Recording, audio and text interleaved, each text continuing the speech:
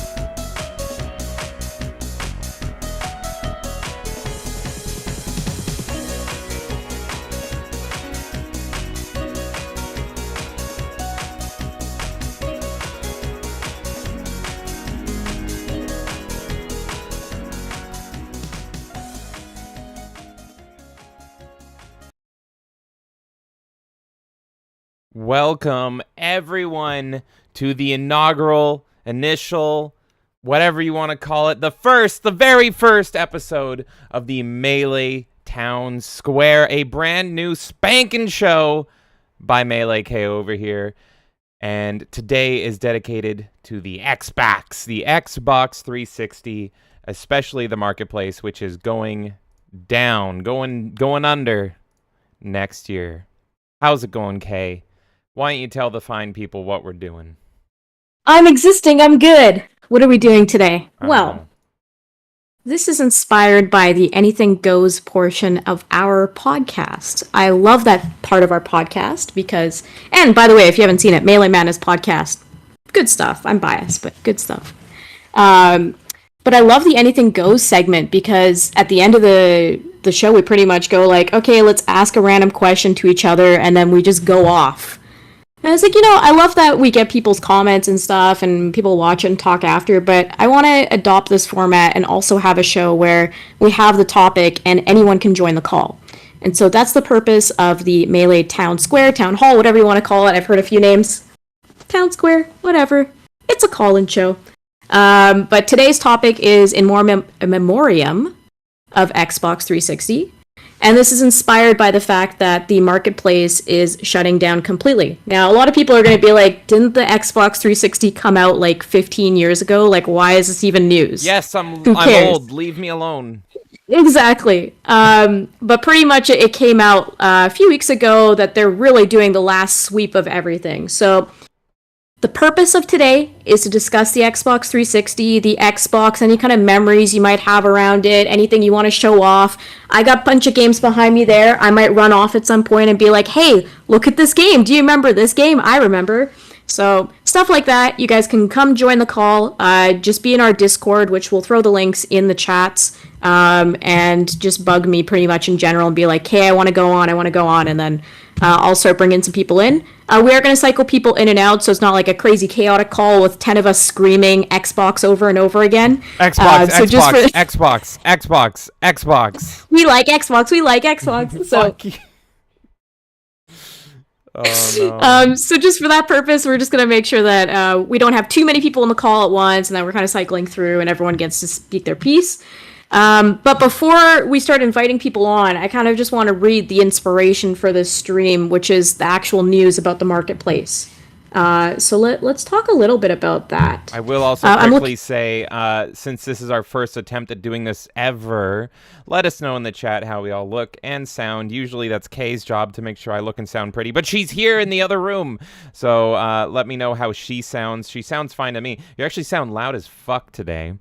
But Boom! I don't want you to change anything because you're usually too quiet. But we've already got Internet Crusader and DJ Axis and Paul Doken in the chat all saying hi. Internet Crusader is saying I'm just eating and I'll get back with you soon. And DJ says he'll be calling in later. Got something to take care of offline a bit, so I'll be I read that as Mission Impossible. DJ's gonna be Tom Cruise for about an hour. Your mission, if you choose to accept it. Oh, yeah. Baby. Yeah, Paul's saying K is loud. So we're fuck it. We're doing this live. Look at this Discord stuff. I'm turning you fucking down. There we go. Let me know how. Why am I so loud? Usually the problem is I'm quiet. You know what? I'm gonna mog people in real time. Here's how I'm gonna turn people down. I'm gonna right click on their. I'm gonna right click on their face, and you're gonna see me in real time turning their sliders down. That's what I just did to your face, and everyone saw me turn you down. Perfect. Just to own your face there. Mute. You're muted. We're all transparent here. If I'm gonna mute someone, you're gonna see me do it. Exactly. Right. Read the inspiration. I'm ready. And by the way, this obviously because it's a pilot episode. There's gonna be other topics that come up in other ones that we do. This one specifically, the Xbox 360. If you're like, hey, I have nothing to say on this topic. This sucks. Don't worry. We're gonna have more. There's gonna be other topics. I definitely want to do one around Nintendo, especially after all of my yelling on Get Ranked. Shout out Devil Made Me Do It. That was a fun stream. So we'll have plenty more topics coming up, and we'll see how this all goes. It's all for fun. Let's have some fun. Okay. That sounds very forceful. You're demanding. You better listen. You better have fun, or else it's over. What's over? the stream. I will shut it off. I will pull the Ethernet cable. Perfect. Right now. Right now. Don't do it. All right. You have 5 seconds. Okay. Anyways. I pretty much found the first article I could find on this. So Ars Technica, whatever. I've never even read Ars Technica. I have no idea. I didn't even know what it was. But I've heard the name before, so I know that they're fine. I thought it was pirate themed, like Yars Technica. Yars. I mean, I know that they write a lot of articles and stuff. I have no idea though. Okay.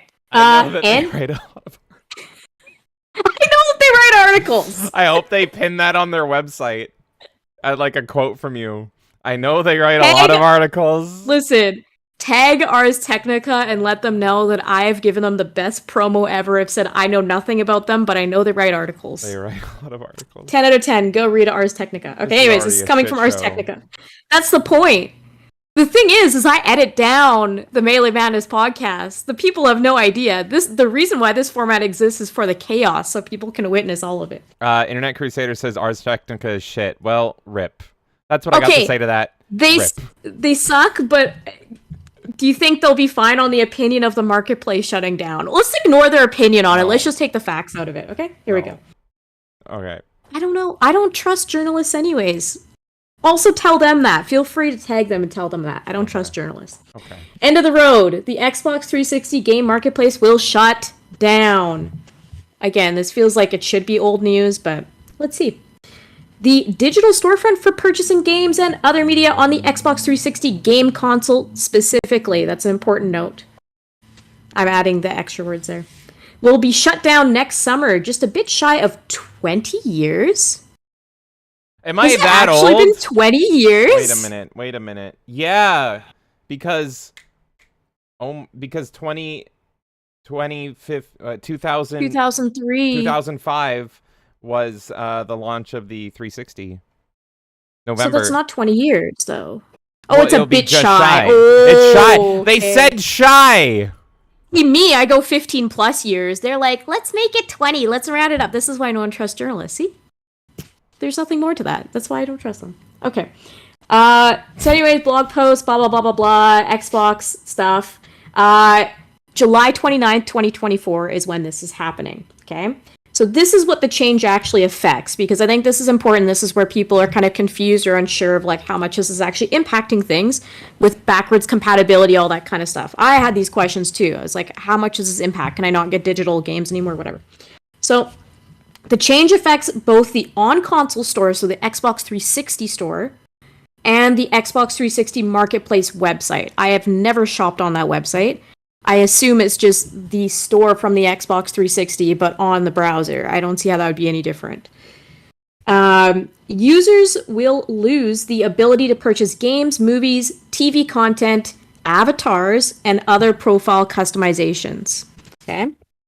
Users will still be able to download and play games they've already purchased. Thank goodness. I mean, they would be stupid not to let people do that. For the foreseeable future after that date, and many other network features will continue to work, like communication with friends, cloud saves, and online play in multiplayer games whose developers still support it. So it sounds like you can still actually play online on the 360. It's just they're specifically making it so you can't buy games on the 360 console. Okay. Very weird choice. Microsoft doesn't like money. Got it. Yeah, it's like, of all things, that's the part you're going to shut down. Okay. I mean, I'm sure they're going to pull the plug on all of that soon, though. I can't imagine, like, that they would keep everything else up. Yeah, it's going to die. Everything will die eventually. Yeah, exactly. Everything. That's why we're having a Memoriam. Okay, but developers will still be able to issue patches and updates to Xbox 360 games. So that's another thing I was curious about. Like, are those games DOA now, essentially? But it sounds like they can still patch it. I don't know who's patching a 360 game at this point, but they can. But here's the important part. Backwards compatible Xbox 360 games will still be available for purchase on the Xbox One. Okay. So if you have an Xbox One or a Series X or a Series S, you can still purchase games. It's just if you're specifically playing on the Xbox 360, you can't buy digital games anymore. Or if a game is specifically for the 360... that doesn't if it's not backwards compatible, I guess, would be the other thing, right? Which would be a lot of, like, arcade titles. Probably. Yeah, so... that being said, the same won't be true for video content that users have acquired. So this is a bit of a weird one to me. TV episodes and films purchased via Xbox's online marketplace will remain in users' libraries, but playback will no longer be possible on the Xbox 360 console. So you can look at it, but you can't touch it. Which to me is such a big conversation in itself, because this is proving that, like, I mean, everyone knows that you don't own your digital license. Like, it's just licensing. You're pretty much renting. But this is a nail in the coffin to me. This is like, no, you quite literally don't own what you've purchased. People have bought stuff on this. They can't view it on their Xbox 360 anymore. But they can see that they bought it, but they can't Yeah. play. That is the worst thing. I'd rather have the ignorance is bliss and just forget about it. But Xbox is like, hey, you remember this? You fucking remember when this? you bought Godzilla in 1998 or whatever the How'd you know that's the one I bought? I bought the only movie I've ever... Actually? No, wait, I think I bought that on PlayStation. But that was PS3. Yeah, I bought it on PlayStation. The one movie I ever bought was Godzilla Final Wars. Yeah. That's so funny. I had a feeling it was a Godzilla game. Yeah, no, because I couldn't find it anywhere. It was PS3, I remember this, yeah. So every time I launch my PS3, there's Godzilla Final Wars there. On Xbox, the only thing I bought was Walking Dead Episode 1, because way back when it premiered, I really wanted to watch it. And that was the only... I didn't have access to TV or anything, and I was just like, I really want to watch Walking Dead Episode 1 right now, immediately. And so that's the one thing. On PlayStation, I own Godzilla, and then I still have it, but it's backwards compatible. So luckily, I can forever watch the first episode of Walking Dead. God bless Xbox for giving me that. Well, okay, so here's the thing, though. It's not that you can't watch these things anymore. It's that you have to have a compatible system with it. So you can watch those on the Xbox One or the Series S or the Series X or a Windows PC, but you can't watch it on the Xbox 360 that you might have originally purchased those movies on. Yeah. Very bizarre. That's pretty much the information. I mean, otherwise they're talking about, the 3DS and stuff like that and just comparing it to other things. Right. That's the gist of it. Pretty much, as long as the game is backwards compatible, you're still able to purchase it off the digital store on your newer Xboxes. I'm assuming this is all just to streamline people out of using Xbox 360 hardware. And honestly, it's kind of a cash grab, in my opinion, because you're forcing people out of their hardware. It's kind of like saying, a super, super old iPhone you can't do anything on anymore. That's how I kind of view it. Mm-hmm. You can play those apps that you bought on your iPhone 4, but you can't play them on your iPhone 4. You have to buy an iPhone 12 or 13 or whatever I don't even know how many fucking iPhones there are. So that's kind of the gist of it, is that as long as it's a backwards compatible game, you can still buy it digitally. However, if it's not, you're kind of boned unless you already own it or you buy it before July of next year. Right. Yeah. Yeah, this sucks. I hate everything. The Xbox 360 was the first system that I really got into on a digital standpoint. I was a huge Xbox fan during the original Xbox, but I only dabbled in Xbox Live on the original Xbox. I didn't really have it set up, but with the 360, it was mandatory. You needed to be fully set up on Xbox Live, and those first few years were just glorious, and I did not think of any of that, and so I bought a lot of stuff and downloaded a lot of stuff. And yeah, now the fact that I might not have access to all of that stuff is pretty upsetting. And it is very complicated and confusing. It's like a little bit of this, a little bit of that. But this is why people don't really trust their digital stores. I think the only one that people really have faith in is Steam. And it's because Gaben never fails us. But Microsoft, the evil, shady corporation that they are, people don't really have the faith in them that they're going to keep all their purchases. In fact... while we were setting up for this stream, I was like, oh, what do we want to talk about? What should I bring up? But I hooked up our 360 here that we have, and this is not my original 360. I think I saw somebody in the chat saying that they still have their original 360. Where's my... Oh, I don't have my I don't have the... Yeah, that's not my original 360 either. I started with a 4GB Slim, actually. I didn't even get the one that had the... I waited until Red Ring was kind of phased out and got a Slim and skipped the original model. Yeah. The Fat or whatever. This is my second 360, and for anyone who knows of the Star Wars Special Edition 360, that's the one. So it's R2-D2, and then it's got a C-3PO controller.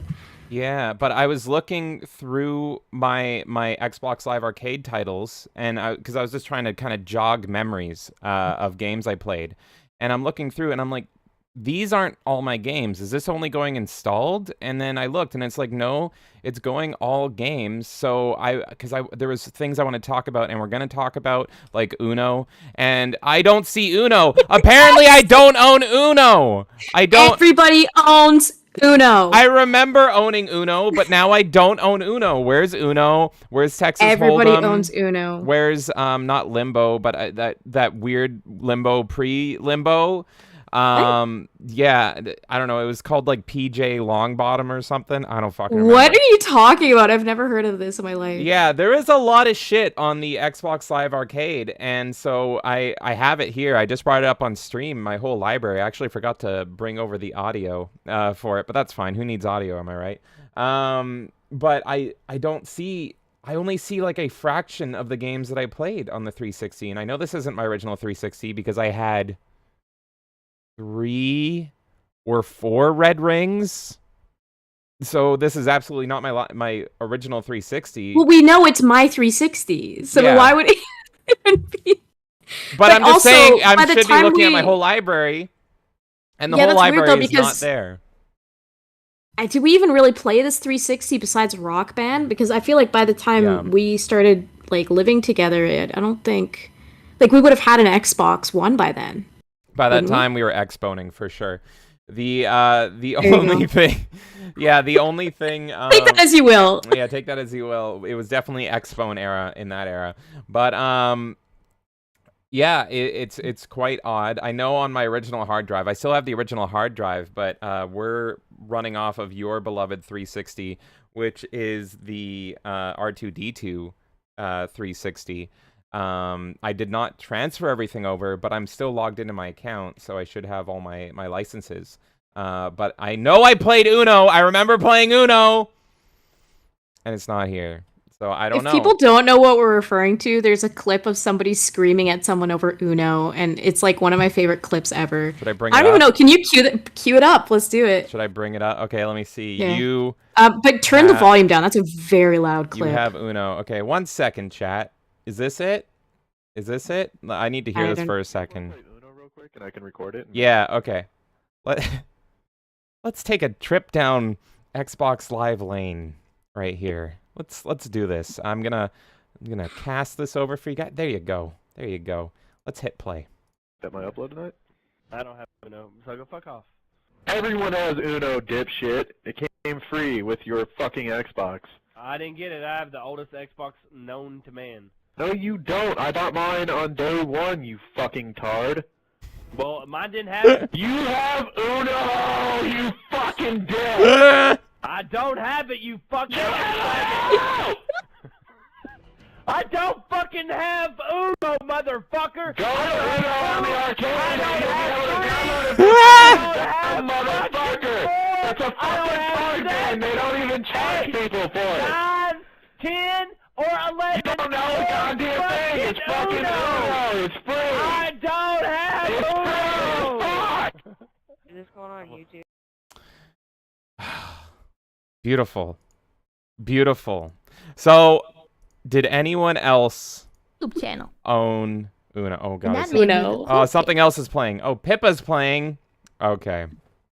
Jerry Crow says, God, I miss this era. Yeah, rip Uno. Me too. I didn't honestly. know. I like how that was our first test for sharing a YouTube video, and it looks like it worked. It's just such a good clip. It's- I fucking love that video so much. It encapsulates, for me, like, we're talking about the Xbox 360. That is the fucking Xbox 360 to me. Yes. Forget Mass Effect, forget Halo, forget all the shit, Gears of War. I don't care.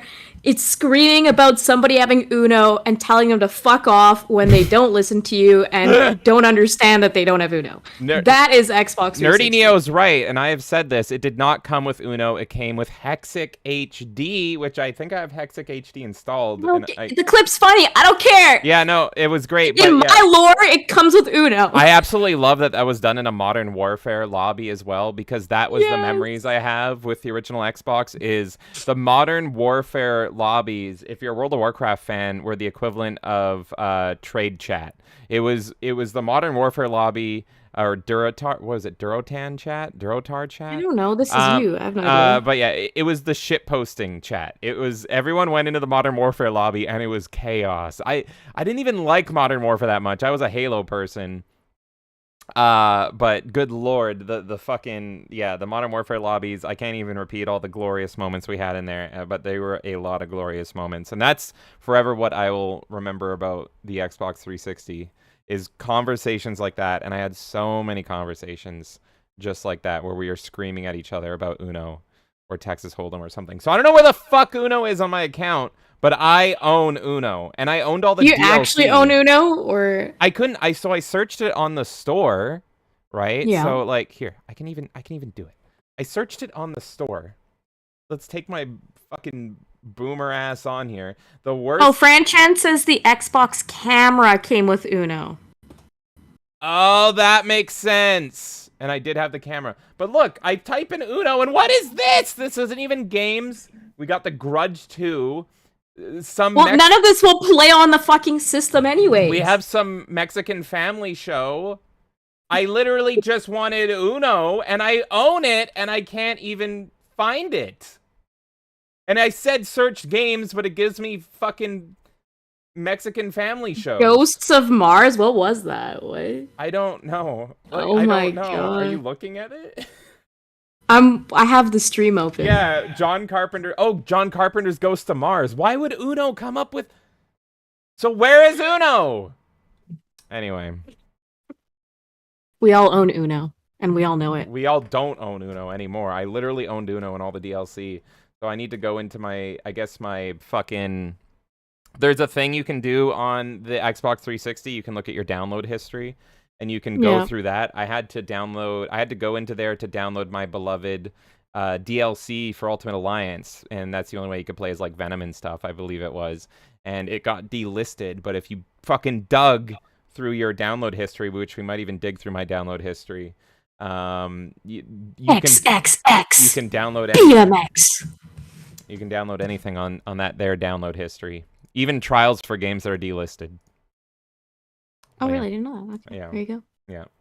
Yeah. I saw some comments in the chat, one asking about Rock Band. Do we know, like, what the deal is with Rock Band songs? Because that, to me, that's a big thing. Like, the current generation doesn't really have a Rock Band Guitar Hero solution. Yes, you can play it on your Xbox One with the adapter that you have to spend, like, $150 to find, blah, blah, blah. But, like, to me... The Rock Band is like an Xbox 360 game, and even though you can play it on your Xbox One, I will never play it on my Xbox One. Yeah, they made, with the new Rock Band, they made everything a little too complicated. I wasn't sure what would transfer over, and I didn't want to buy all my instruments again. I really only play drunk Rock Band. I only play it when I'm all liquored up, and I'm like, get in here and get on your cheap drums. I wanna sing some Foreigner. And so that's what happens. So it didn't feel appropriate to spend hundreds of dollars and spend all this time transferring all my songs. So because I had the 360 and I know I have all the songs there, and we were playing Rock Band drunk just a few weeks ago. We were doing it. Yeah. And it was a grand old time, and we did it on this very Xbox. I still have all the dongles. I still have all the DLC. So I really don't know what's going to happen with all that DLC, whether it transfers over. Because, like you said, wouldn't the game have to be backwards compatible? So, but then all the fucking accessories aren't really backwards compatible. So, but the game it's backwards compatible. Oh no, it's not. No, it's only because the of the new one. Xbox. And the new Xbox has a new Rock Band. Oh shit! So this is a bigger crisis than I thought. Walking into the stream, we gotta figure out a Rock Band situation. No. So before next year, because I actually have a Wikipedia list, and I can pull this up here. But technically we could still play Rock Band on the 360. We just wouldn't be able to buy new songs, essentially. Yes, but okay. I had like a live meltdown there. I was like, you're going to take Rock Band away from me? Listen, you can take anything away from me. Take Rock Band away from me, it's fucking over. Okay, so look at this, chat. Look at this. Let's bring this up here. So I have this bookmarked anytime I'm drunk for ease of access. And this is a list of downloadable songs for the Rock Band series. And anytime I feel like buying a new song, I will just look on this list and I'll control F and I'll be like, do they have Wednesday 13? No. Do they have Limp Bizkit? Yeah. What Limp Bizkit songs can I buy? Because the Xbox store to search on it is fucking terrible and it's broken. Like if I will type in... I'll say we just tried typing in Uno. Yeah, and they have, like, ever since the NXC, which I hate the NXC so much, which, if you don't know, that was the new Xbox experience. That was their way of, like, rebranding in 2008, and that was literally the day I stopped being an Xbox fanboy. In school, I was known as an Xbox fanboy, and then that was the day it died for me. You still are. We literally went to, like, a gathering recently, and some people from high school were there, and they're like, aren't you like an Xbox guy? And you're like, no, I play the Nintendo Switch now. I'm like, a Bing. I do the Bing Bing Wahoo now. Yeah. Yeah. No, I literally, people will come up to me from high school and be shocked that I play on anything other than Xbox. And I'm like, because it's all, they fucking shot themselves in the foot. The reason I love the Xbox so much was it's edgy, hardcore, cool, too cool for school attitude. You're a Sega fan. You understand this. The Xbox was like the new generation of that, where it was like, fuck. Of course I get it. Like, Yeah. I'm the original Xbox fan for a reason. But yeah, original Xbox up until 2008 was like, fuck everybody else. We're cool. We have the M-rated games. We have the shooters. We have the big RPGs. Go fuck yourselves. Sony or babies. At least that was the kind of aura around it. And then with the NXE, they rebranded everything and they got rid of so much I love, which we can talk a lot about. They got rid of my beloved Blade UI, which everybody loves the Blade UI. And then just everything. But the reason Wait, here's my question. Well, before it, because I feel like this is going into a different direction. You need to clarify. With the NXE, what does that look like exactly? Is that like what we see today on the Xbox One, or like what? Yeah, so what we have right here is effectively the NXC. It was the introduction of a complete UI overhaul. This isn't the original NXC, New Xbox Experience. This is like, I don't remember the name of it exactly, but this is effectively NXC 2.0. So it didn't even look exactly... I see, okay. It didn't look exactly like this, but it looked pretty much like this. Right, okay. The avatars were more in your face. They were more on the main screen, and they would wave at you, and I was like, get the fuck out of there. Because I hated these things. Absolutely hated these things. We can actually look. Like, what are some of my friends' little waving guys here? Look at all my friends. Someone's a 49ers fan. Someone's the Joker, baby. Yeah, but I hated these things, because at the time, this was so Nintendo, and Nintendo seemed so babyish with their Miis. But I thought these looked worse than Mii's. I don't know. I don't agree with you. I think Mii's look worse. These looked kiddier to me than Mii's I think did. Here's the thing, okay? I think in comparison, you look at like the Nintendo shop and you look at Mii's, and it all kind of fits within a similar theme, right? Like, because Nintendo on average looks a bit more brighter and childish and whatever. The Xbox has always been way more edgy. So you look at that inside an Xbox environment and it looks way worse. But if I were to objectively look at this, I feel like the Xbox version looks better. I hate Mii's. I think they're ugly. Franchan says, my guy looks like Chris Chen. Did you see him? What's your username? Hold on. What's your username? I'll pull you up. I can't remember. Is it Franchan? They definitely have you as a friend. I have a lot of Xbox friends because, man, this was fucking... Oh my god! Oh my god! Sleeping Chris Chan right there. Sleepy Chris Chan. He's dreaming of something. Oh my god, he's got a Sonic shirt and everything. Yeah, he's dreaming. He's dreaming of sheep. He's dreaming of his I don't know what's he dreaming of? Wait, what is the sheep? Is it saying that they're all offline? Yeah, because that would be offline. everyone. Mm-hmm. Yeah, so they're just gonna be asleep forever. This is tragic. We have some people online. Some people are bustling over here. We got Girthworm Jim. Hey, that's my buddy. I know him. We play games sometimes. We got some 49ers fan here. We got Osaka Mitsu. I fucking played... What did I play? Halo 2. I added this guy because Halo 2 way back. I used to play Halo 2 with this guy all the time. Yeah, funnily enough, because you always lose your Xbox friends, right? That's the joke. Let me go look at my friends list here. Last time they were online type shit? Last time they were online. So we have some people... see, it has a cutoff date, though. So, yeah, it's not showing... It's not showing everybody. It's a whole lot of offlines. But I guarantee you these are like fucking 10 years and onward. But no, it's cool. It's cool to see Girthworm Jim on there. He's one of my oldest friends. He's my one internet friend. And actually, we might even play games with him one day on here. We'll see. We'll bug him for something. But yeah, I did like that Chris Chan in there. Good job, Fran Chan. That's with that. perfect. With that. But yeah, I don't know when. I don't know when You were gonna wanna- rant about Rock Band and your solution to Rock Band, and then the NXE, and then I just stopped you to be like, "What the fuck is NXE?" I could go on forever. So whenever you want to bring in lovely people, if anyone wants to join the call, feel free. But yeah, with Rock Band, it's really yeah, it's just there's too many complications with it. Hey, Nerdy Neo wants to be my friend on Xbox in real time. Look at this. Look at this. I thought we already were friends. I guess we're not 360 friends. So there we go. Boom, baby. Block communications. Yeah, Just kidding. reported. Gamer score is too high. Fran Chan is on there now. Oh god. While this we're is fucking dangerous. around with stuff here, if you're in our Discord and you want on the call, just bug me in general. I will whitelist you to be in the call. So just Yeah. anytime I see someone's name pop up and do that, I'll start to bring people in. We'll still continue our conversation and we'll pop you guys in and out, and it's casual. Let's have fun. It's very yeah, no, so this is what I was talking about was What? it's not really a solution. It's more like a desperate Hail Mary. I'm going to take a day to look through all of these songs, all of them. Ooh, Warp Zone by Rob Zombie. And before the store goes down, we need to keep your Xbox safe. It's like the one ring here. And I am going to download every single one of these songs and buy every single song that I want.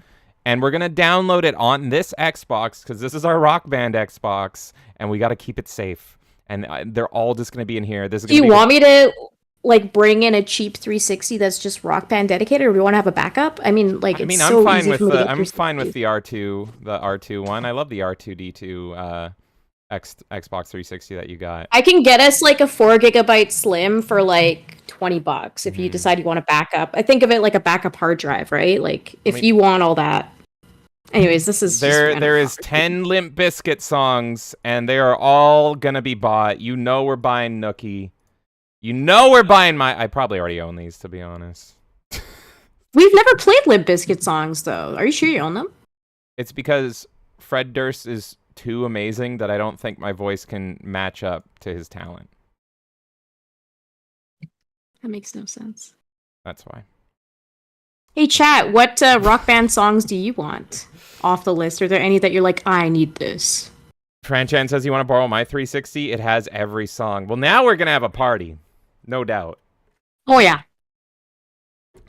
Yeah. Internet Crusader is calling Freebird. Hell yeah. But yeah, man. I don't know. I've got a whole bunch of notes here that I can talk about. Let's see. Here's one thing. Here's my number one demand. I am demanding who is in charge of Xbox right now.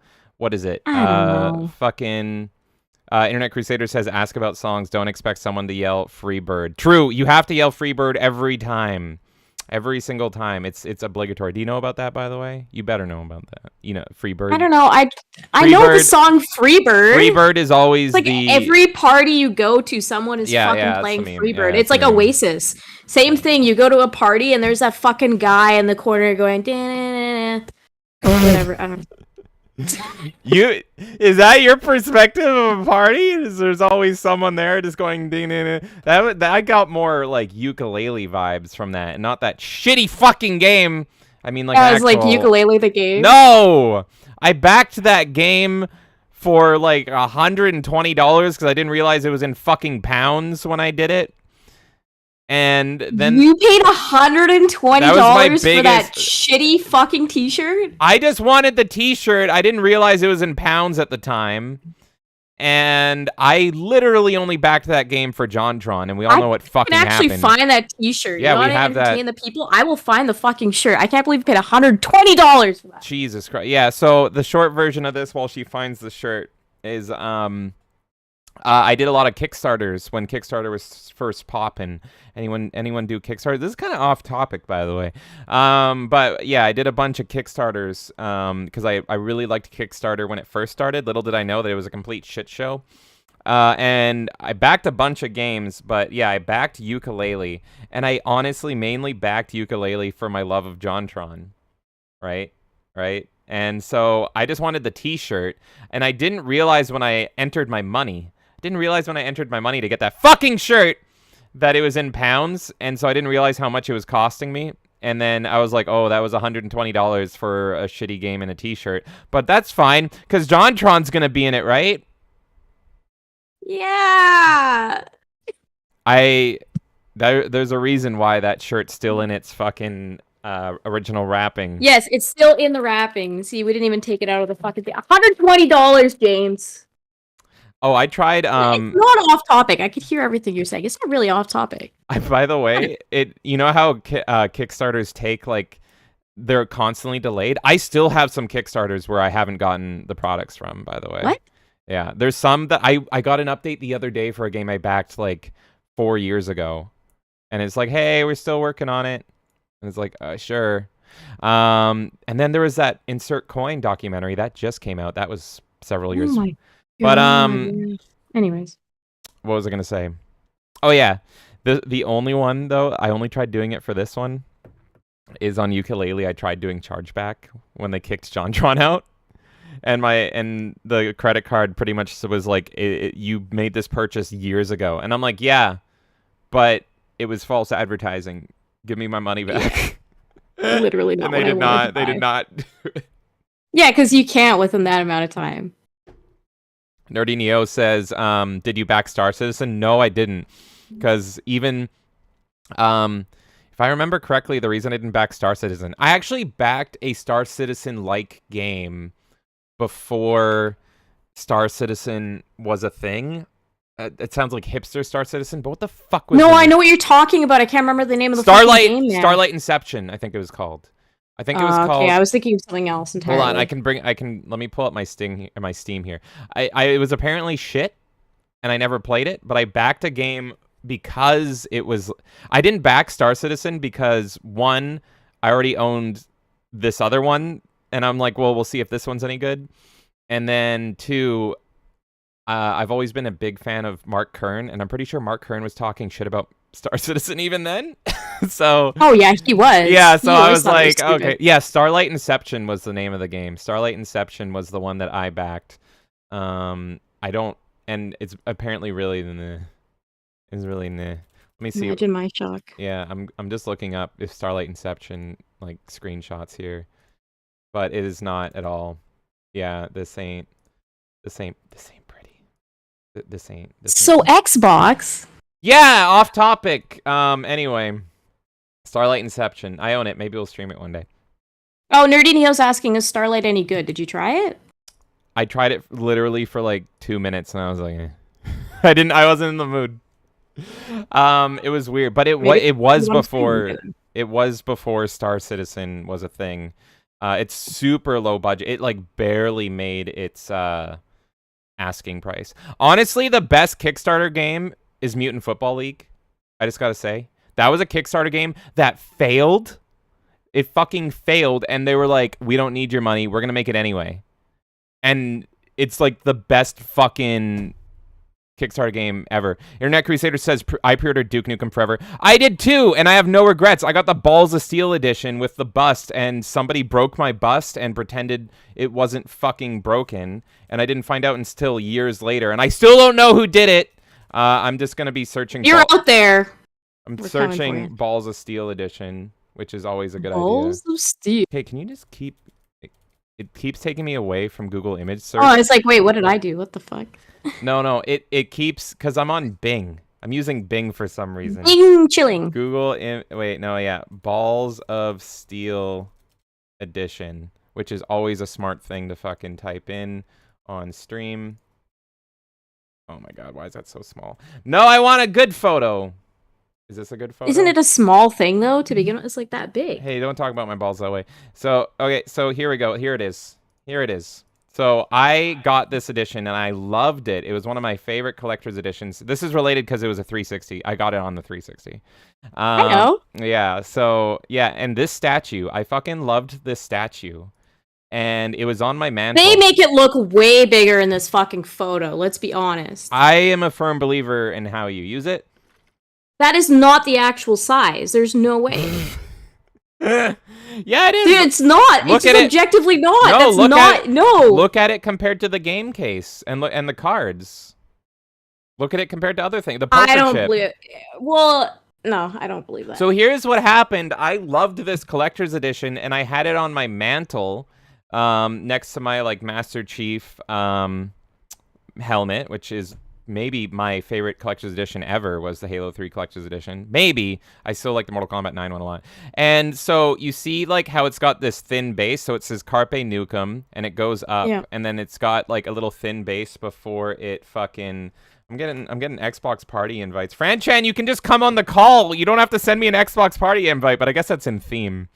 It is in theme. It Yeah, there you works. go. So yeah, so someone at some point at some party or something knocked this off the mantle. It might even been you. And it Why do you broke. think it's me? And it broke, but here's the thing. I know how crazy you go over this shit. I tiptoe around all your shit. It was a man. clean break, so whoever broke it put it back on the mantle and set it there. And so I don't know how long. It could have been weeks, it could have been months, it could have been years. I don't know how long it was broken for, and I don't know who did it, but I was cleaning one day, and I just went to lift it up, and it, like, crumbled in my hand, and I'm like, what happened? What happened? So that's what happened, is someone dropped it, and was like, whoops, and then just threw it back there. They're terrible. Jerry's asking, what do you guys want to talk about, like games or the console itself? Anything! So pretty much the theme of today is anything Xbox. So it's pretty much we're inspired by the Xbox 360 marketplace shutting down. That's why this topic is happening today. Anything around the Xbox 360. I'm going to mention some original Xbox stuff too, because in my mind, I know it's different, but some of it's relatable to each other, so I think it's applicable. It's pretty much, we're trying to avoid James going on conversations about Kickstarters for games. I was the one that called it out as being off topic. I'm just trolling. And then you But, ran to get the fucking shirt. I know. This is what I do. But Gaslighting. anything Xbox, pretty much you can talk about. You could talk about the implication of digital stores, memories you have. I know Nerdy Neo was interested in coming on today. I'm sure achievements are going to come up. There's a bunch of stuff that we'll talk about. So you can show off your Xbox stuff. You can talk about your memories with the Xbox. You can talk about what games you think people should get for their Xbox 360 before it shuts down. You can say, hey, I wish this game was backwards compatible. Anything Xbox. But if you want to debate me on Mario Kart, today is not the day to debate me on Mario Kart. Also, it is C tier. What is the best Xbox kart racer? What did Xbox have a kart racer to compete with Mario Wouldn't Kart? Crash be like a... No, Crash Team Racing is my favorite kart racer. That was PS1. Oh, I have to look this up now. It's Garfield gonna bug me. kart. Garfield kart, right? Come on, Garfield Kart? Garfield Really? kart. Well, kart racers were Kart kind of dead racers. by the time we got to For 360. 360s specifically. Yeah, the kart racers were like dead in that era. They only came back like Mario Kart never dies, but they only came back like super recently. The first one that comes up for me is Nickelodeon Kart. Franchan says Sonic All-Star Racing. Oh, yeah, but you're right. That was multi-platform, but that's literally in my top 3 kart racers ever, is Sonic All-Star Racing Transformed. But also, like, the 360 was the start of platform stuff, where it's, like, less exclusives, right? It was In less my than the last opinion. gen, for sure. Yeah, so it's going to make sense that you're going to have more of those that are like, yeah, they're on other systems. I mean, this is the thing with, like, any 360 game, they're probably on Steam as well, so you solve your problem by just not using Xbox at all. This stream is pointless, but... Hey, you wanna see something cool while Yes. while you work on wrangling our first guest here? Well, so far it's whenever people bug me in Look at general this. in our Discord, then I will pull them in. So until that happens, I won't pull anyone in. I am a cosmetic whore, meaning for Wait. Before any of this, Yeah. Nerdy Dio says the 360 was the height of the console wars, and I completely disagree. The SNES, Sega Genesis was the height of the console wars. Don't at me. The time that I was No. the time that I was most heated for me personally, the only time that I was really like, your console sucks, my console's the best, the only time I was really like that was the original Xbox versus PS2.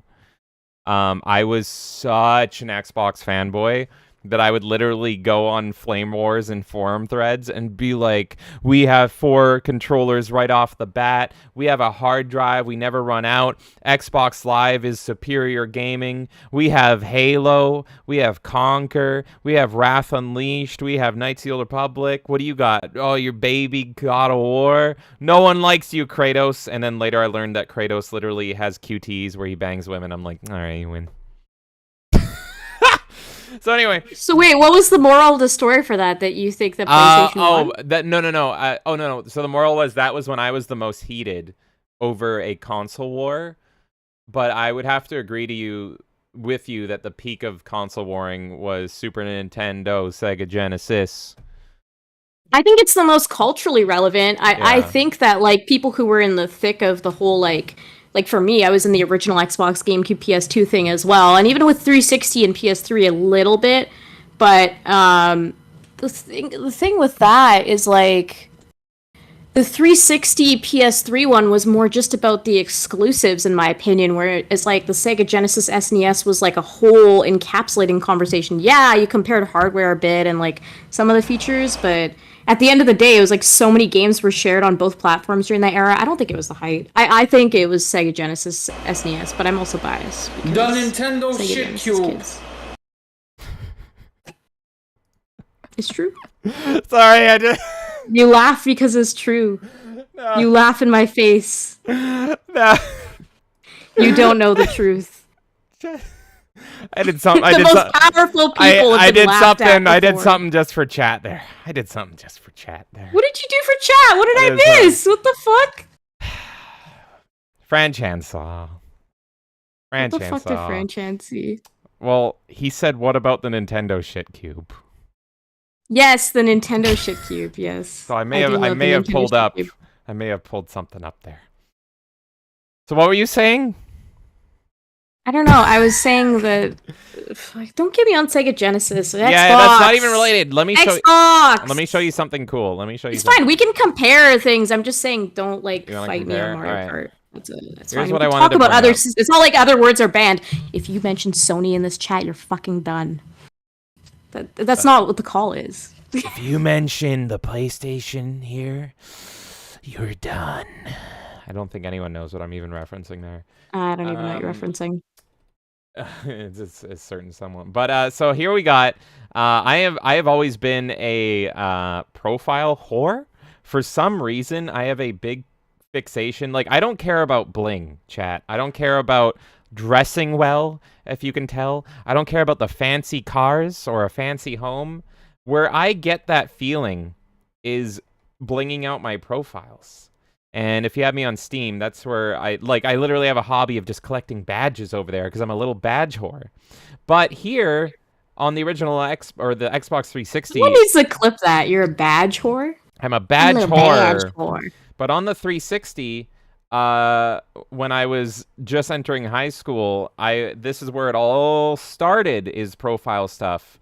And so we go here, and you know what? This was my original fucking bio that I wrote, and you're showing the bio. Yes, it's so fucking cringy that I've never changed it. And people add me, and they're like, "What the hell's wrong with you?" And I have to explain that I'm like, I was like 12 or 13 when I wrote that, and I thought it was really cool. The first time I read this bio, I ended up putting a callback to that bio in my own bio. Yeah. Because I thought it was so fucking funny. Yeah, so as you can see, I live in Space Sector 2814.5, which is the sector that we are for Green Lantern. And I live in Gotham City. Who knew? Here I thought I was a Canadian. Turns out I live in Gotham. And I list all my profile stuff there. And so this was my original profile. Of course, even though I'm a big target for bullying, I did belong to the underground zone. So I put a giant fucking target on my back. Do you remember what these zones were? Should I explain zones to you? This is something. I don't know what the fuck This you're is talking something about. that only existed on the 360. Xbox thought it would be a good idea to have zones, and I don't even know if I can even edit these anymore. Gamer zones, the gamer zones, if you will. So yeah, look at these. It was pretty much a way to put a call sign on your profile, as if like it was the way to tell people this is the kind of gamer you are. So if you wait, 1 second. Add Paul to your friends, or Paul, add James, because I want to see your bio. Continue. So Paul, so we can pull up his bio. here's the thing. So nowadays with gaming, we have everybody censoring everybody, and we have all these moderators sweeping it up, and like nobody can say fun things anymore. Back in the day, Xbox didn't give a shit. Xbox said it was your fucking problem, and if you have a problem with what someone's saying, you can mute them. But yeah, you can leave. This was Xbox's way of trying to segregate you into different little communities. I am not fucking joking. And so all this would do was the gamer tag was effectively a name tag. It's a gamer tag, right? So it was a name tag. Yeah. And so you have your name, you have your rep, which nobody's rep ever went down. I tried to get my rep down because you could go to people. What is this, like the Uber system where you like rate Yes. people and you're Yeah. like, I had a 5-star experience with this person. Yeah. Actually? Yes.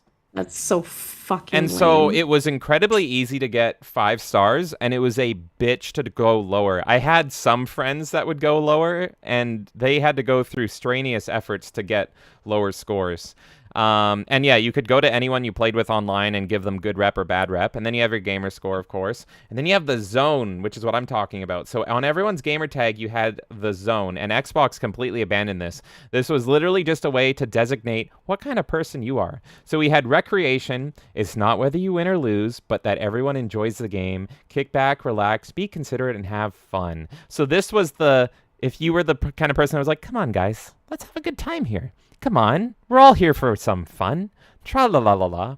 And then you could go pro gamer if you were a pro hardcore elite gamer back in 2005 and 6. You could mark yourself as a pro gamer. You aren't going to settle for anything less than first place, but you respect the game and your competitors. Play clean, play hard, play to win.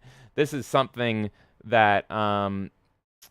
Oh, good. My antivirus is deciding to run right now. Thank you.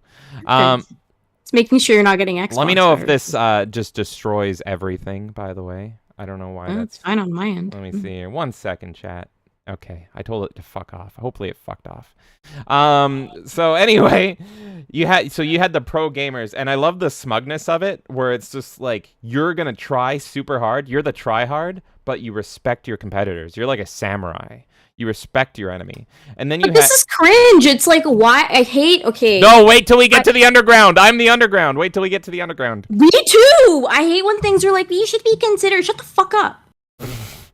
Anyways, I'm not considering. Then we have family, which is you want a zone for you and your kids to enjoy. No mature language, no intimidation, and no super competitive egos. In short, fun for the whole family, which this is now all Xbox is. This is all gaming is now, is in this. Here's the thing. You could mark yourself as family. It did fucking nothing. It just said this is what you want the experience to be. But for us underground motherfuckers, that just put a target on their back. That just put a fucking target. But this was fun. Like, I loved the like looking at people's profiles, because yeah, I would look and see whoever marked themselves as family or recreation, and I'm like, those are the people I'm gonna fuck with. Did this actually like siphon people like in lobbies? I feel like you need game development to do that, right? No, so it did this nothing. is just pointless like badge. It was your way of saying like, hello, yes, this is the experience I want, but it didn't do anything.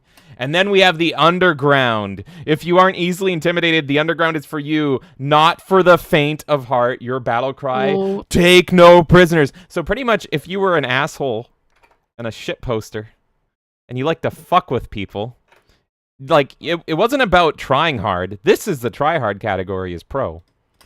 The underground was for the there's assholes. literally a dedicated shit poster category. Yes. I need to go back on this Xbox This is and what make I'm sure saying. I'm set as a shit poster. This is what I'm saying is this is how cool Xbox was back in the day. So everyone that marked themselves as underground, they were pretty much saying, we're the assholes. And Xbox encouraged that.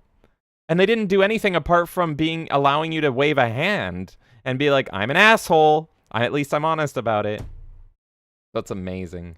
But really, oh, no, I don't want to change that. Oh, whoops, I pressed the wrong button. 1 second. I don't want to pay $9.99. No, I'm not paying money to change my gamer tag here. Was it actually trying to get you to change your gamer Yeah, tag? just give us $10. Oh, shut the fuck up. You're not even a store anymore. Yeah. So hold on, I wanted to show this off. So this was my point here. 1 second. Everyone that was a 360 gamer will remember these. Oh, that's the Nintendo shit cube. There we go. The classics, the originals, the glorious gamer pictures, and this was how you really expressed yourself and expressed your identity back in the day. And most people, most smart people, really stuck to these right here. From this down to this, these were the originals. These were the OG gamer pictures. So everyone just had one of these. But if you were stupid like me, you spent a whole lot of fucking money on gamer pictures. And these cost real money. None of them were free. Some of them you would get as achievements or promotions, but for the most part, they weren't free. And I bought a fuck ton. And the Xbone made these completely worthless. So I thought we could look through some of my lovely old gamer pictures here that I bought. I use the Mountain Dew one because I think it's funny. We have Doritos as well. Mountain Dew. Double XP. We can get double XP. We have Batman here. Kevin Conroy's Batman, which I used for a long time. We have the Duke twins from Duke Nukem Forever. Nice. This was the Duke pack. Yeah, so you'd buy packs. You would get packs, and so yeah, I got the Duke Nukem Forever pack here. The Mortal Kombat pack is so nice. Hey, oh, it doesn't even list all of mine. I bought hundreds. Oh my god, I bought hundreds. You're gonna have to make sure you fetch all of those before it shuts down. So I used this one forever and ever because Sub-Zero was always my main in Mortal Kombat, and that's one of my favorite Sub-Zero designs. That's the Deadly Alliance design. Peggle, gotta represent Peggle. No, I owned so many more. I thought this was gonna be a long ass fucking list, and I'm a man denied his gamer pictures right now. Terrible. So I never cared about this profile picture system at all, and I just had the soccer ball because that was the one it gave me. Most people did not care. I'm really gonna have to go through and re-download all of my old gamer pictures. Are you serious? Good lord. You've got 1 year, buddy. Got one year. Well, that's all I'm doing. Is anyone excited for a Xbox 360 downloading stream? That's what you're gonna get. Honestly, that would be kind of fun. Would it? I would tune into that. Would that actually? Yeah, just to see like what are you frantically downloading before the system shuts down? I mean, it's not really shutting down, but yeah, I'm looking for it right now. I found it before the stream. There is a location where it's like. Yeah, see, Nerdy Neo says he'd watch it. There you go. I'm down for that shit. Yeah. Okay. Here, I got That's it. the most fun stuff. Is like one of my favorite streams that you ever did was the Steam. Like, here's my Steam library. Buy this game. Buy this game. And wasn't that? I think this game sucks. I believe that was because of Jonathan Davis. Yeah. So, okay, so this is all going to be new shit. So you have to go all the way to the bottom, and we can literally. This is everything I ever downloaded on my 360 account. Nice. And you're not going to get anything weird because it's all stuff through the store. If anything, it's going to be stuff that. I saw the word spank there. Well, it's whatever it is something Xbox allowed on the store back in the day. So this should be every theme, every gamer picture, every piece of DLC. Holy shit! Yeah, you got a lot of stuff and there. I was a diehard 360 fanboy, and I'm going per page. I'm not going one by one. This is 5. I noticed something. There was one that said it's unavailable. So yeah, does that there mean it that is. they've completely? First thing I ever downloaded, apparently. Yeah. Content not available, and then the Red vs. Blue special. Simpsons movie trailer. Yeah, it counts trailers because back in the day you couldn't. You would download trailers, right? You wouldn't be able to just go on YouTube and watch them. There was no YouTube app on the 360, so they would sometimes upload movie trailers. Mass Effect demo walkthrough. Yeah, Bank Shot Billiards. I spent so much time in that. Mel Gibson's Apocalypto trailer. Oh, yes, the Halo 3, the original Halo 3 theme. Can I download that right now? Nerdy Neo says, did you see Death Spank? That was a game. That could have been what I saw. I just saw the word spank, and I was like, I don't know, James, you're putting stuff on my Xbox 360 I don't know about. Oh, my. Yeah, okay. That was what I was afraid of. I'm glad I pulled it out. Even though this is something I've downloaded. I've downloaded this before. Hold on. I'm in my downloads. And I'm not going to bring it up because it's literally displaying my Visa card. It's in my fucking downloads, but it's saying confirm purchase 73 cents for this theme. I'm in my downloads. So I can't even... What? This is something Xbox is fucked, man. They don't care about their consoles. Like, that's the Yeah. whole thing. They care about the PC sector. They don't actually give a shit about gaming. Like, I don't know, maybe back in the day with the original Xbox, they did genuinely care. They want to break into a market that they saw was emerging. But anytime I've seen the attitude on Xbox, they don't care about... Like, gaming is secondary to them. Right here, I was looking for this They care about the game. Surface more than they care about the remember fucking owning Xbox. this. This is Texas Hold'em. This game... Okay, this one lets me download it. So that's so weird. Look at this. This is fine. I've bought this. This is a game I bought. For some reason, it didn't show in my library, but it's showing here. And that library is supposed to be everything I own. It shows here, and it's something I paid money for. And this one's like, would you like to download it again? This is actually the game that taught me how to play poker poorly. But I used to play Xbox Live with people, and they would use their cameras and shit. And that was always funny. So... This is saying download again, but then I went to a theme that I bought, and it's trying to get me to buy it again. And then themes are useless because the NXC killed them. Themes used to be something really cool for the Blade system, which is one of my favorite UIs ever. But it's still, this is why people are iffy on digital storefronts, and the only one I've ever seen win people over is Steam. Because it's what do I own? What do I don't own? And it's ridiculous. I'm not even really a fan of Steam, to be honest, and that's because you and I have had this conversation before on how companies aren't what you grew up with, and so yes, I love the original philosophy of Steam, but 20 years from now, is it going to be the same people running Steam? Hell no. So why would that philosophy stay the same? It could very easily reverse, and there could be problems. I just don't trust anything digital. I'm pro-physical all the way. And it doesn't matter. Everyone should remember this ad. This fucking ad. And I can even pull up this ad. This was the ad that made everybody want a 360, in my opinion, before Halo 3. Pull it up. Let's see it. You want to pull it up? Yeah. All right, I'll pull it up right here. Everyone should fucking know this. 1 second. I don't trust any digital storefronts, at all. And the only reason why Steam's probably stood that test of time is because you change your PC, but it's still the same operating that you're using. You don't have to, with a Xbox or whatever, it's like you're using a totally new marketplace. This is still Steam. All right, I got it ready. You ready? You watching the stream? I will now. All right. Jerry Crow's gonna hop on after this trailer. Perfect. Paul just added me as a friend. Perfect. All right, ready? Yep. Let's do it. The Nintendo Shit Cube. That was the trailer that made everybody want an Xbox back in the day. I got trolled. Oh my god. Hey, but that's your favorite console. Okay, hold on. I got trolled. I didn't expect it. I just realized if I play this trailer, it might get us copyrighted as well. That's the only thing. C'est la vie. What's that mean? It is what it is? I don't know. I actually don't know. Do you know this trailer? I don't know. I know that. Is this the one with Mad World in it? Mad World trailer. Yeah. Do I play it? Where do you think I got my inspiration for the Legion of Beamers All intro around meme that I this was did? the trailer. I found a 16-year-old upload for it. Should I play it? Yes. All right. 1 second here. This was the jam. I remember having fucking chills as a little 12-year-old boy seeing this. Familiar faces, worn out places, worn out faces. Do you realize how fucking good this game looked back in 2005? Oh yeah.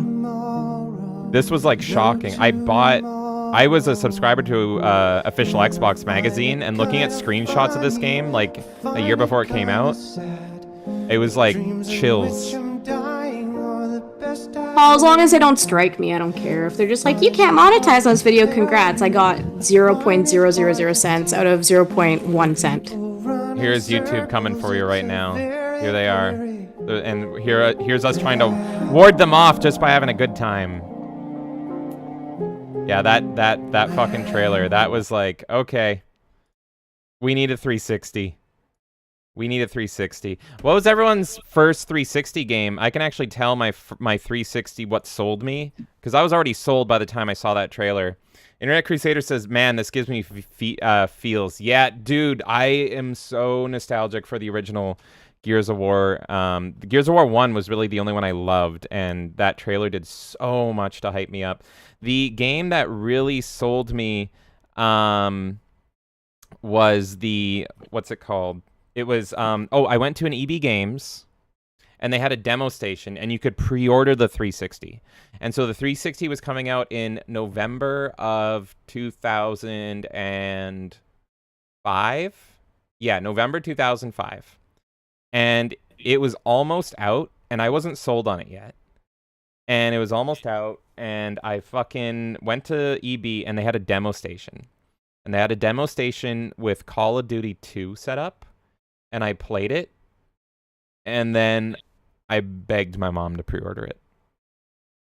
I begged her to pre-order it. So then I went into the queue. I can't remember what number I was. I was in the 60s for pre-orders, and I got my 360, I want to say, in March 2006. I want to say. So, yeah.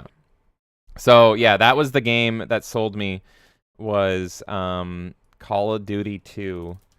I'm going to be bringing Jerry Crow in a second, by the way. All right. Perfect. Let me see if I can bring up Call of Duty 2 demo. COD 2 demo gameplay. I don't know if there's... Oh, yeah, this was it. This was the shit. So, I'm just having my own fun here. I can entertain myself forever.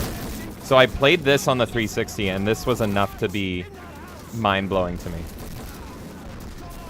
Just, this looked next-gen enough to me, and at the time, all I was playing was Jedi Academy and Halo 2, and I saw this, and I'm like, the way the explosions are, the way everything looks and moves and feels, this is still my favorite Call of Duty.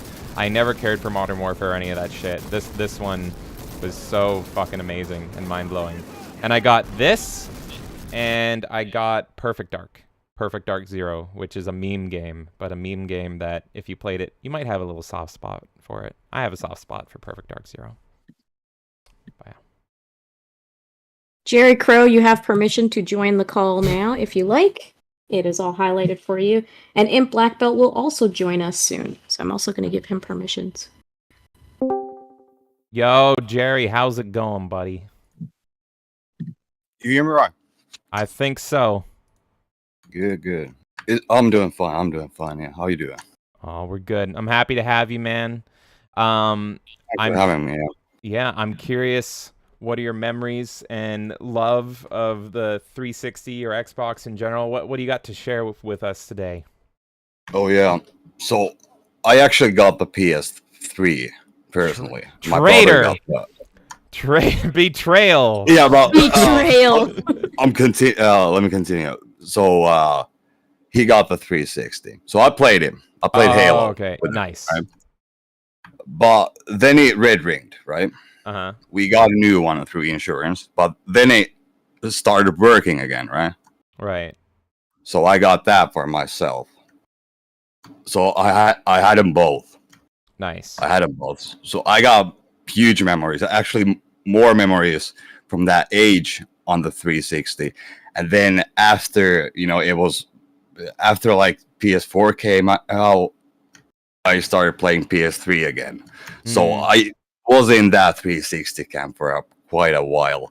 Yeah. Like for a year, every day, Halo 3, it was just on. I just played it. Yeah, no, that Halo 3 is literally when people ask me what my favorite game of all time is, I have 3 that I go to, but if I can only pick one, it's Halo 3. And it has it all. It has it all. That's the good part of it. Yeah, it's a perfect game. It's got a perfect conclusion to a trilogy. Great story, but then the multiplayer was great as well. I think it can be debated. Yeah, the ranked was real awesome. That started the MLG. Yeah, or Halo 2 started it, but really started it in my view, esports and all.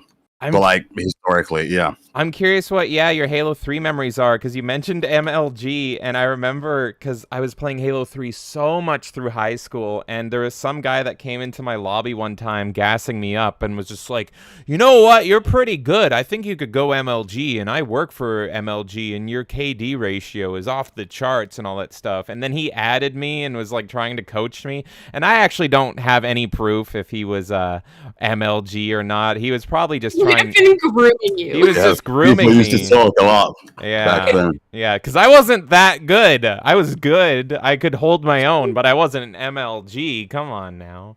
But, Yeah, I'd say the same about my Halo 3 skills. My brother, he was MLG. He was 50 levels, like, easily. He got my account as well to 50, so...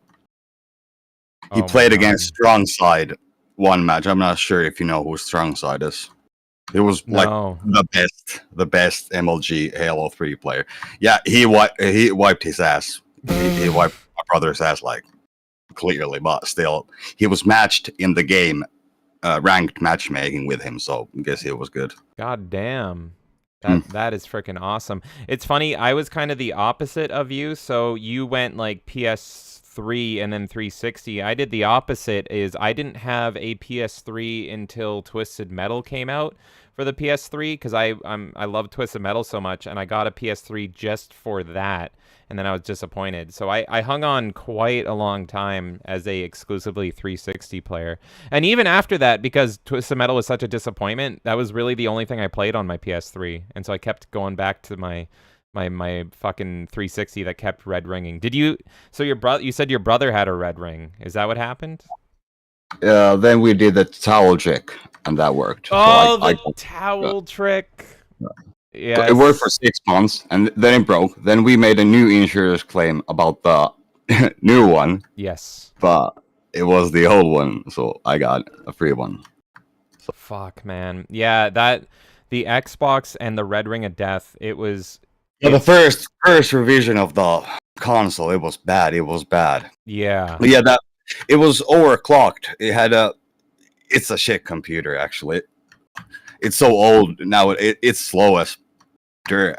Yeah, no, 100%. And pretty much, if anyone in the chat doesn't know, I'm sure everybody watching knows, but the Red Ring of Death was pretty much the Xbox way of fucking dying. And so what would happen is if your Xbox just completely broke, it would display the green circle on the front of it. It would turn into 3 out of 4 quadrants lit red, and it would flash. And the cause of this was pretty much that they packed so much shit into the 360, but then the fan was at the very back of it and the disc reader was at the front. And so the little laser effectively that was below the disc reader, it would just melt and warp over time, and as soon as it went even slightly off edge, that's it's done. And the reason the towel trick worked is you're pretty much remelting a little bit back. Yeah, it just melted shit. You were hyper heating up your Xbox to melt it back into place, which is crazy. But back in the day, I didn't know why it worked. It just seemed like magic. Like it felt like a cheat code. Like I would just fucking like somehow I wrap my little Xbox in a towel and it's back to life again. It's back to life. But mine was about the same. It didn't work the second time anymore. It worked. No. Yeah, no, it was literally I think it was around the same thing for you. It was about 6 months and then it broke again. And I think I had 3. I honestly lost count. I had 3 or 4 red rings. If you were a gamer on the 360 in the 360 era and you didn't have a red ring, you're either lying or you didn't play that a lot at all. Because it was like, you came in late if you didn't have one. You came in late. Yeah. First ones, they're all dead. Yeah, because pretty much as soon as the original old school looking models would all red ring, and then they went to that smaller model, and those ones were mostly fine. But yeah, good fucking lord, man. And it's kind of bullshit that Xbox has tried to make money off the red ring recently. I don't know if you saw this, but they, I think it was earlier in the year, they released a poster of the Red Ring of Death for money. And so it was like it was like almost saying it's like a final boss fight or something. I wonder if I can pull that poster up. And they were getting so much shit being like, you fucking cost so many people fucking money, and you barely recovered from it, and you're joking about it. Do It you was think they weird. view it? Yeah, They it view it cost maybe the them. same way as the Mario Party thing. You know, when like the N64 controller would tear up people's hands and they had to like give the free glove. Do you think like Microsoft views that the same way, making jokes about the Red Ring this far in the future from it? You know, because it's been like 15, 20 years. So It's still, I guess, for the That's people that have hate. heard, it's still fucking freshly in their minds. But oh, I get that for sure. I mean, like I said, I deliberately didn't buy a 360 until the Slim came out because I'm like, fuck this. I don't want to deal with this shit. and the PlayStation did have their own version of it, but it was not at all as common. They had the yellow light of death, so the green light would turn yellow. That's the poster right there that they were selling. I'm of two minds of it. It is kind of like a go fuck yourselves, but then it's also kind of cute that they're aware of how much of a travesty and a nightmare that is. They should make the new Xbox logo just that. Just to scare everybody. Yeah.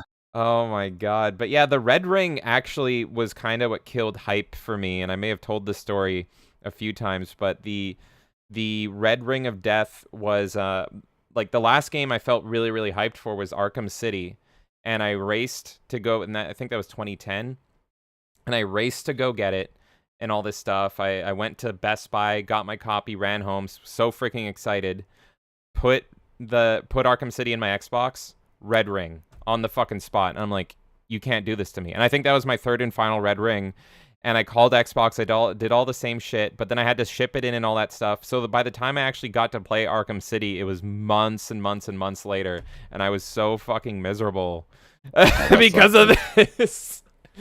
Oh god.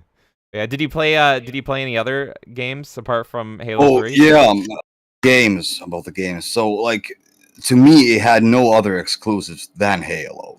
That's like fair, Halo yeah. was enough for me to want to have my own Xbox, right? Mm-hmm. I played it throughout the 360's life, right? Mm-hmm. Like PS3 had better exclusives in my view, but still, it was everything else about the Xbox. The live experience was way better. The voice communication was way better. You couldn't actually talk so good in PS3. Maybe in lobbies in some games, but then again, you had to get a separate Bluetooth mic to do that. Where in the Xbox 360, you got the mic like with the system, right? So it was convenient for everyone to talk. So that drew me to play any of the multiplayer games at that time. You know, Call of Duty is mostly Halo, Call of Duty. So like thousands of hours in FPS games using that game controller. That's the one thing I think I like the most about the Xbox 360 is the controller. It just fits my hand quite nice. It's still my favorite controller. We have this one right here that I'm holding up. It's and you can see That's the the warp C3 face. or the C3PO. And if I warp it, I can make your face look like Marge on the bowling shirt there. Is it still? Do I have the original battery pack on the back of that one still? Yeah, it still works. I swapped it out because it wasn't sticking properly. I think it's also part of his outfit. But yeah, is the back. So my favorite controller ever is the Xbox original S controller. But I think that's more or less nostalgia. I actually love this controller. This is second, but it could even be first because the Xbox One controller, the Xbone controller, this one right here is just a downgrade in every way to this one because they got rid of the quadrants. They got rid of the fucking light quadrants, and I love local gaming, local co-op. Why did you get rid of the quadrants where I can see where I'm signed into? And then the Xbone actually also got they altered how profiles change and move around, and we see this a lot because we share an Xbox, but it's like multiple people can sign in on like one controller. But I loved the tightness of the 360 because it was just like, what profile am I? Oh, you can just pop it up. It says right there, I'm quadrant 1. Look on the profile or look on the controller, quadrant 1. It was fucking great. It was mainly this light. The only complaint I really have about this controller is two things. It's the bumpers. I don't know if anyone else agrees, but the bumpers were the first to go. The left bumper, right bumper. Yep. I agree with that. And then there was actually a flaw in the battery pack where even when the system was off or the controller was off, it would drain your batteries. Not as fast, but it would be. Oh, right. So you have to always pop it off, So right? yeah, When every you're not using time, them, every yeah. time I'm on 360, I pop it off just like that, and I leave it sitting like that, so it doesn't drain the battery as much. Because if you leave it clicked in, it does a little bit of battery drain. So yeah, if I leave that right now, I could not even power this on for 6 months. Those batteries are going to be dead. But yeah. Oh yeah. Yeah. But The wire controllers were a bit better on the bumpers. oh, really? Yeah. But the wireless controllers, I had a nice Halo special edition one, but yeah, Okay, right bumper. I think that controller is behind you. It kind of in my wrestling section. Is my Halo controller there? I love that controller. I retired it, but I was using it because I loved it so much. If it's the one you're talking about, it's the artwork's done by Todd McFarlane. Yeah. You see it? Is it like purple and? Yeah, he did a set of them. So this is one of my favorite comic book artists. Here's the one Yeah. I have. This is my favorite 360 controller right here, and the artwork is done by Todd McFarlane. Oh yeah. And so he did I different remember versions. seeing there were many of them, but I'm not sure it was that one. But yeah, of that series. Oh, that's a nice. Yeah, he did. Brings me back. I think there was 3 of them, and I'm trying to remember. I can even look them up and bring them on, but I fucking loved those controllers. Let me just type in McFarlane Halo controllers. Let's see here. What do we got? I wonder if there was a Soul Calibur one. I would have bought that day one. Okay. There was 2. There was 2 of them. So I own one. Yeah, I remember. So I pretty much I was like, I don't want to spend too much money. So I bought the one on the left there, but the one on the right was like Covenant themed. So it was a Covenant one. I don't know if that's the one you owned. Ooh, I like that one on the right, yeah. Yeah, I got the other one because I was pro. It was pretty much are you team UNSC or are you team Covenant? And I'm very much. Yeah, we played as Covenant. Oh really? Oh my god. Yeah, because it made your head a bit lower, or like you had a bit of back hitbox when you ducked. Okay, yeah, with the elites, yeah, you did have a little bit of a hunch. I remember the elite players. That's right. No, I was always a Spartan. I always had the same colors on my Spartan. Always had the same logo. Always did the same call sign. All that stuff. But yeah, that's fair. Oh yeah, my name, my artist name comes from Halo 3 calls. It used to be R21. So oh yeah. That's cute. Yeah, I was K18.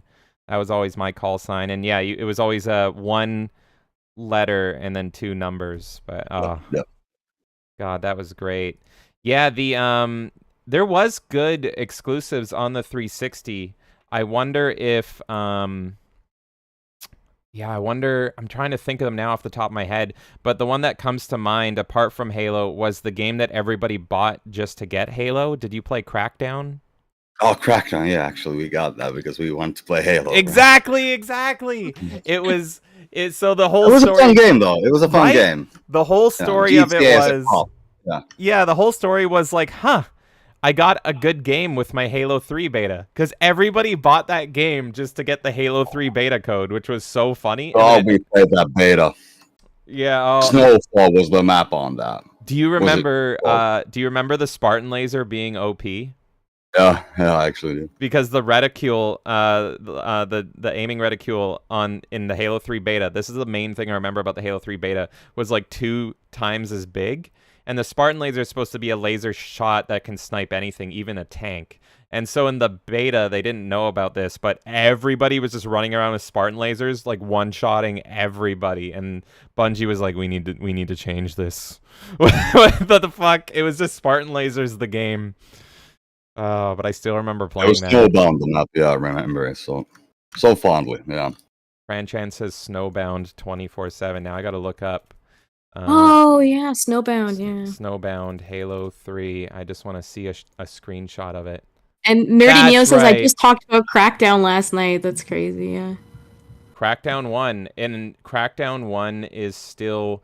It's one of my go-to games, and this was something I was going to talk about. The 360 was great for games when you were sick. It had a lot of games on it that you could just pick up and jump into. And I'm going to talk about another one, but Crackdown 3... I don't know if anyone else did this, but Crackdown 3, I would just do a new file, And if I was so sick that I couldn't move, like pretty much like full-blown migraine, if I move, I'm going to start vomiting. Start a new file on Crackdown 3 and just start collecting those agility orbs. And it's so addicting and kind of relaxing. I think I've 100% of the agility orbs like 3 times. It just feels so good to do. But yeah. Tampa Compatriot was mentioning, I wasn't 100% sure what was going on in the stream today about the 360, but pretty much the marketplace for the 360 is going to be shutting down in July of next year. You're still able to keep all your purchases from before, but pretty much if you want to watch your movies for some reason on 360, you can't anymore. You have to watch it on your system. If a game is backwards compatible, you're still fine to play it, and if you purchase already, you're fine, but we thought we would do a little, where'd she go? Uh-oh, chat.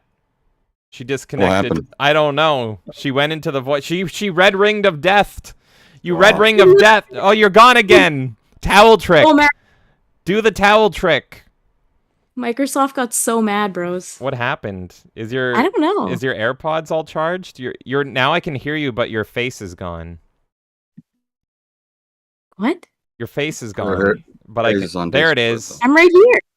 Now you're here. Oh, I just had to reset the camera. That's so weird. It said my camera was on, but it wasn't showing my face. I was gonna run and wrap you in a towel and like heat you up and then melt you back into place. The more I'm saying this is terrible. But what is happening? Towel trick. Is it okay now? I think so.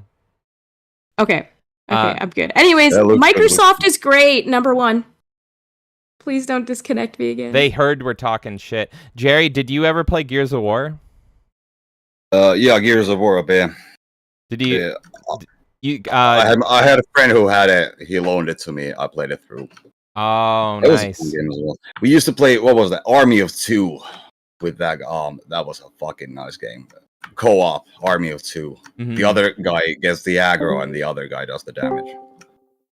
Yeah, that's right. I need to still play through Army of Two. I had a weird experience with it, but I tried doing local co-op with it, and I just remember it running like shit. Like even back then, like the frame rate was brutal. And yeah, must have been. Mm-hmm. So I don't know if there's a way I can play it like, wasn't so online. Back then, bro. That's true. That no, 100% true. Now I'm like, it's not fucking 60 FPS. I'm not gonna play it, but yeah, back if then it's over 15, it's manageable. Exactly. You know? Oh my god. I was about the controller, just one, the wired one. That's actually a great controller even to this day because that's a plug and play controller, so it'll work on any Windows. So if you want to emulate anything, the wired controller will work.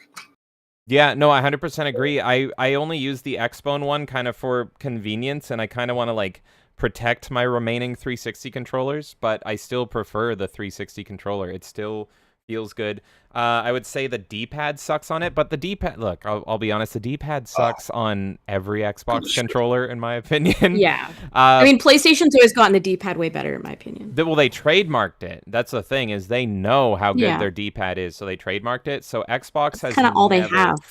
On this one, we have it's that time they tried to, like, they're like, you can have the old version like that, but it's a transformer, and then you can go like that and flip it. And so it's a little better. But yeah, even comparing like the Series X and the PS5, I prefer the PS5 controller. But for shooters, for anything, it's pretty much, if it's a platformer that requires D-pad, I prefer PlayStation. But anything that's a shooter, if I'm going to be playing on console, it feels so much better just to have that analog up here, like just for thumb placement. It's just so much nicer to have your thumb up there, and the triggers always feel nicer than they do on the PlayStation. I'm gonna have the PlayStation controller quite a bit different because of that stick. Mm-hmm. Agreed. I'm gonna have In Black Belt join. You can stick around for a bit more, Jerry. But just thought we'd add another person to the conversation. Yeah, for sure. Yeah. So just letting him know he can join whenever now. You guys can continue talking. Oh yeah, no, I'm curious. I'm curious if you have any other memories. And Black Belt, how's it going, buddy? What's up? Going. Hold on, let me mute this one. There we go. All right, cool. Hi, how you guys doing? I'm good. depressed as we talk about better days, if you will, but I'm good apart from that. Yeah. Yes, good old better days. I'm still messing around with my camera because I got a couple small things to show off. Where are you, Video Ninja? Let's get that camera going. Paul says, did y'all read my bio? You need to cut. So, Paul, I think you tried adding me on like modern Xbone. You have to go to see your. I gotta like go. You gotta add me on the 360, or we need to have you come on and read it. Do you have to actually fire up your 360 just to go into the bio? Well, I only have the 360 set up here right now. But I mean, like, does he have to like fire up his 360 to add you because it won't add? No, on he the, added. like, He new added Xbox? me. I saw on like Windows. I got a little prompt saying like Paul tried to add you on Xbox. But but like it's like separate friends lists or something because I already had Nerdy Neo, but he went back on his 360 to add me here. Do they translate to the new Xbox? Because I can think see so. I have the Xbox Series X out here. I can fire that up and see if I can find his bio. You can read 'Kay. Paul's bio if you want that way. It's all the way Give in me the a sec. other I'll try to room. find it. But for some reason I don't have him on this way. But yeah, Jerry, do you have any other Xbox memories from back in this glorious era? Quite a few. Well, shoot them off. If you got any good ones. Here we go. You were talking about lobbies. I'm curious if there's any Call of Duty lobbies that you can. I was expanding on that. Yeah. Oh, the yeah. voice chat lobbies. Yeah, for sure. It started on Halo for me, like Halo 3. Mm-hmm. It was all toxic. It was like Modern Warfare 1 and 2 when it came. That was like the king of toxic. But Halo 3 was still toxic as fuck, right? There's Duke. Hey, there we go. Hey, there look. he is. Yeah, by the way, yeah. Not broken. Absolutely, this game is not broken, but also it's absolutely not that tall. 100%. It's not that damn tall. I said that, right? It is not that tall. That is not proportional to what that photo said. Mine It's may not be proportional. broken. Mine may be broken, but mine's bigger. I'm just saying. I'm just. That's what they all say. I was Just like cracking it. That I'm makes it sure bigger. Kay has heard that 1,000 times. I've hung out with guys all my life. Trust me. I hear from them all Oh the god, time. Jerry, is there any? So I don't even know if you can tell any of the stories on stream. I know I have stories from the lobbies that I can't disclose here. I can disclose in private. You guys can swear within YouTube rules. I don't like Swearing within fuck, YouTube rules? fuck shit ass is fine. Pretty much. Fuck shit and ass. All right, yeah. Didn't in Blackout wasn't it, or you that said the FSA? Fuck shit ass. Yeah. Yeah. FSA. And the Which humor stream was of it that all. during? Ellen was. I was guest appearing on a stream and I was like, can I swear? And then I was like, all I need is fuck shit and ass. And you're like, the FSAs. Got it. Sorry, Like half of continue. them were like 7-year-olds. Yes. And the other half was like 20-year-olds with the fucking abuse, right? I remember it. You had to grow up and hard back in the day, but yeah, it was. And I think my voice aged. I went through puberty in the Xbox, so I think I was called a girl early on quite a bit. It was a lot of taunting and all that stuff, but oh my god, we had a good time. Were you in the underground? So did you pick Gamer Zone Underground? Where the fuck are your friends on Xbox? This is terrible, dude. The new Xbox friend system sucks. Holy shit, I can't even find my friends. I don't even remember. I never touched the Gamer Zone stuff. I just didn't care. Honestly, like it was just a thing that I saw and just never paid attention to, so I never touched it. Yeah. So If I could go back and look at it, absolutely it would have been Underground because I'm a classic 4chan shit poster. hell, let's go. Perfect. Nice. So you were playing on the 360 as well back in the day? Yeah. I mean, honestly, like I didn't play online that much. I had some friends when I was in the Navy because my experience in the Xbox 360 is my one failed year of college and most of my time in military service. I did 6 years in the Navy as a nuclear technician, and funny story. I will do you one better than the Red Ring of Death. I was on ship. We were underway playing. I think it was Borderlands 2. We had like a big a 4-stack split screen. We were in one of the instrumentation rooms, just chilling and playing games, and a big wave hit us and knocked the Xbox 360 over. No! Oh my god. Did it donut the disc? It was like it broke the disc Yes. into like 4 pieces. Oh. Thankfully, it didn't shatter the disc, but the game was unplayable. It actually, like, what didn't break had like crack marks all through it. The disc was trash. Mm-hmm.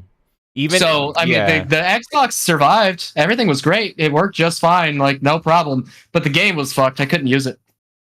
Fuck.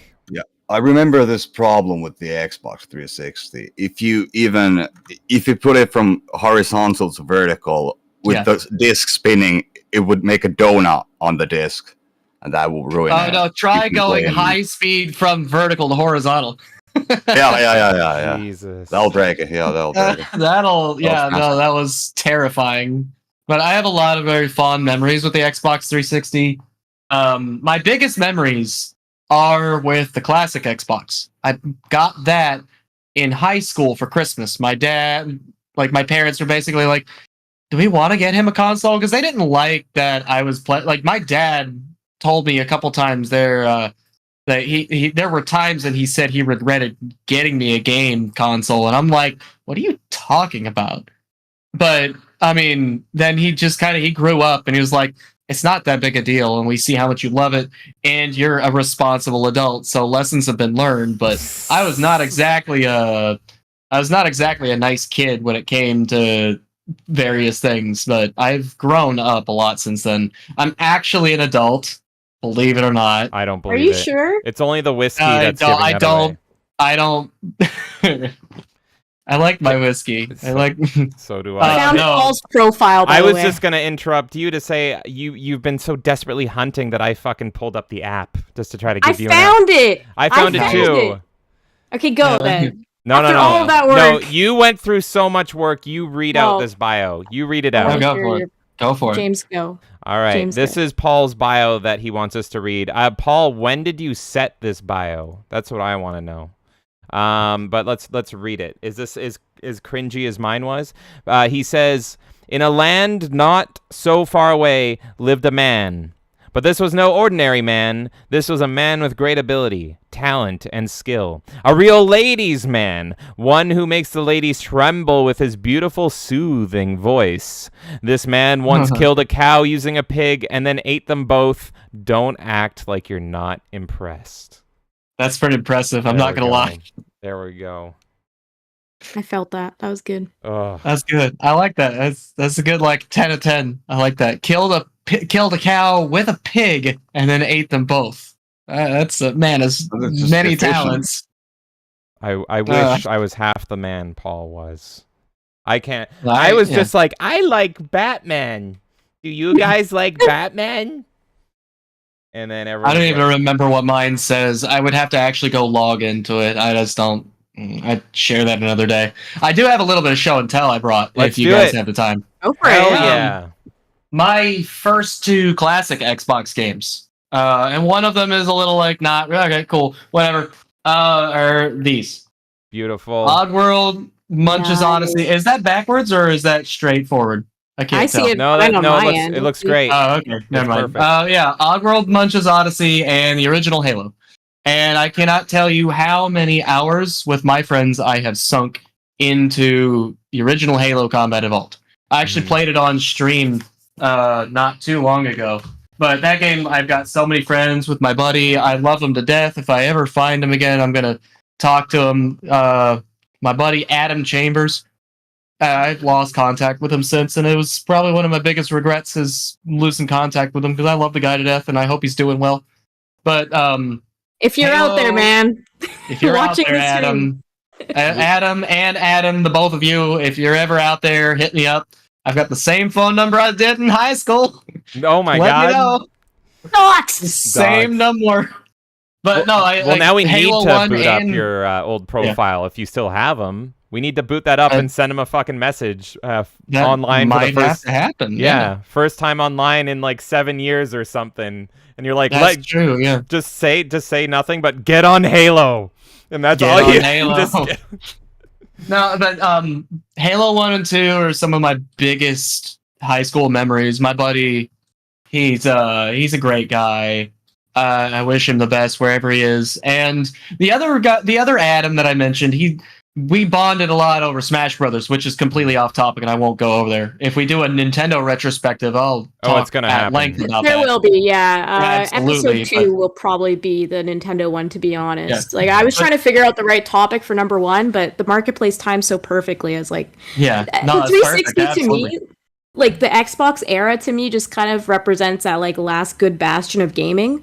So I just felt like it was a really good like starting episode for this, and then we'll go and 360 made gaming cool. It was nerdy before it. It was cool after it. This guy gets it, Mhm. 100%. But I'll tell you, I've got opinions about that whole thing too. But the other part of my show and tell here is, and I brought a video to accompany it, the one that I linked in the general chat. You can show that one in a James, if second. you want to take a look at that. This one whacked. I played this one on stream too.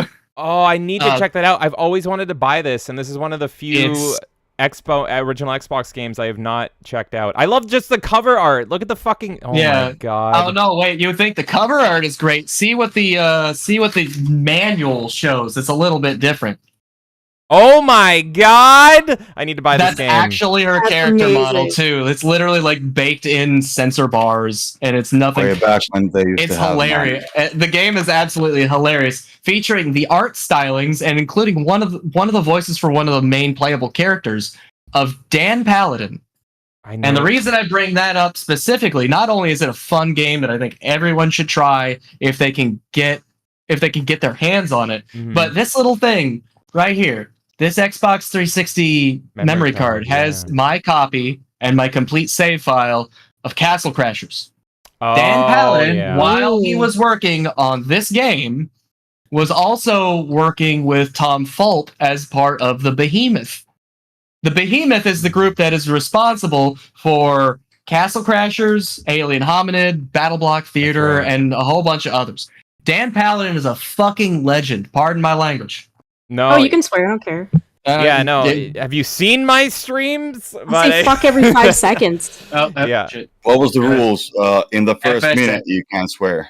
It was FSA, it was really only Jerry regaling the tales of the Call of Duty Modern Warfare lobbies that worried me, because I also was in those lobbies, so I know what was said, and I was down in the mud with all of them. Oh, those are sometimes like classic 4chan shit posters that you could absolutely get wild with things, and they wouldn't be able to touch you because they didn't have any way to track it. They didn't have any way to record it. There was no automatic sensing. It was just there. And if you wanted to say every terrifying word imaginable, you could, and not a person on Earth could stop you.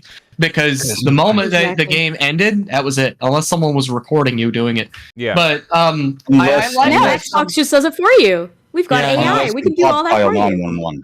But now it's interesting that someone was saying, "Hey, Xbox 360 was the last good era of gaming." I actually think that the Xbox 360, like Jerry Crow here was saying, the Xbox 360 made gaming cool. And part of the problem with that is that when gaming becomes cool, then suddenly everybody and their mother wants to be in on it. And everybody is throwing everything at the wall to make it happen. They're throwing absolutely everything, good, bad, horrifying. Like, the Xbox 360 was really the first time that I've ever seen like terrible remakes. Because what kind of terrible remakes do you have, right? You have the Splatterhouse reboot, Duke Nukem Forever. There's a few others out there that became notorious for being bad. And that's not a bad thing in and of itself, because the original Xbox was an experiment by Microsoft, because they saw how popular things were getting. They actually helped out. This is a true fact. They helped out Sega with the development of the Dreamcast. And they took a lot of the lessons learned from the network connectivity and a few other things to help create the original Xbox. To me, that's a And- spiritual successor, which is why I love the original Xbox so Yeah, the much. Because form Dreamcast factor. is one of my Same. favorites too. Absolutely, and the Yeah. dream. I don't have a Dreamcast. There's a few of them around if I really wanted to buy one, but that's neither here nor there. The big thing about it was there was a big change in development and the development cycle with the Xbox. The classic Xbox was crazy how different it was, but they Yeah. there's a lot of stuff that's just going on with the way gaming was with the 360. And part of it was not just that the 360 was popular, it was also like 2007 brought about this huge number of changes that, and just as a whole, like Facebook, Twitter, 4chan, smartphones, the Big Bang Theory, the world changed as we knew it. And The Xbox show The Big Bang 360 Theory, the worst Yes. thing on earth. Yeah, I- the reservation as well. someone understands me. Finally, I think somebody understands me. the first time I felt pure hatred was when everyone was obsessed with that show. And Yeah. I think my aunt told me you should watch this show. It's just like you. And I just, Oh God! I think I No. put my fist through a fucking wall that day. No, it's celebrities wearing nerd face. Yes. That's all that the Big Bang Theory was, and Young Sheldon. I thought maybe it was a little bit funny for a while, but there are people that are actually saying it. Like there are people that are legitimately saying it was more dangerous for people than other things, because think about what it did to the cultural climate with nerdy stuff, comics, video Yeah, it really- games, Star Wars, Star Trek, everything. It changed the entire landscape. And on top of that, with social media, everybody suddenly thought it was cool to be nerdy. And then what happened to the nerds? Well, all right, but that's getting off topic. But do you Stop. attribute that to Quickly. the 360 or social media specifically? Because for me, it's More, like it was 360 doesn't have as much involvement. everything. Not that I disagree, but like everything all at once, really, because just Yeah. because Facebook happened, just because Twitter happened, it's not just because Facebook or just because Twitter or just because 4chan got its first big break in the news. Smartphones happened too, and everything just happened all at once. Yeah. And then suddenly everybody YouTube realized, done. oh, this is awesome. Video. Now let me talk about it online. And it just, without one or the other or another, we may not be in the same place as a society. That's just the way that is. It just all happened at once. I just want to. Jerry, what were you saying? Sorry, James, you have something to say first? Sorry. The only thing Yeah, I I wanted was to say. saying something. I forgot. I just dropped it out of my mind. I was like, yeah, on to the next one. No, YouTube came at the same time, and people were like uploading videos of those toxic lobbyists on YouTube, Yeah. Mhm. making Yeah. montages of them. Those could be taken down, okay, but there used to be so that accelerated the culture of acting in a malicious way like that. But Yeah. that's Well, what I was saying. Yeah. Well, but the Xbox 360 had a lot of memories for me. But like the original Xbox was a big part of all of it. There's so much that goes into talking about how, because right, like we talked about, like I mentioned how the original Xbox was an experiment by Microsoft to see, they just dipping their toes in it, see how things go, and Halo just became so drastically popular that it would Yeah. be foolish of them not to bother. The 360 was originally intended to be a set-top box because Microsoft had this grand idea on a corporate level that they wanted to get everybody involved in this big ecosystem of technology with mobile devices, computers, video games, whatever else. And their developers were like, nah, screw you. It's a video game console. Let's just have some fun. And that's what it became. The Mhm. 360 was absolutely just a gaming console. People were just having fun with it. And who cared? Because it's video games. And it was the best decision they ever made. Yeah. And that's what put them on the map. And then suddenly you turn around and all this corporate meddling afterwards with the X-Bone just completely destroyed them. They went from, yeah, everyone's here, we're going to have some fun, play some games, who cares? You just say a few naughty words and we're not going to do anything. Suddenly, what was it? The Xbox One's original launch preview, whatever it was. You know what I mean? Oh, the was E3 press conference. Yeah, that's right. The E3 biggest press disaster conference. ever. It was it was the one before the E3 press conference because they didn't even mention video games. It was TV, sports, set-top box. You can connect your Microsoft phone, you can connect your computer, all of that. And then Next has to be connected. Then they announced all of the fine details that pissed everyone off. And it was a disaster, just like you said, because had to be connected to the internet, had to have all of the stuff. They would have discs, but you didn't need them because they would just add a download code to your system. And the one that got me, that really sealed the deal for me with never buying another Microsoft console again, and I still only have the 360 and the Classic, is they. Was it the CEO or was it the president of I could look it up, but basically they said because the guy was asking like, what about the fans and the customers that are asking about the not being able to get high-speed internet connection, and the guy's like, well, if we understand if you don't want to connect to the internet, but we have a product for you. It's called the Xbox 360. And I'm like, all right, cool. I've got one of those already. I guess I'm not buying your product. I remember that. That was such a big fuck you. And that was before Blizzard's do you people even own phones? I completely memory hold that. Oh my god. And I'm same as the Blizzard thing, right? Like, everyone has a phone with Diablo or whatever. Yeah, it's like these companies just always one up their shit shows, and that's why E3 is just dead now. Is because nobody wants to step on the landmine of showing their hand. But the thing that got me the most was he specifically mentioned, and again, military. I was on a nuclear aircraft carrier, but it's the same concept. There was a guy straight up said, because the guy straight out said in the same breath, like, we heard about from one guy. He said he was on a nuclear submarine, and I was like, I don't even know what that means. I can only imagine getting an internet connection on a nuclear submarine is very difficult. And I'm like, no, you mong, you cannot get an internet connection on a nuclear sub. It is literally impossible. Yeah. Not only is it physically impossible to potentially penetrate that deep of water, and I'm not even going to remotely try to explain how that shit works with an internet connection.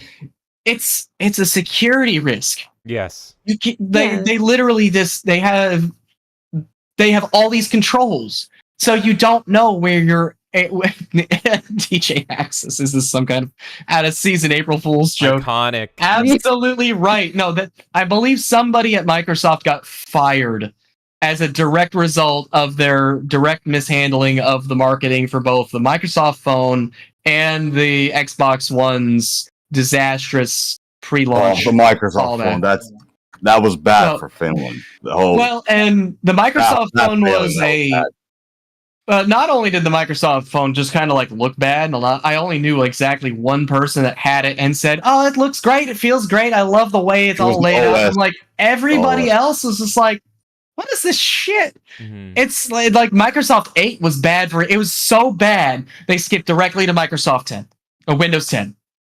And 8 was so bad they just skipped 9 entirely. Never existed. Yeah, 9 never happened.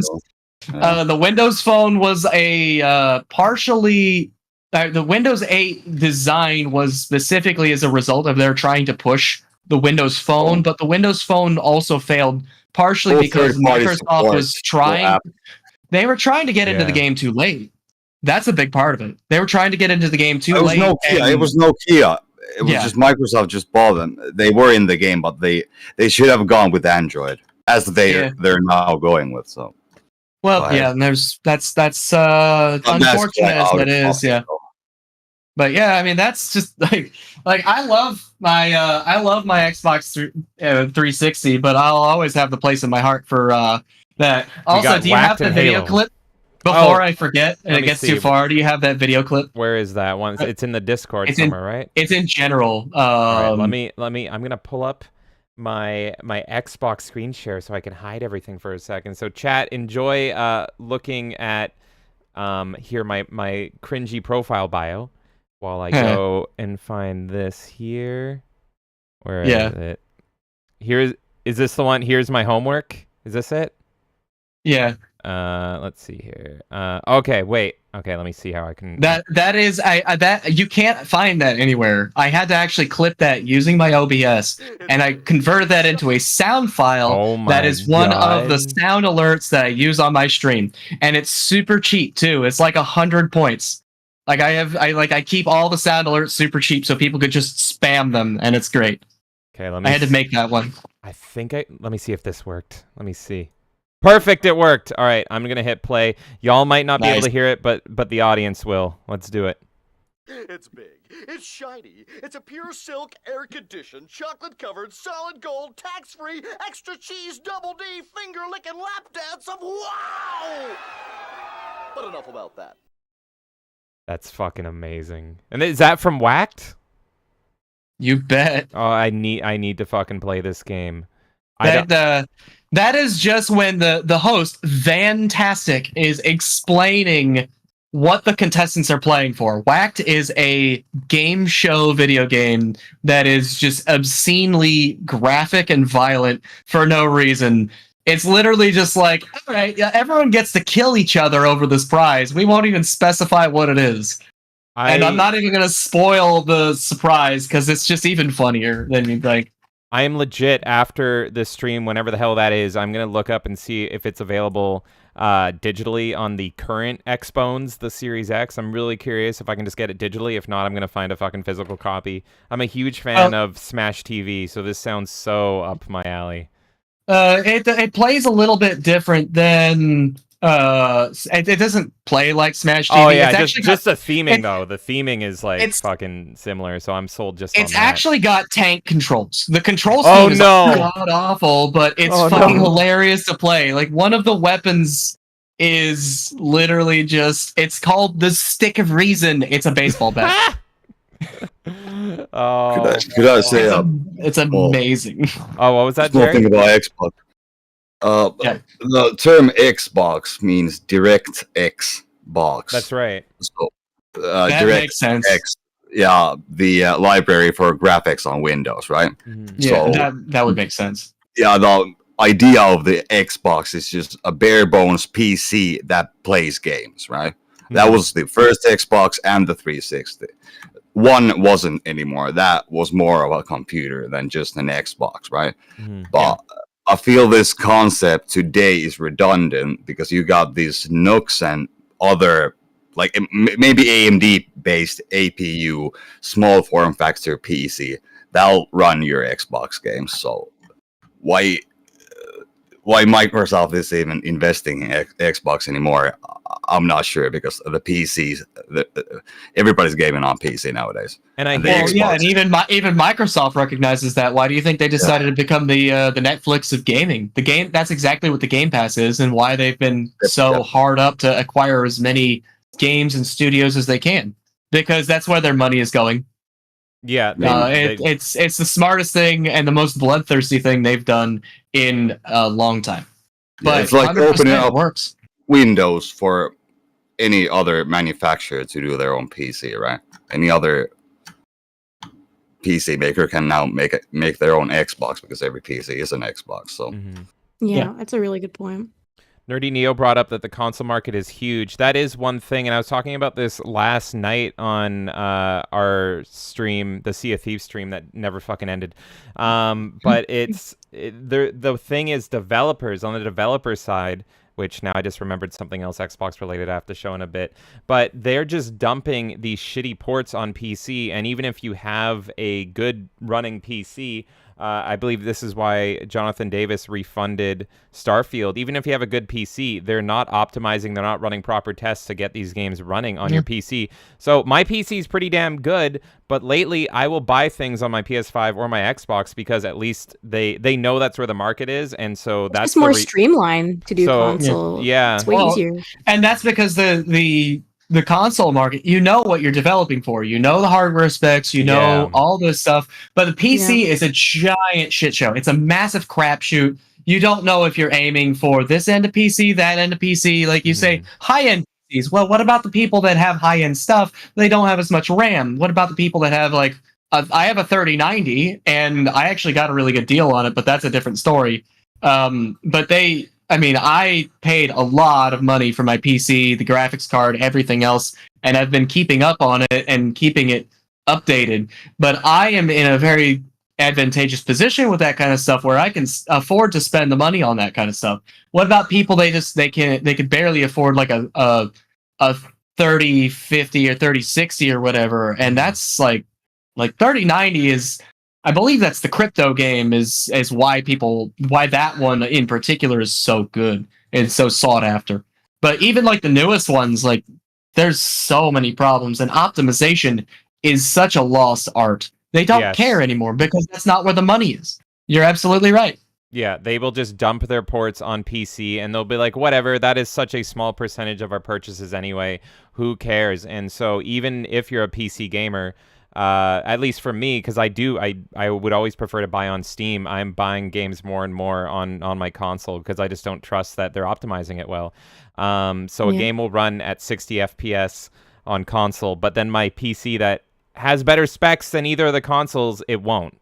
And I think, if your specs exceed the modern consoles, it should run better. Absolutely. But they just, nobody cares. Nah, screw you. The frame lock 30 frames per second requires a solid state drive, and even then it's just Skyrim in space. Just wait for the mods in 3 years' time and it'll run just fine. Damn it, I don't want to play Starfield Skyrim, anymore. Oblivion. I used to play a lot of Oblivion on the 360. Oh my god, Oblivion. Oh god. Back to I was the just going to break up the 360. conversation for a split second. I do want to bring DJ in about 5 minutes, so I just want to give Jerry the last kind of few minutes to talk about anything else he wants to mention, and then after Jerry's done, he can talk about where to find him, and then we'll bring DJ in, just kind of shuffle. We'll keep it in black belt, and we'll just kind of keep it 4 at a time. We'll keep. And I appreciate it. I'm not going to be around too much longer. I'll stick around just to say hi to DJ and chat for a little, maybe chime in a little bit, but I'm going to head out soon too myself. Oh, okay. Well, it's great talking to both of you guys. But yeah, Jerry, give us some more memories and stuff before you roll on out. I'm curious. You said you played Oblivion. I literally bought Oblivion before Halo 3 just to keep me occupied, and I felt like Oblivion came out at the perfect time on the 360 because it came out in this weird drought summer, if you remember. There was nothing really coming out on the 360. It came out in like the summer of 06, and everyone was playing Oblivion. That was the only game you could get at the time before the massive boom of 2007. Well, yeah, what are your memories with that? Yeah, I've been playing RuneScape since I was like a little kid anyway, so the medieval setting always interested me. So Oblivion, spent hours just wandering about, not doing quests. I wasn't that into it, into the lore or anything. Into Skyrim, I was after, but yeah. But yeah, did you do first games? Because I do remember mine. It was Perfect Dark Zero, and man, that was fun. You liked Perfect Dark Zero. That's not a popular opinion, actually. It sucks if you play it today. Like after Halo 3, right? Of course. But it was the first game on the 360, right? Yeah, so, it was a launch title, yeah. My two launch titles were Perfect Dark and Call of Duty. Yeah. So it's you're comparing that to Halo 2.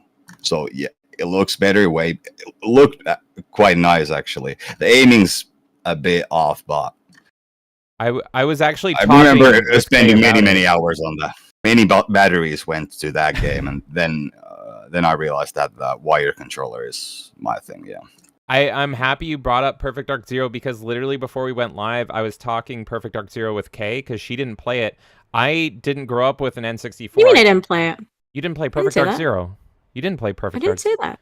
I didn't beat it, but I've tried some of it. Oh, maybe I just wasn't listening to you. You're just feeling that in your brain because I was listening to you talk about Perfect Dark Zero. I probably wasn't listening to you. I just wanted to hear myself talk, which is usually the case.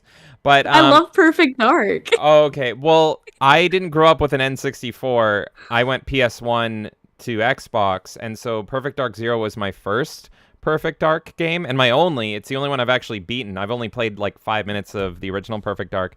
But Jerry, it's interesting that you say you liked it, because even back then, I remember that being considered the dud out of the launch titles on the 360. I didn't hate it as much as people did. I remember that time people thought that was the dud because you had Project Gotham Racing, I believe, Call of Duty, Perfect Dark Zero. I can look up the launch titles when I'm not flailing my hands around like a jackass.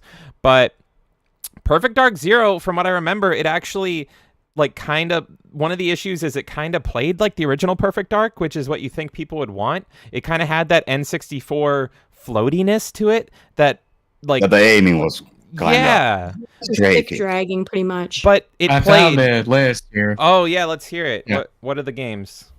For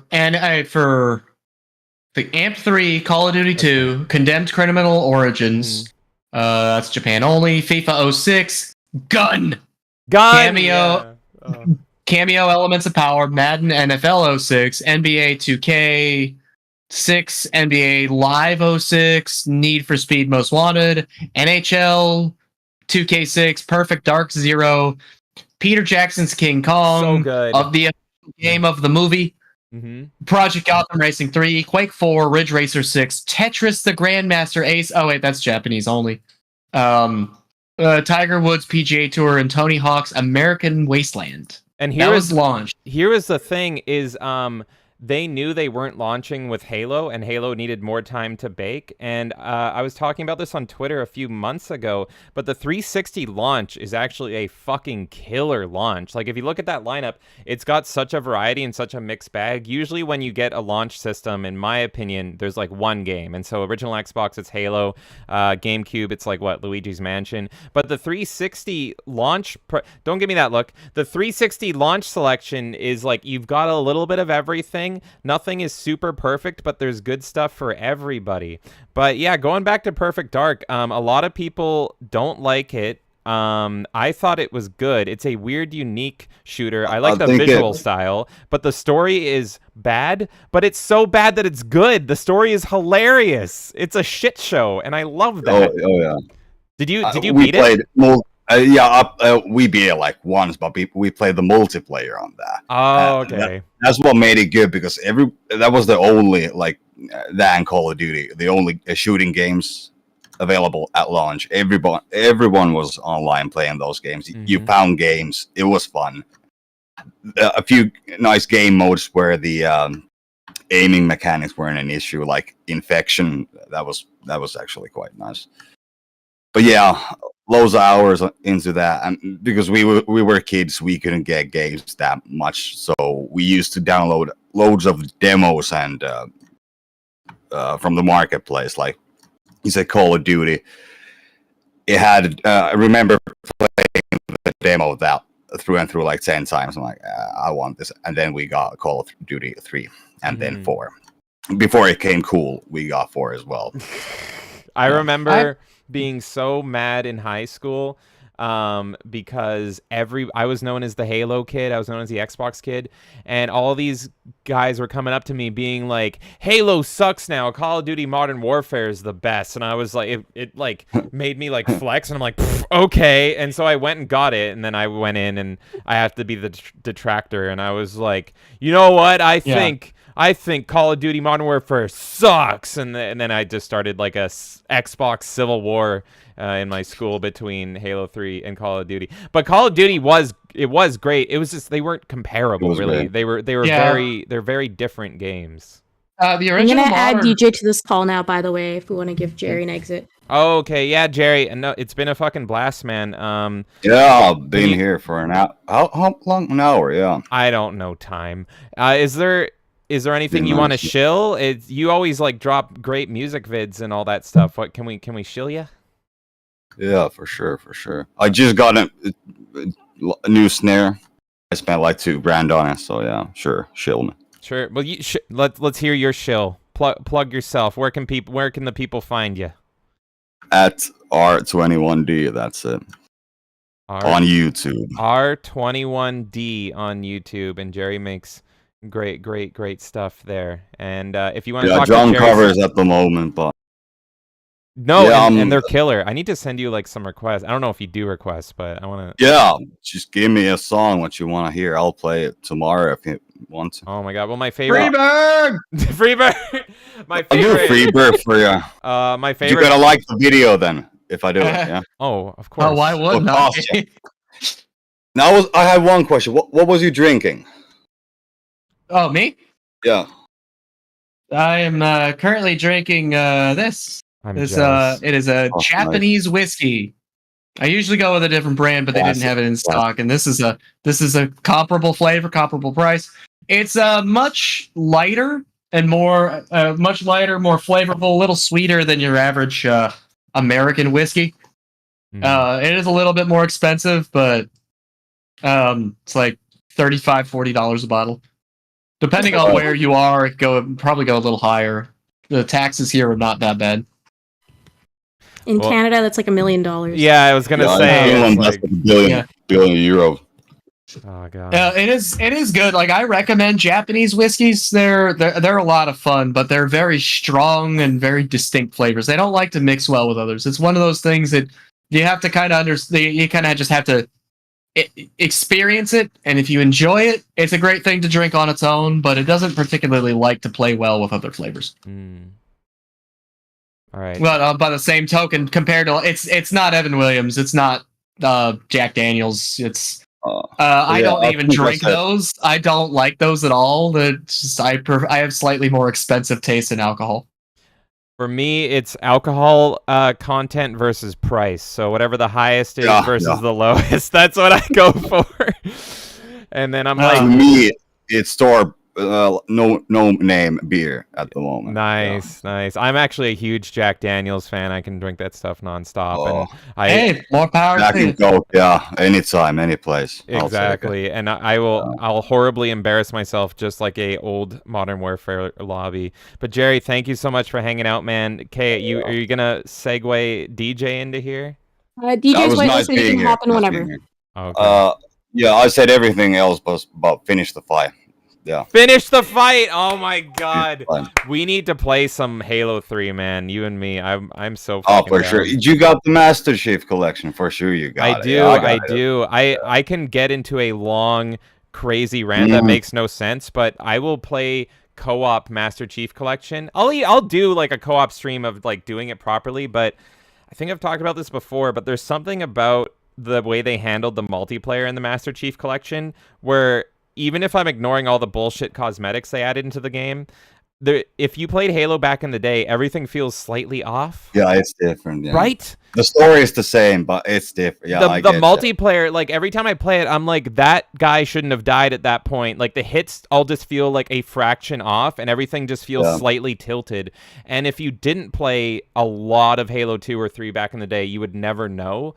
But I played a fuck ton of Halo 2 and Halo 3, and every time I boot up the Master Chief Collection in a multiplayer game, like things just feel like the hitboxes are a little different. What gets killed when feels a little different. And I'm like, and I don't want it replacing my memories, so I've mostly stepped away. But I've done the co-op, like just the campaign a bunch of times, and that's fine. It's hard to fuck that up. Do you like to watch the cutscenes? Yes, of course. No, Halo's like my favorite story. It's one of my favorite stories in gaming. It's a trifecta. I played with one guy who didn't want to watch him. That was irritating and stuff. No. I've had You gotta friends watch as well. You gotta watch. Yeah, You want to watch the cutscenes for Halo 1, 2, and 3? They're actually fantastic. Like that's back in the era Great when fucking they story. put stories into the games. They were worth watching. Yeah, no, you gotta really pick your co-op partners well. We've played co-op with Elvis Prime on the channel before. He's one of my best friends, and he's a longtime co-op buddy. But it's because we are very much in line of how we play games, and we've had a mutual friend, and that mutual friend will just like power through games, and he just speed runs them. So he'll join our party, and if it's an RPG, like we're just starting, and he's like level 99. He's like, "All right, guys, follow me." Boom, boom, boom, boom. Skip cutscene. He's like, "Wasn't that fun?" And I was like, "No, what? I'm in the tutorial. You beat the game? What?" And so no, you got to pick your partners. I'll do that, like rerunning a game. I'll do that when I'm playing it the second time, maybe. Oh not the yeah, first yeah. But you gotta picking your co-op partners is more important than picking your wife, in my opinion. You gotta really Ah, you really Wow. gotta pick the right Them's fighting men. words right Tomato, there. tomato. Yeah. Hey guys, it Well, was wait. great hanging out. Great. Oh my God, So, Jerry, it's always awesome to talk to you, It buddy. was a fun time, and James, That hit was- me up with requests when you wanna co-op. Yeah, Oh, hell I'll yeah. be on Discord. Yep. Hell yeah, hell And, yeah. Thanks for and having Jerry, me. it was nice to meet you, sir. I really appreciate the talk. Oh, you as well, man. All right, All right. we'll catch. Bye. See you, Yeah. man. All right. So we're waiting for the illustrious DJ, I believe. But while and we're extra will also come in at some point as well. Perfect. Yeah. Let me see. I'm looking at my list here of things. I didn't say this yet. One of my requests. Oh, we got DJ. Never mind. We have DJ. I'm gonna shut up now. How's it going, buddy? Hey. What's up, DJ? Can everybody hear me? I can hear hear you. you. Okay, cool.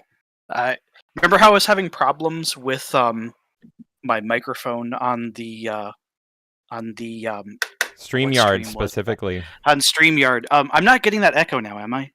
Let me No, see. I don't hear it. Testing. No, you're good. It was when we were on the show. It was the tier ranking stream. Yeah, it was Get Ranked. Yeah. Yeah. So I'm actually using different drivers now, and these ones sound a lot better. In fact, I can like hear myself, but not in a bad way where it's like reverb. Because these have these headphones are like really good noise canceling headphones, and it's I'm one of those people where if I can't hear myself talk, like it just throws me off, and I end up like screaming, and my wife is in the other room like, what's she yelling about? I'm the exact same way. I need to hear myself talk, and if I don't listen to myself talk, I end up screaming violently. Nothing? Silence? That was a joke. That was attempted fuck it, anyway. I'll do a little Final Fantasy laugh for you. Anyway, DJ, how's it going, buddy? I think you said you didn't have much to contribute, but that's not true. I know you. You're gonna have plenty to contribute. So, what are your Xbox memories that you can share with us today? Well, I'm going to be the poser of the group. Good. I've never physically owned an Xbox console myself. The closest I've ever come is my half brother, or my brother-in-law owned one, and I played original Xbox when I lived with him and my sister. But I never had a 360, never played Xbox One or anything like that. And the closest I've ever come is I've played games that were ported from Xbox to PC. But the It still thing counts. all right, well that's good enough. But I do have some relevant things, and one of them pertains to a news story very recently. Like I didn't have as much to talk about until this other thing happened. And James, you already know what it is because you even tweeted about it. So specifically, I was going to bring up the casualties of games lost in digital marketplaces when they close down. I was literally just about to bring this up before you came on. I was just going to talk about this. So in the case of the 360, there is one game I never got to play because I never had a 360. I've always wanted to play it ever since I played the sequels. It was never ported to anything else, but there is hope. So there's a light at the end of this tunnel once I get to it, and that game is the original Saints Row. It was released in 2006. 2006 on the 360, was never ported to anything else. Volition's never given enough of a shit to port it, and now Volition is no more. They're done and dusted, thanks to that awful reboot that came out last year. Yeah, talk about a shame. Yeah, it is. It really is, because I loved Volition games even before I ever played Saints Row. My first one was Saints Row 2. Like, I originally played Red Faction on the original PlayStation, I think it was. Or no, it was PlayStation 2. Great fucking game. If you haven't played it, you really should. You owe it to yourself to play that. It's not as great as some other FPS games, but if you haven't, it's a fun romp. Yeah, I didn't even know that Saints Row was a 360 exclusive. Elvis actually gifted me, because I played Saints Row the Third first, and it's one of my favorite open world games ever. If you guys haven't played Saints Row the Third, you can play just that and have an amazing time. It is actually one of it's one of my favorite video game endings ever, and I won't spoil it. But Saints Row 1, Elvis was like, "Oh, you never played Saints Row 1 and 2," and he just gave me his copies. And not even to borrow. He was like, "I want you to play these games so bad, just take them." And I still have them. And I'm like, "Okay, well, they're here if you ever want them back."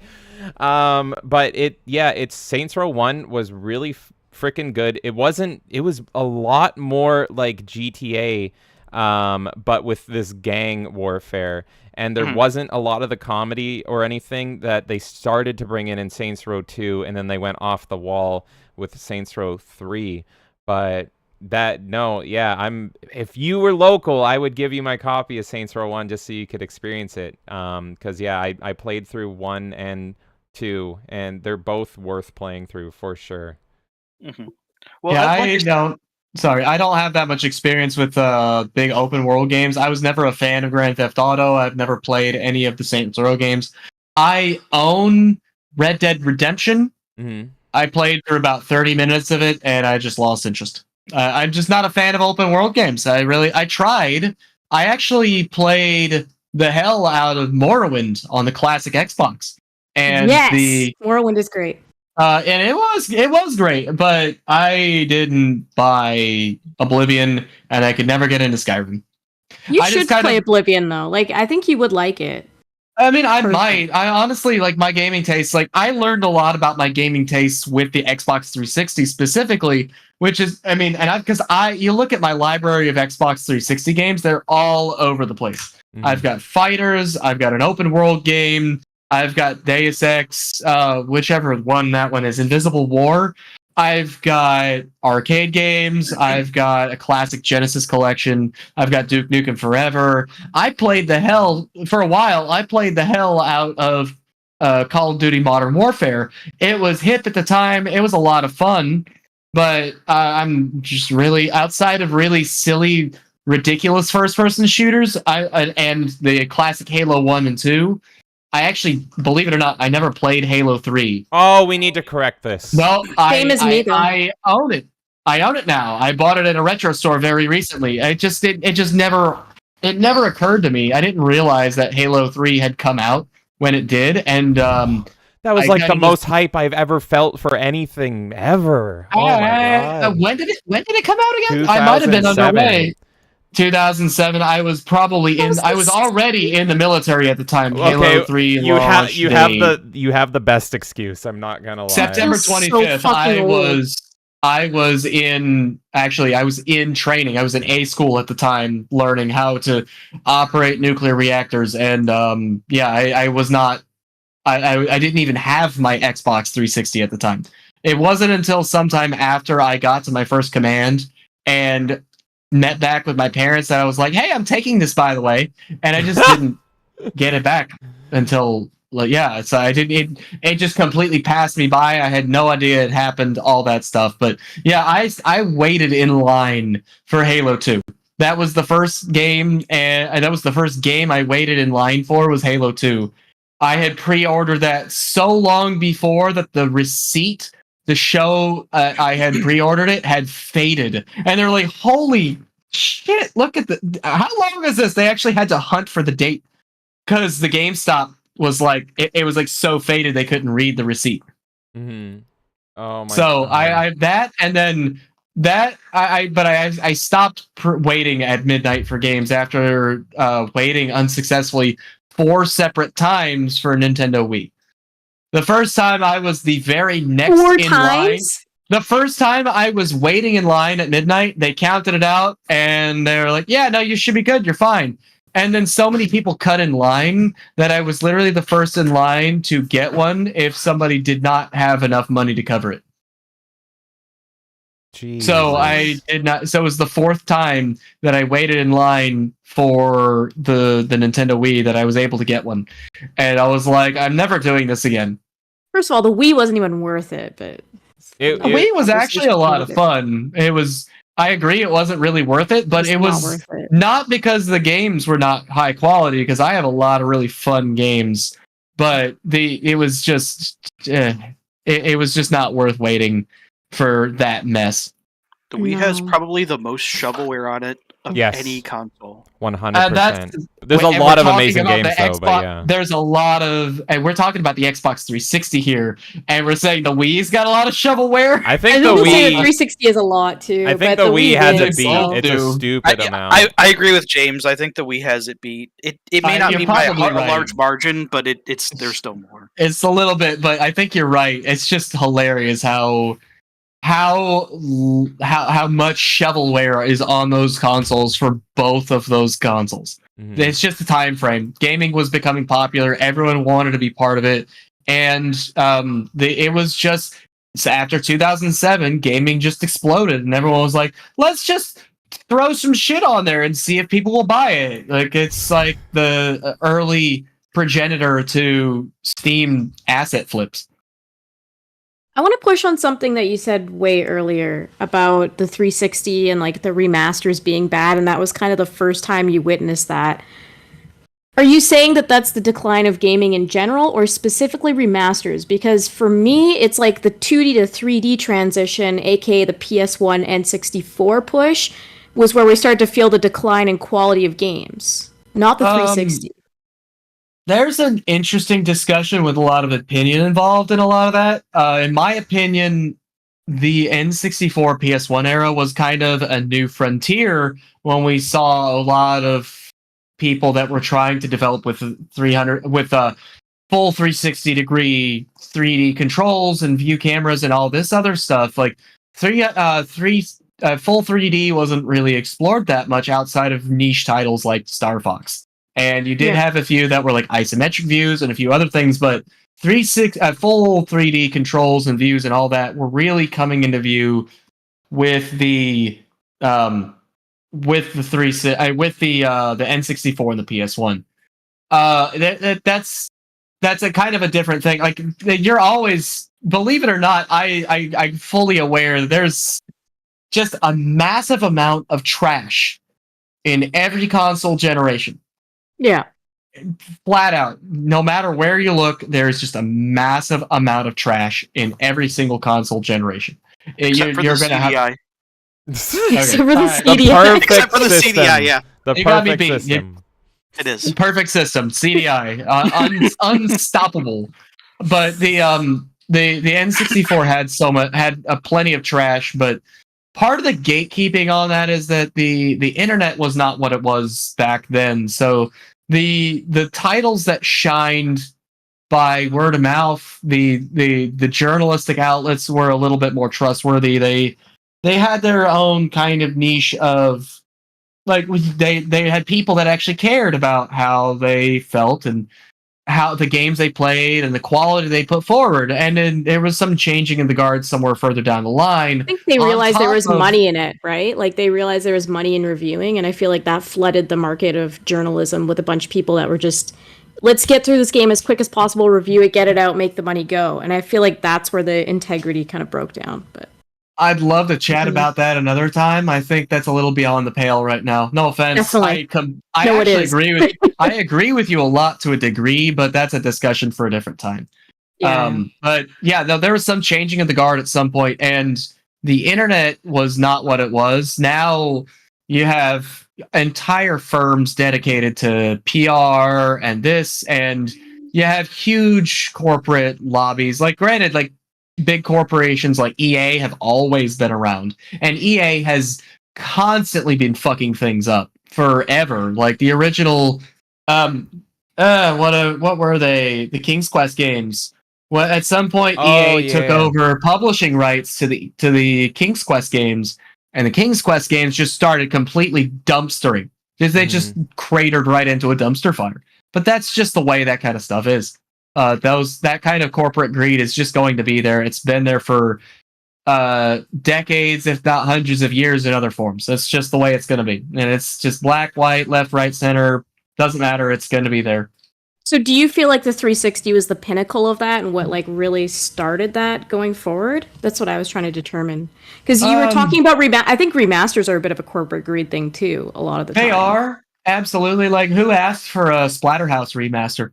who asked for a reboot of the Splatterhouse thing, and they got to the point with the Splatterhouse remaster that part of the marketing was what's the guy's name? He played the Darkness guy, Freddy Krueger. Oh, Robert Englund was involved? Yeah, no, they brought part of the marketing was that they brought Robert Englund in to play Splatterhouse. Did they? I thought it was the guy from Faith No More that they got in. No, I'm pretty sure. I gotta look this one up. No, I'm curious now too, because I hated that Splatterhouse remake. I was hyped for that, and I never touched it, honestly. We own it. It's a fucking shit show. I'll bring up gameplay of it, and yeah, it is absolutely awful. Let me see. Splatterhouse long play. Just since I own it. I know 100%. The best part of that are the fact that you get all three classic games involved in it. The game in itself was bad. And funny enough, part of the marketing is actually like part of the unlockables. If you go through all the levels and find the cards, you get naughty pictures of Rick's girlfriend. That's one of the reasons I bought it. I'll probably play it on stream. It's probably like 2, maybe 3 streams, but at some point I remember they actually brought Robert Englund into as part of the marketing material. Okay, They're like, hey, look at this. He's a horror movie legend. He's playing this game for the first time, and it's like, but it's not a good game. Yeah, that is so weird. What's the solution? Because I don't remember it's that blood, at all. Rick. It's always blood. It's just a marketing budget thing, right? Yeah, so they just got like a horror icon just to play a game that he's not even in or involved in or related to. It'd be like if they got Tom Savini or something to play it. But now they have YouTubers to do that. Like YouTubers have kind of taken over that. So before, I kind of get why the celebrity thing was a thing. They needed people to market for them. Mm-hmm. Yeah, and now like there's all that back and forth about YouTubers and content creators and influencers and all that stuff. And it's honestly, looking back on that game, yeah, it was bad, but it wasn't the worst game in the world. It was not E.T. for the Atari. It's not Gollum. It was actually technically competent. It was just not the greatest game. I would compare that a lot more to the other flops of the 360's time, like Duke Nukem Forever. And again, like I've said this before, but I will give Duke Nukem Forever a lot of slack because the 11-year development time on top of the big rush to finish it after it had the chance to actually see the light of day again and all the marketing push. I'll give them they commit a lot of sins in that game. A lot of problems. It gets rid of the classic armor system. It gets rid of a bunch of other stuff. Like it has the regenerating health and regenerating shield system, ego right? system, yeah. So the plot ego. Is Duke's immortal, but he has an ego. And so if you hurt his ego, then he dies, and you can and lower your ego. If you bruise his ego too much, he becomes vulnerable. So you have to hide behind a corner and let him pump himself up again. I love this. But kind of genius. I am the world's biggest Forever apologist. I fucking love this game. And I liked the game too. Yeah, like I see you're playing a clip of it right now. But as many sins as it commits, I could forgive almost all of them, except for the fucking load times. Get rid of them. Bring on instant quick load, quick save, whatever the hell you need to do to get it to play smoothly. If you die, you reload instantly. So just fully load the level, fully load all this stuff. Do not do this with the save system. Get rid of that shit. Did you play it the on load times 360? are the worst thing. Yes. Yeah. Okay. So, have you played it on 360 and PC? Because I originally played it on 360. No. Okay. I got it on 360. That's where I got our beloved Balls of Steel edition. But there it is. Look at that beautiful little statue. That is not the size of the game case. It's beautiful. It's beautiful anyway. Not it does the size of the game case. False marketing. However big it is beautiful. Don't judge it by its size there. But 6 inches. Exactly. And that's the average for a statue. So But here's the thing: is I originally played One the more. game on. I originally played the game. He's just over there not having it at all. No. Oh, am I gonna have to cut the clips here? We're getting to the twins, and I'm tiny. Oh Uh-oh. no. Whatever you can. By the way, I'm just gonna quickly interrupt. Extra only has like 15 minutes to hop on, so I'm gonna have 5 of us, but I'm gonna mute myself so you get the 4 of you can talk. But I'm gonna bring extra in as well. Actually, after this, I'll just go ahead and say my goodbyes. Well, I'll sneak him in, and then you guys can. The quick thing I wanted to say about Duke Nukem is I originally played it on the 360. That's where I got the Balls of Steel edition, and then I later bought it on Steam again and replayed it, and it's night and fucking day. It's actually the opposite of what you see now. The 360 version is absolute garbage, and I do remember the load times, even on the 360 in that era. It was a fucking nightmare. It was the worst, and it ran like complete dog shit. But if you play it on PC, it's fine. It has none of those issues, none of the loading issues, and it might be because it's on modern hardware. But I just want to say really quick while I still got him before he runs off the bed. Go for it. Hey, say hi, Pegleg. Hey, yay! Congrats on the successful surgery. You did it. Congratulations. Yeah, he did it. He did that surgery thing. He's actually recovering incredibly well, believe it or not. He already, it's been barely a week. He's already seen his physical therapist. He's roughly got about 90-degree movement in his leg, which is oh my god, which is really incredible for having 2 torn ligaments. So he is hopeful that he's going to be able to get back to work really soon, and he appreciates all the support. He's got infinite amounts of support at work. You guys have been nothing but nice and friendly about it, and he really appreciates it. Hell yeah, man. No, it was nice to hear that he's getting up and running and he's already progressing that quickly. Does he have, like, Wolverine's healing ability? How the fuck? What's going on? That would be the only explanation. That or sheer force of will. Sheer fucking stubbornness. You hear me? You're going to be paying bills again soon before you realize it. Back to work. Oh, that's awesome. Back to work. That's awesome to hear. He's a good guy. We have Extra Zero in the call now. How's it going, Extra? It's going. I got to hang out with some friends that I haven't seen in a hot minute, and I had to, got to catch up with them, have a couple cigars, and my buddy Garrett, he has a collection of pipes now, so I got to smoke out of a corncob pipe, which was fun. Fancy. Oh, I bet that's the corniest high you've ever had. Yeah, right. The cool part was he had a Lord of the Rings themed tobacco. Toby's blend. I'm back in. What? That's awesome. Yeah, that sounds great. So yeah, it was a good night. It was a good night. That sounds good. So, yeah, before I joined my lovely wife in bed, I just figured I'd pop in because I have some great memories of the 360. I got to listen to in Black Belt talking about what he thought changed the landscape, and I do have to say I agree. The thing about the 360 that I remember the most as far as console generations is it was like the last generation that really had an edge to it. Like, talking about Whacked and all, those games, like, they were edgy, they were cool. It just felt like a golden age of gaming, and the thing I really wanted to share was, so I was 20 when the 360 launched. So I was actually working I was working for Verizon at the time, and I had disposable income. And so the launch was something special for me because the GameCube I got on launch, and that always holds a special place in my heart. And I thought the GameCube had a great launch, but man, the hype around the 360, and I feel like with the Xbox and the GameCube launch, there wasn't the hype that the PS2 had. There was no, like, the Dreamcast launch, there was a lot of hype. I remember $99.99, but November 5th, 2005. Man, that hype was massive. Like, it was like nothing else. G4 was running like all kinds of hype videos and build up, and X-Play was still cool.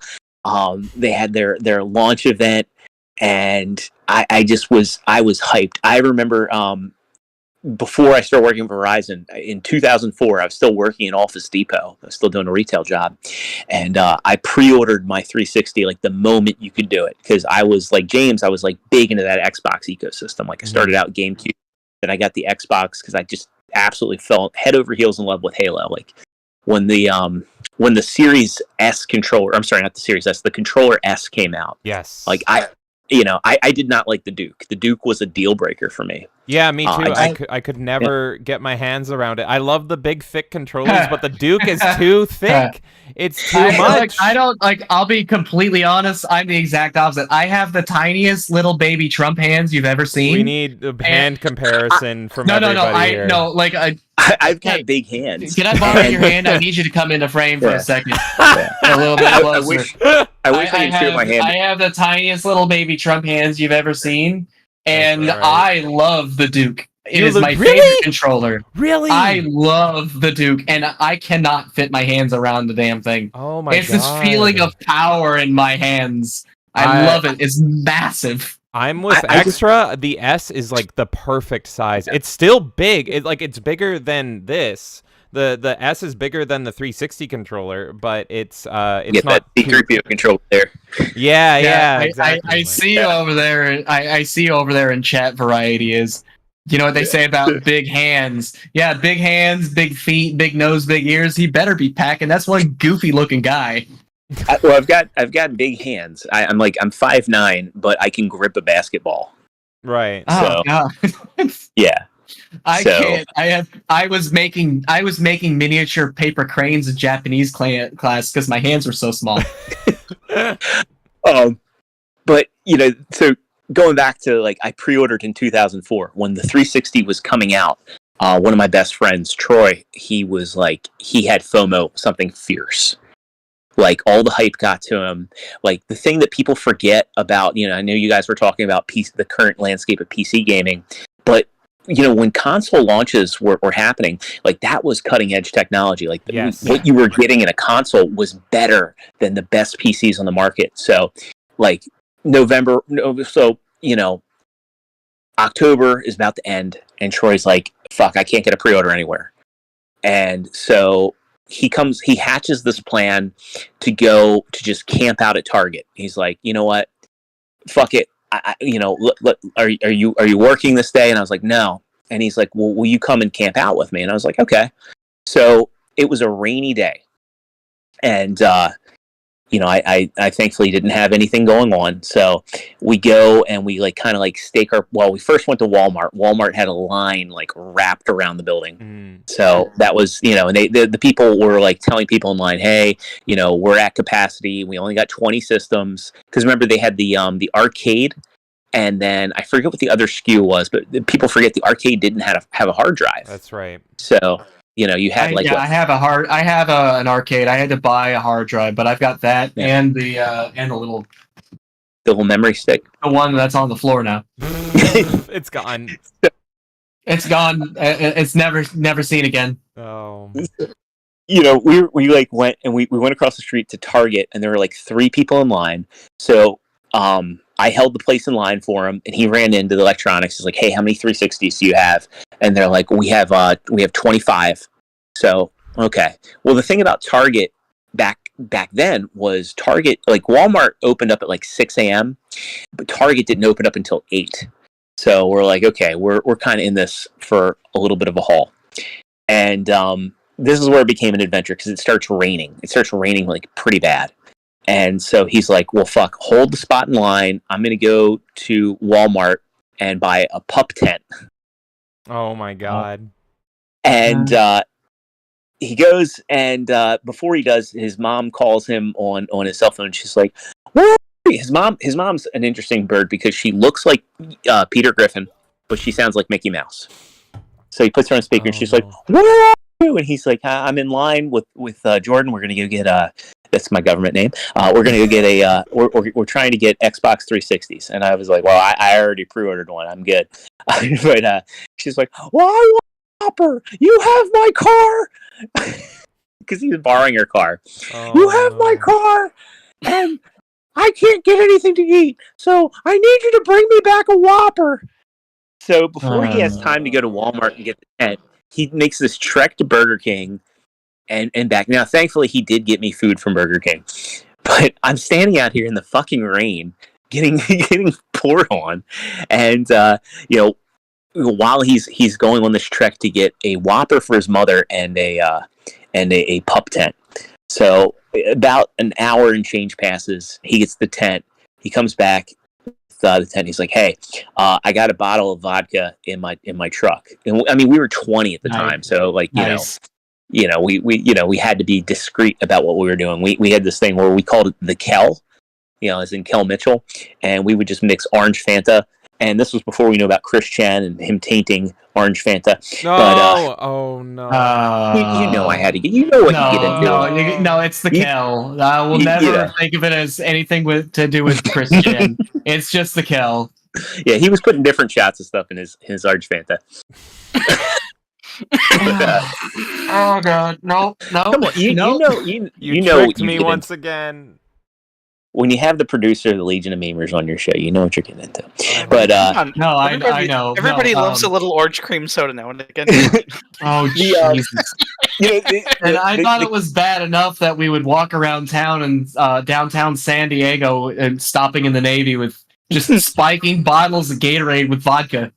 Just drinking rocket fuel. That's what my buddy George used to call it, is drinking rocket fuel. James, you just go to the NEX.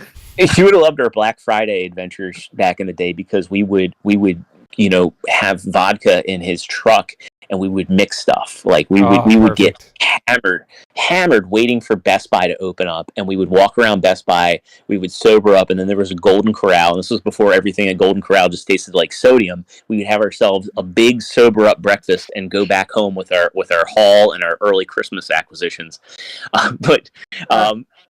So he comes back, and everything, I'm soaked, but I start drinking and I start feeling pretty good. And the line starts filling out, and there was a guy in line who drove all the way down from New York, because like at the time, like we didn't really think that there was going to be a huge demand for the 360.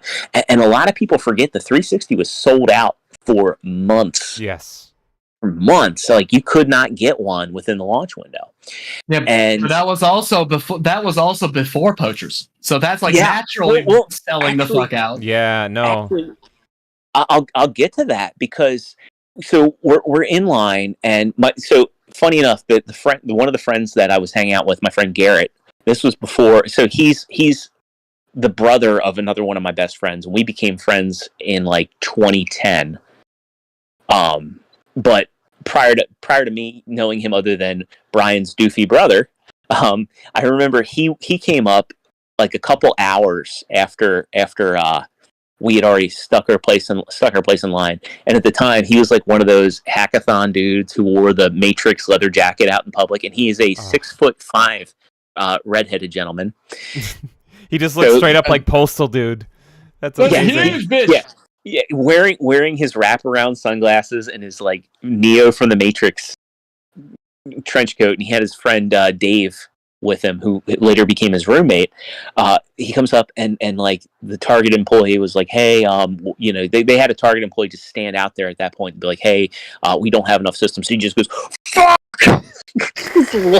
as loud could be. And then they come around, and like I had no intentions of picking up a 360 there.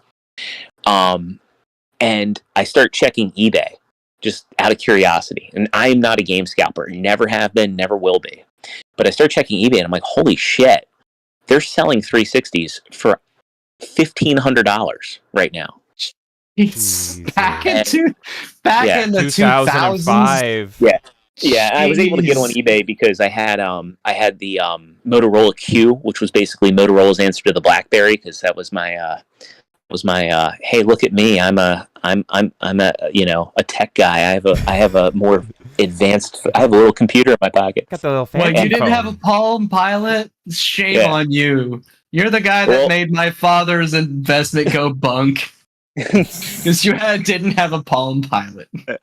So when the time came around, they just handed me a voucher for the hard drive system, and I was like, well, fuck, what am I going to do with this?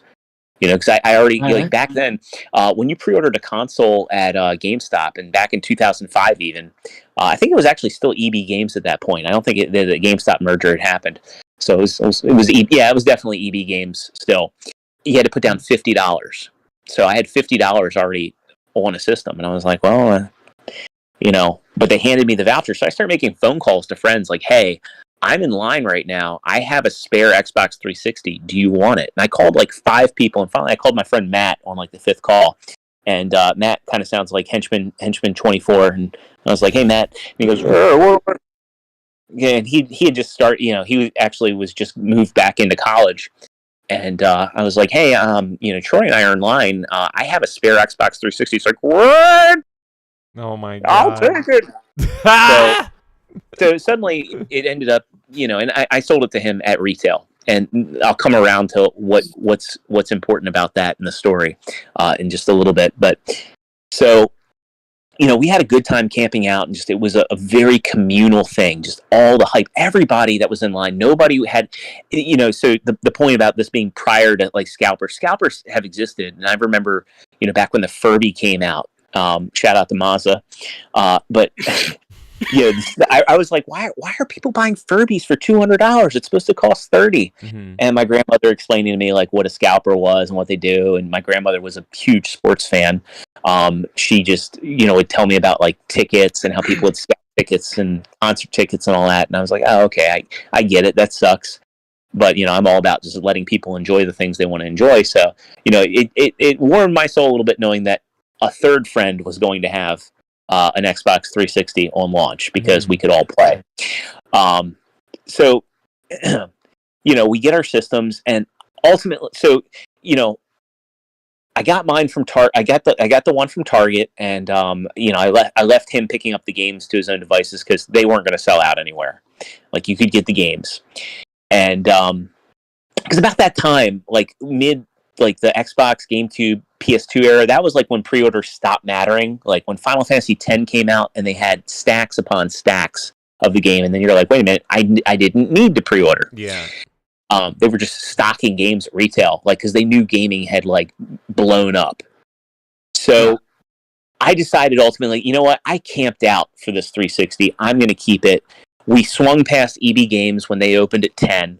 I got the 360. Then, I had 2 360s in my possession, and Matt swung by later on, and I was like, you know what? I put in a lot of effort for this one I got from Target.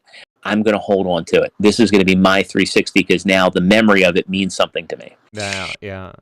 That's good. Important because to this day, Matt's launch 360 still works. No way. What? Yes, his launch 360 still works. Never red ringed. And his one roommate played Madden on that fucking thing non-stop because like he was like big man on campus because he had this dorm with like 3 other guys, and he had a 360 on launch day. So they were buying Holy Grail, yeah. Yeah. They were buying games just constant use, yeah. Yeah. And I went to his housewarming party last year and I saw the white 360. I was like, that's not the original one, is it? And he's like, yeah. Yeah, I was like, insane. That's nuts. I went Microsoft does not have, sorry for interrupting, Microsoft does not have a very good history of properly designing their consoles, whether it's like you mentioned, like all the issues that lead up to the Red Ring of Death, the original like my original Xbox just flat out died. I don't know what happened to it. I was young enough that my dad was like, well, we're getting rid of this thing, so out it goes. And we took it to the dump and it went into the trash. While I was on deployment, my original Wii, that broke, and they were using it for Netflix and stuff. And he's like, "Oh, we got rid of your Microsoft Wii." I'm like, "What do you mean, Microsoft? What do you mean?" And my dad is a network engineer, so you can only understand my confusion of how he gets this hearing stuff wrong. I just don't understand. It nearly gave me a stroke hearing him say Microsoft Wii. I'm like, you mean my Nintendo Wii? Yeah, that little white box we use. It's just it died. And we don't know what happened, so we threw it out. He's of the generation where everything was a Nintendo to boomers. Yeah, no, 100%. Yeah. And he was the one that got me my original Xbox for Christmas because he's like, let's just let him get it out of his system. We'll get him these 2 games, and then he won't want to bother again. And I was just constantly playing the Xbox. So I went through 8 360s. Jeez. Yeah. I still have my original 360. Yeah. I have I have the arcade version that I had to buy the thing for, but it's my 360, and it's the same one I've had. I have the original Genesis. I've had to refurbish it a few times. My original N64 only recently died. There was some weird sound backlash issue that I had to replace it over. But I have the GameCube. I have my 360. And then everything else that's older doesn't matter. I can tell you the exact day that my first 360 died.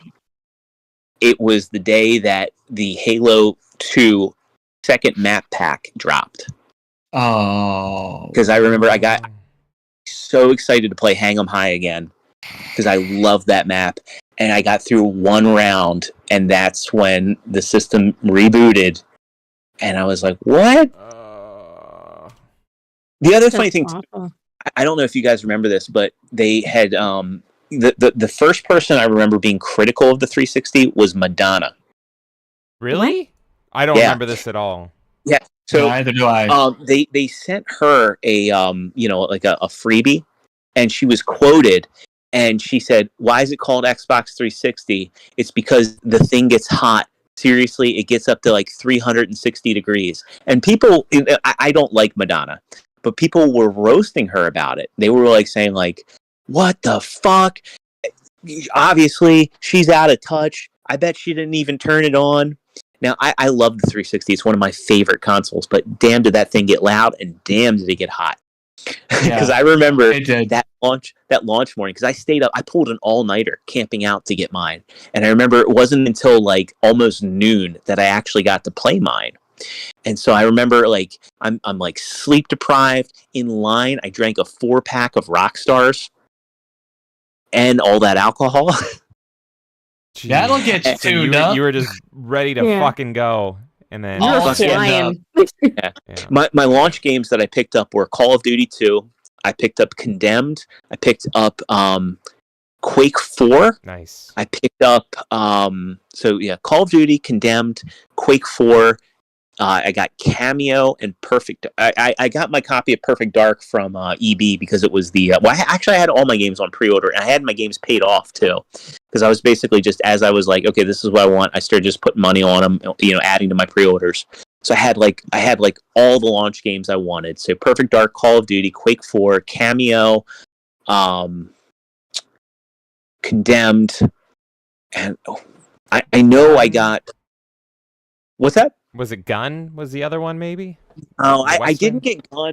I didn't get Gun, and I didn't get Peter Jackson's King Kong for 2 reasons. Because it was so obvious that they were PS2 ports. And like, I don't know if you remember, but like King Kong was like one of the last games I remember. Or I would get immensely frustrated by games that didn't have lip animations. Didn't have lip animations?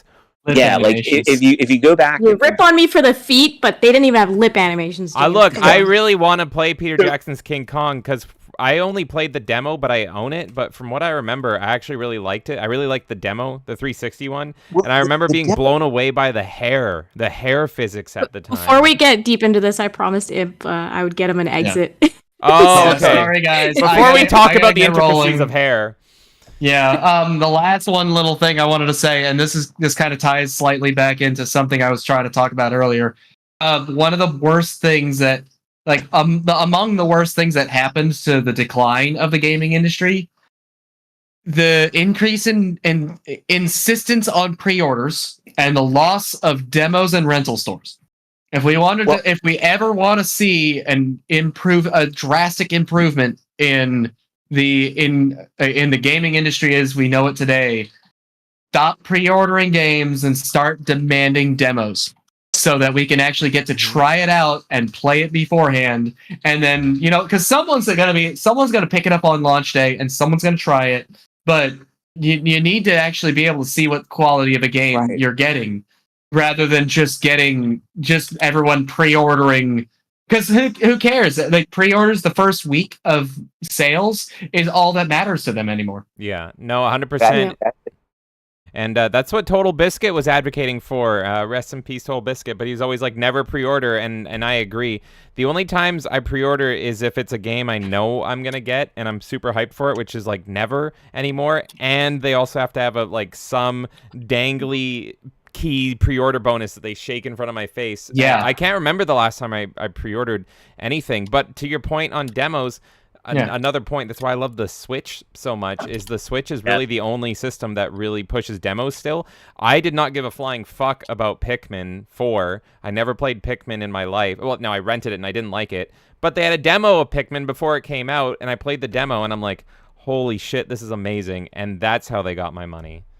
Yeah. And, so, well, and the demos, like, when you, like, if you're only selling for pre-orders and for day one sales and like week one sales, then who cares if people don't play 3/4 of the game? Who cares? Like, all you have your sales. And I could talk relentlessly about the amount of damage that GameStop has done to the gaming industry as a whole. I could talk for weeks. There is an entire college level thesis dedicated around the amount of damage that GameStop as a corporation has done to the gaming industry, because that'll they be bite another hand. episode too. Exactly, and I would You love also to be have part to- of that. Not GameStop specific. It'll be retail specific. Well, GameStop is probably the worst offender for a variety of reasons, and I'd love to get into that. Just let me know. I'll join in a heartbeat. You're gonna have a master's I'll give you the heads up. thesis just ready to go. I personally have at least 5 to 10 episodes planned already, and you guys have brought up points shit. for some of them, so you will be happy with that. And we're going to be doing this more often, so Nerdy we'll Nito. have the space for you to talk about that. Nerdy Neo in the chat. That's a lot of damage. That's a lot of damage. Oh my god. But I unfortunately I have to go. I'd love to chat more. I do have to try and get to bed because I have another buffet tomorrow. Oh god. Labor Day weekend for culinary is cancer. 100%. As much as I love my job, the people I work with are lovely people. They're dedicated and hardworking and very knowledgeable. And the customers that I work for are overwhelmingly some of the best and most fun, because you get to learn. You get to learn about them. You get to meet them and actually talk with them face to face. It is still Labor Day weekend, and it is still really hard. So. Before you go, I want you to shill your other job, which is your amazing Twitch streams. So let's hear appreciate from that. In fact, and I'm going to post this in the general chat for Discord if you feel like posting this stuff around. But here you guys go in the YouTube chat. Those are links to my Twitch channel, my Twitter channel, and the Discord channel. My own personal Discord server here. I usually stream a lot of like retro stuff, indie stuff, random oddities, and fun little things.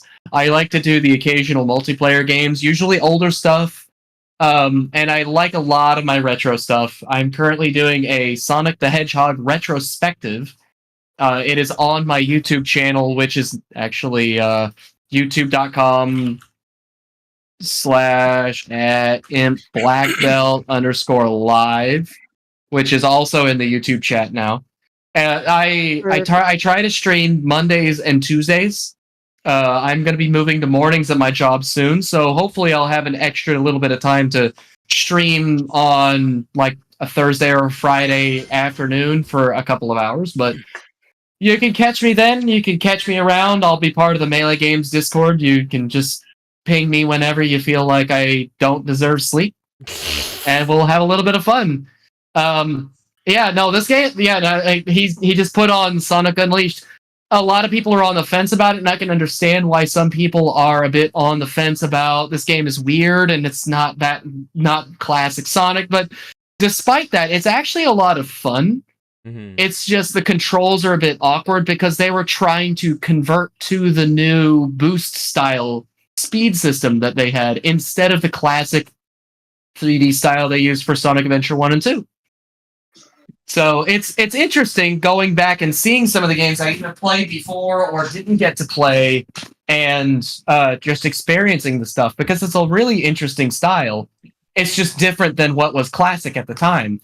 So people were kind of like, hey, this is unique, this is weird, this is different. So some people are on the fence, and some people are like, this is a lot of fun. So but yeah, if you guys want to come and check it out, by all means. I just keep in mind the house rule: backseating is not recommended. Backseating is mandatory.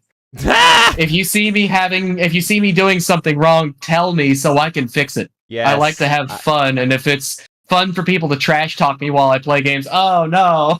I am the exact same way. I fully encourage everyone to backseat and help me. It's not cheating, and that's why we got DJ It's not Cheesebridge cheating. in here as well. It's not cheating at all. It's a lot of fun, actually. And Yeah. I've been playing. I'm almost done with my playthrough of Shadow Man Remastered, so hopefully I'll be able to share that soon with James and Kay, because that game is super atmospheric and a lot of fun. Yeah, I got to figure out what to play next, though. So that'll be an experience. Perfect. Well, everyone go check out Imp Black Belt and tell him what to fucking play next so he can get off Shadow Man and Werewolf Sonic.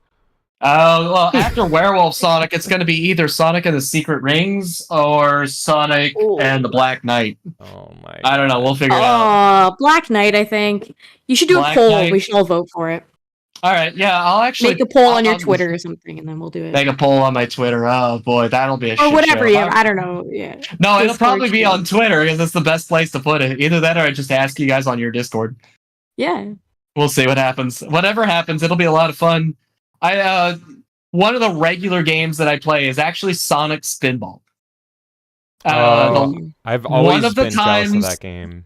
One of the videos that I have on my channel is the almost perfect run.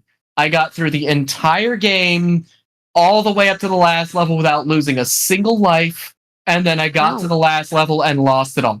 And just fucking died 5 times in a row. Oh god! You're gonna check out a video of his. Please watch that one because that's insane. That is not easy to accomplish. It is not easy at all. Like the very next video that I did, I just died in Lava Powerhouse like repeatedly. It was just, the game was just like, nah, you know what? Nah, screw you. This is It's not like, happening. You had your moment.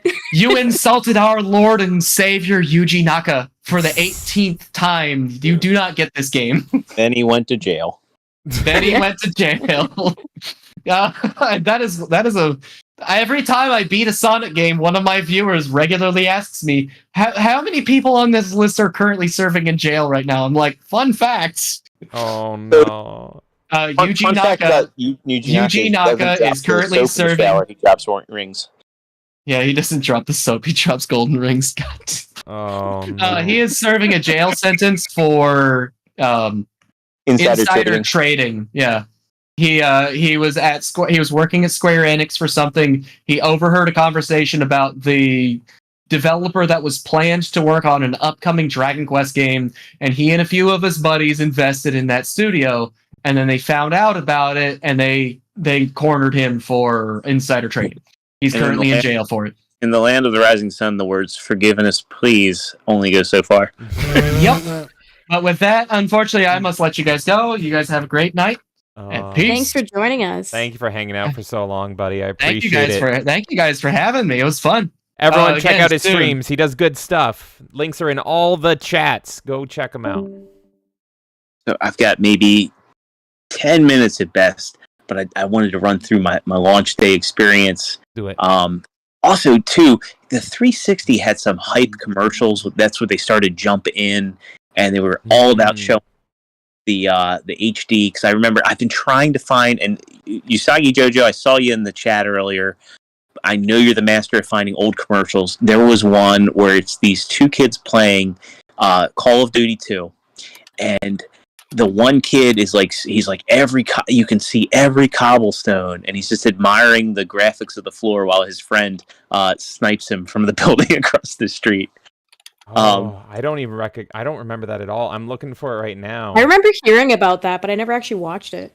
It was a good commercial. Like those commercials just, and you know, it's funny. Like I've watched, I hate Watch Mojo, but like, you know, they did something on like why the Dreamcast failed, and they were like, the Dreamcast had no hype. I was like, are you high?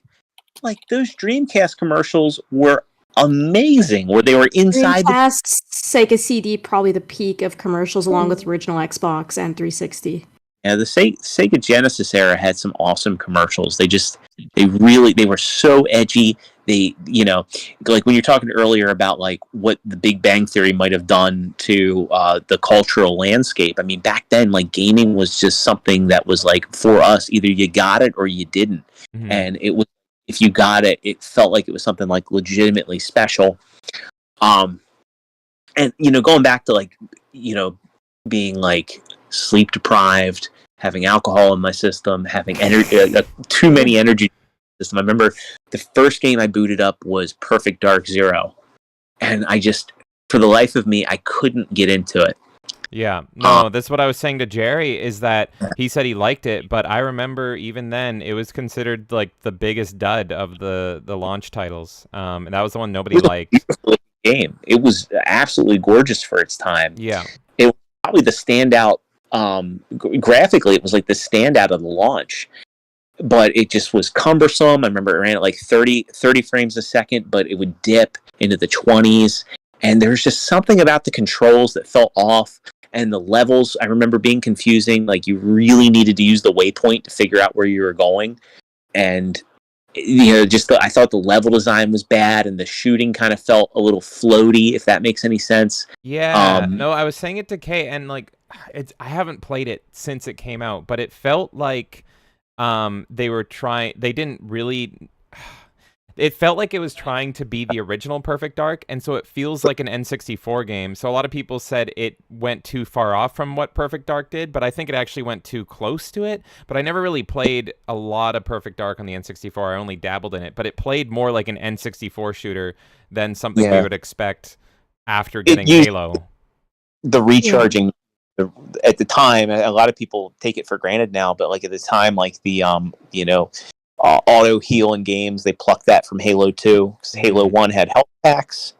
But yeah, they brought that mechanic in, and it just didn't feel very cohesive. I tried it again on Rare Replay, and it runs better, but it just the mechanical issues with that game, they're even easier to see now with playing modern console first-person shooters. And I think the thing that a lot of people forget is, the PlayStation 2 era, Xbox era, that was like when console first-person shooters became like a viable thing. Because, prior to that, it was like, well, PC was the place to play any first-person shooter. Yes. But, playing something like Call of Duty, and even Condemned, of all things, which, was a first-person survival horror game, those games felt next gen, not in just the way they looked, but the way that there was a lot of thought put into the controls, and a lot of you could tell, especially with Call of Duty, a lot of testing that went in to make that work on the consoles and make it feel good. It finally felt good to play a first person shooter that wasn't Halo, that felt amazing on a console. And I played a fair share of first-person shooter games on the original Xbox, like Black. Yeah. And, oh god, what was that one game that? Trying to think of non-Halo. There's Stranger's Wrath was one. It was that Namco Breakdown. It was like that. Oh, with the red fist on the cover. I remember that. And then I was addicted to Splinter Cell Pandora Tomorrow, the Spies versus Mercs mode, and even then, playing as a Merc, you felt incredibly nerfed because they compromised the Mercs so much, and the Spies are so agile. But it was a treat when you got to play as a spy because you could take people hostage and trash talk them. Oh yeah, no, I always avoided the Splinter Cell games because they were stealth based, and I've never been a stealth guy unless they're in the Arkham games, but. Yeah. Yeah, no, it was really crazy how I attributed a lot to Halo. Like Halo pretty much changed how consoles were viewed for gaming genres, and it made it so it completely flipped it. So you went to consoles for shooters rather than just kind of dealing with them on consoles.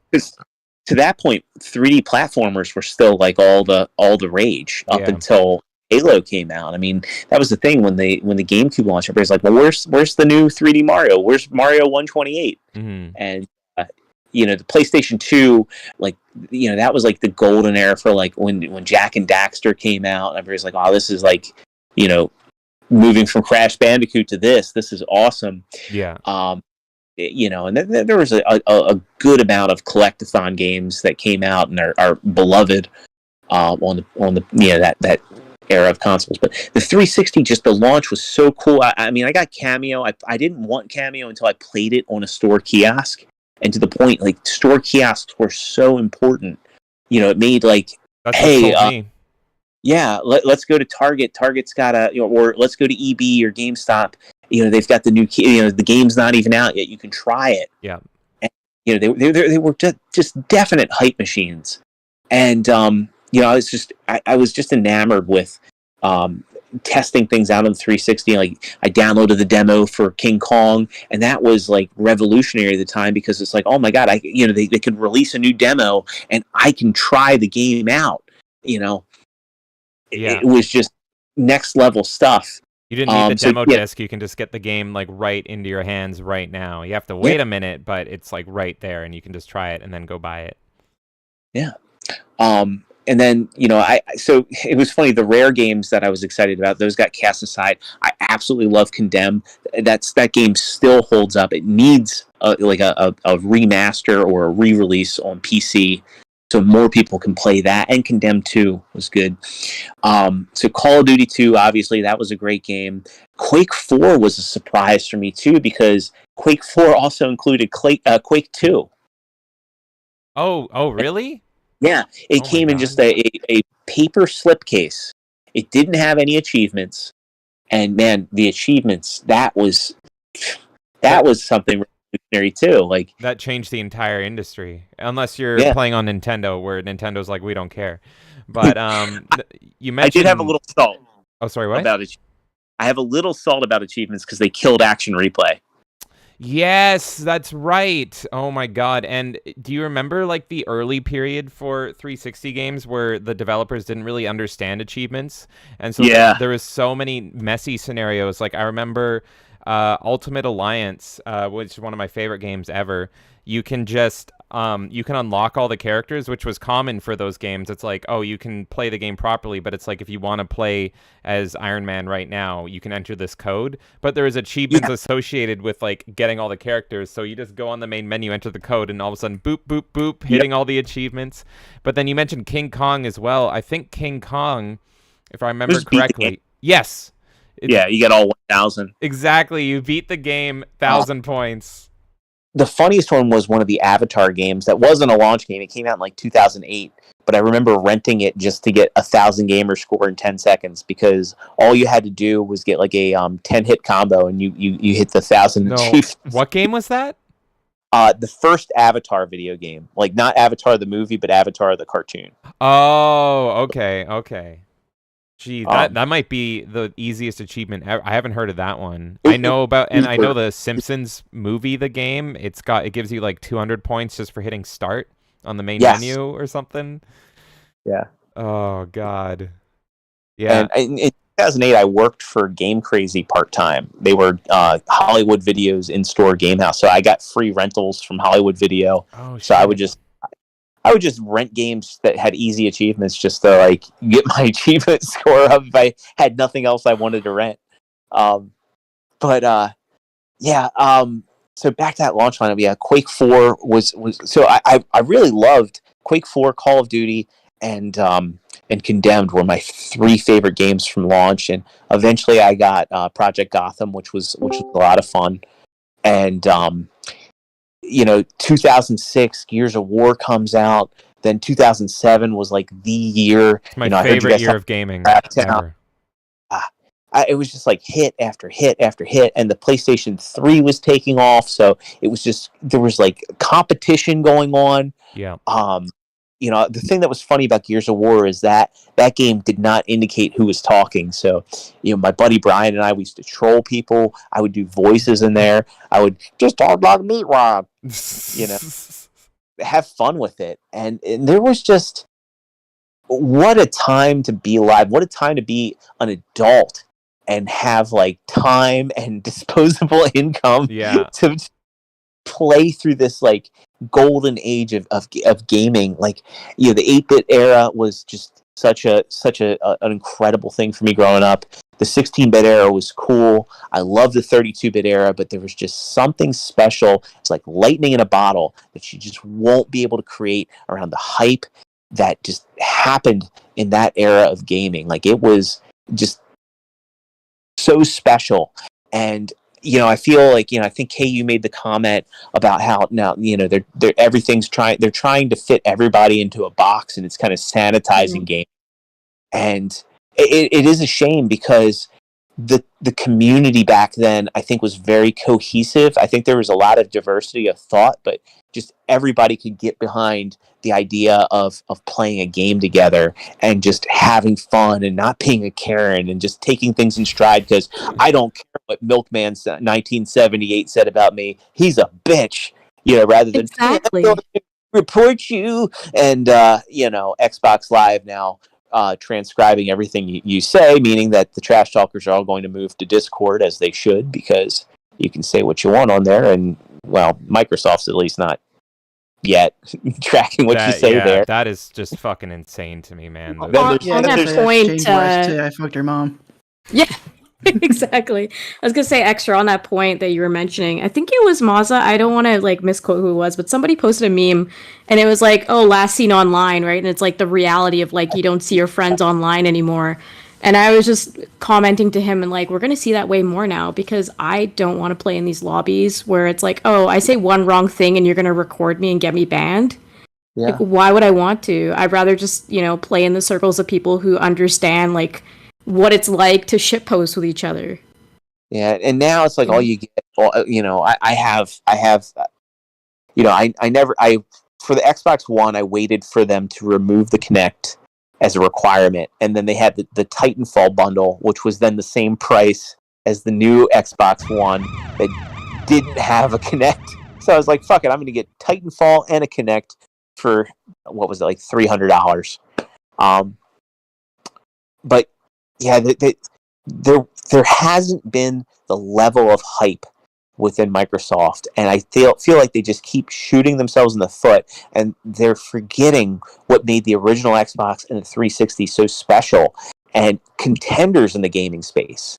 There was so much skepticism when the original Xbox came out, and I still remember the article on IGN. They titled it Mario Can't Jump Gates. Oh yeah, I remember that. Yeah. Oh my god. The Xbox had overtaken the GameCube, and I was like, "Holy crap!" It just seemed like an imply. And I loved both of those consoles, and I still couldn't believe that here, because back in the 32-bit era, anybody, Sony was well known as an electronics manufacturer, and people had read in magazines about Sony and Nintendo going to have this partnership. So people took Sony seriously when they were going up against Sega and Nintendo. But Panasonic and well, not Panasonic, but the 3DO and the CDI and the Jaguar. Granted, the Atari was established, but they had long fallen from grace. Nobody wanted to take them seriously. But here comes the Xbox, which I even was skeptical about. And I didn't really like with the Duke, but the Control S was the game changer for me. And I had played enough Halo at a buddy's house to be like, I want this system now. And I had always wanted Jet Set Radio Future from day one. So when they came out with the Controller S, I got Sega GT and Jet Set Radio Future on a disc. I was in hog heaven. So I got that. I got Halo, and I got Silent Hill 2, of all things, on the Xbox, just because I didn't own a PS2 at that point. But going back to the 360, there was just something special, and I guess I do have to wrap up. But the one thing I'll say is I love the fact that generation lasted so long. It lasted 8 years, because 2005 to 2012 really. So, yeah. No, I couldn't agree with more with everything that you said, and it does feel like the magic's gone, and I feel it's not even Xbox exclusive; it's kind of industry-wide exclusive. I can't tell you how similar. I don't want to keep you here forever because you have to head out soon, but how similar my experience was to the hype and expectation of the 360 and the love for it. And then the Xbone comes around, and it was like a blip on the radar. I did not pre-order it. I didn't care. I didn't get it until way after. And that generation, I like this generation even slightly more, but that generation that followed the 360, I can probably count the amount of games I played on the Xbone and the PS4 on two hands. It it felt like gaming just took such a sharp decline, not only in the hype levels but quality levels. I think so.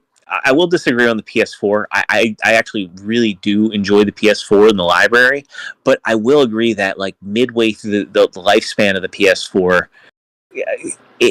that all the hype started to take a downturn, and just the feeling of everything being sanitized. You know, when they first announced that the PlayStation 4 wasn't going to be backwards compatible with PlayStation 3, I was pissed. Now I still have my PS3. I kept it because I have so many games on there that I love that you can't get anywhere else. Metal Gear Solid 4, 3D Dot Heroes is an amazing game that nobody talks about. And, you know, I have all the Ratchet and Clank games, Infamous 1 and 2, you know, just games that you just can't get anywhere else.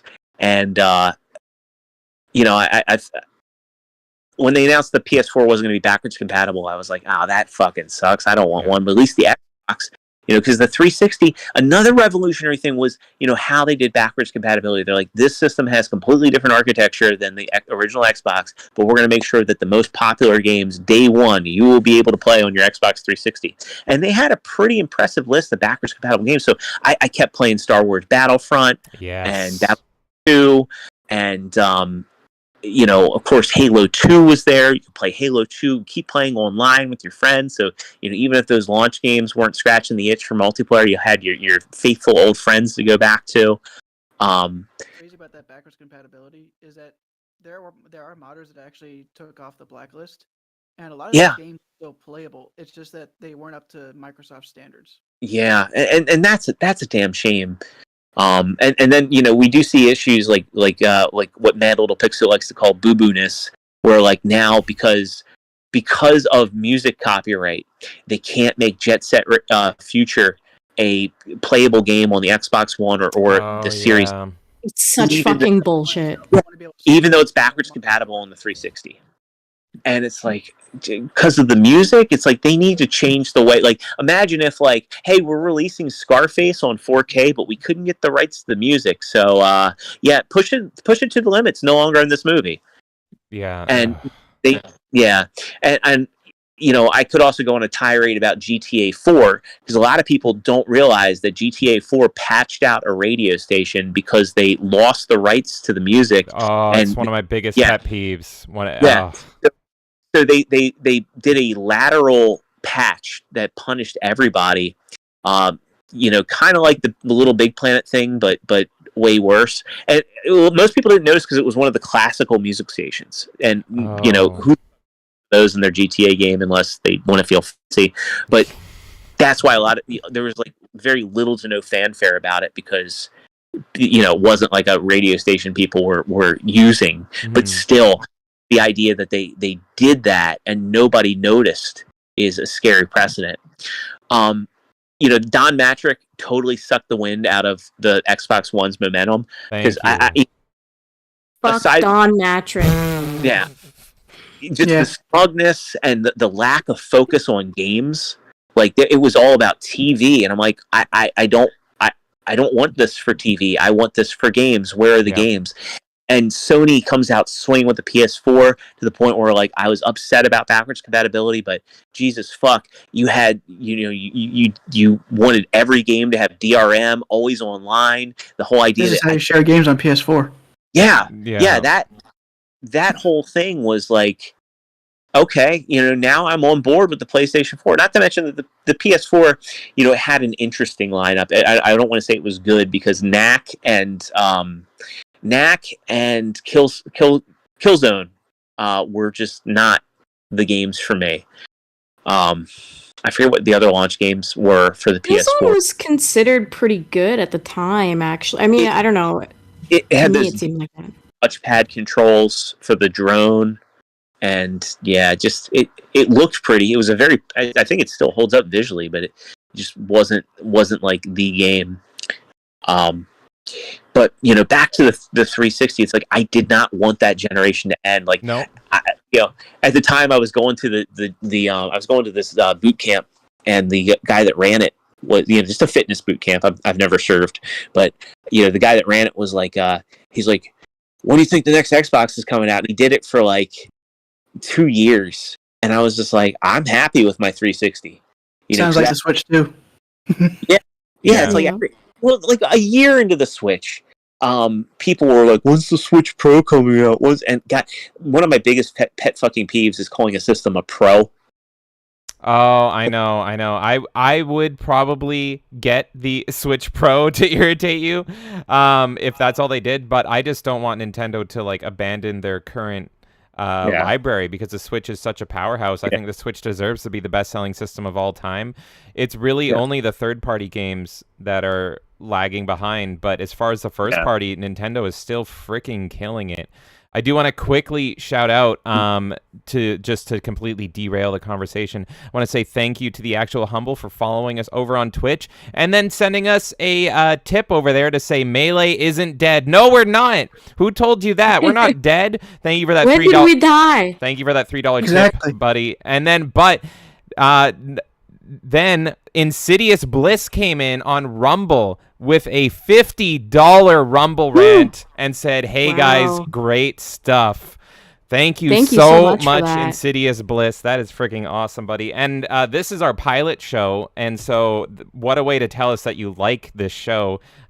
Kay's got plenty more planned, and if you want to be a part of it, either this show or future shows, we're going to be doing a lot more. This is pretty much a hybrid form of our podcast where it's like, let's have people come on, and then I won't do all the talking because I can't shut up. It's pretty much in the Melee Madness podcast, we have a segment called Anything Goes, and the podcast is just me and James. It's just a good opportunity for us to share our thoughts every 2 weeks, since usually he's streaming talking to you guys or I'm off doing other stuff, and it gives us a chance to kind of speak on our own opinions and everyone else to kind of understand our dynamic too. But I love that Anything Goes segment, and I felt like it was a missed opportunity to not bring everyone else into that conversation. So that's why I decided to make this kind of a separate segment, which is the town square, and we're going to be doing more of these. I've got about 10 planned.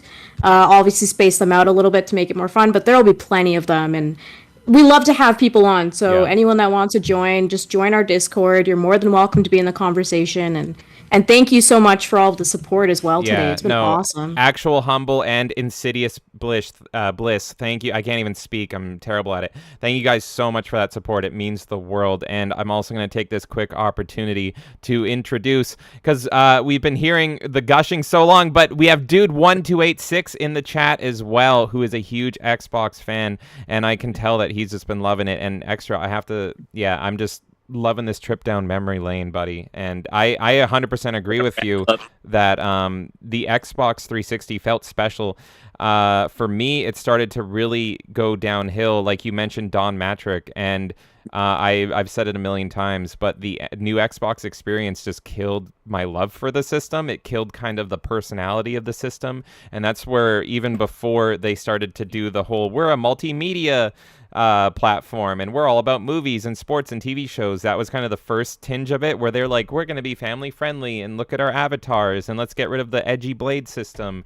And so I was still playing. I was about to say something. The Blades UI was the best one. Thank you. I literally, my two favorite gaming UIs ever is the original Xbox. I love the original Xbox, that eerie glow of it all. But then the blades are just fucking perfect, and they pretty much removed them so they could add in more advertising space. It's such fucking bullshit, and I hate looking at it. I remember I was in high school at the time, and I was miserable, just absolutely miserable walking in, and because I woke up that day to get a quick round of Halo in, and then I see this little guy waving at me, and I'm like, oh, they took away my blades. Hi, we took it away from you. We take the good stuff. Yeah.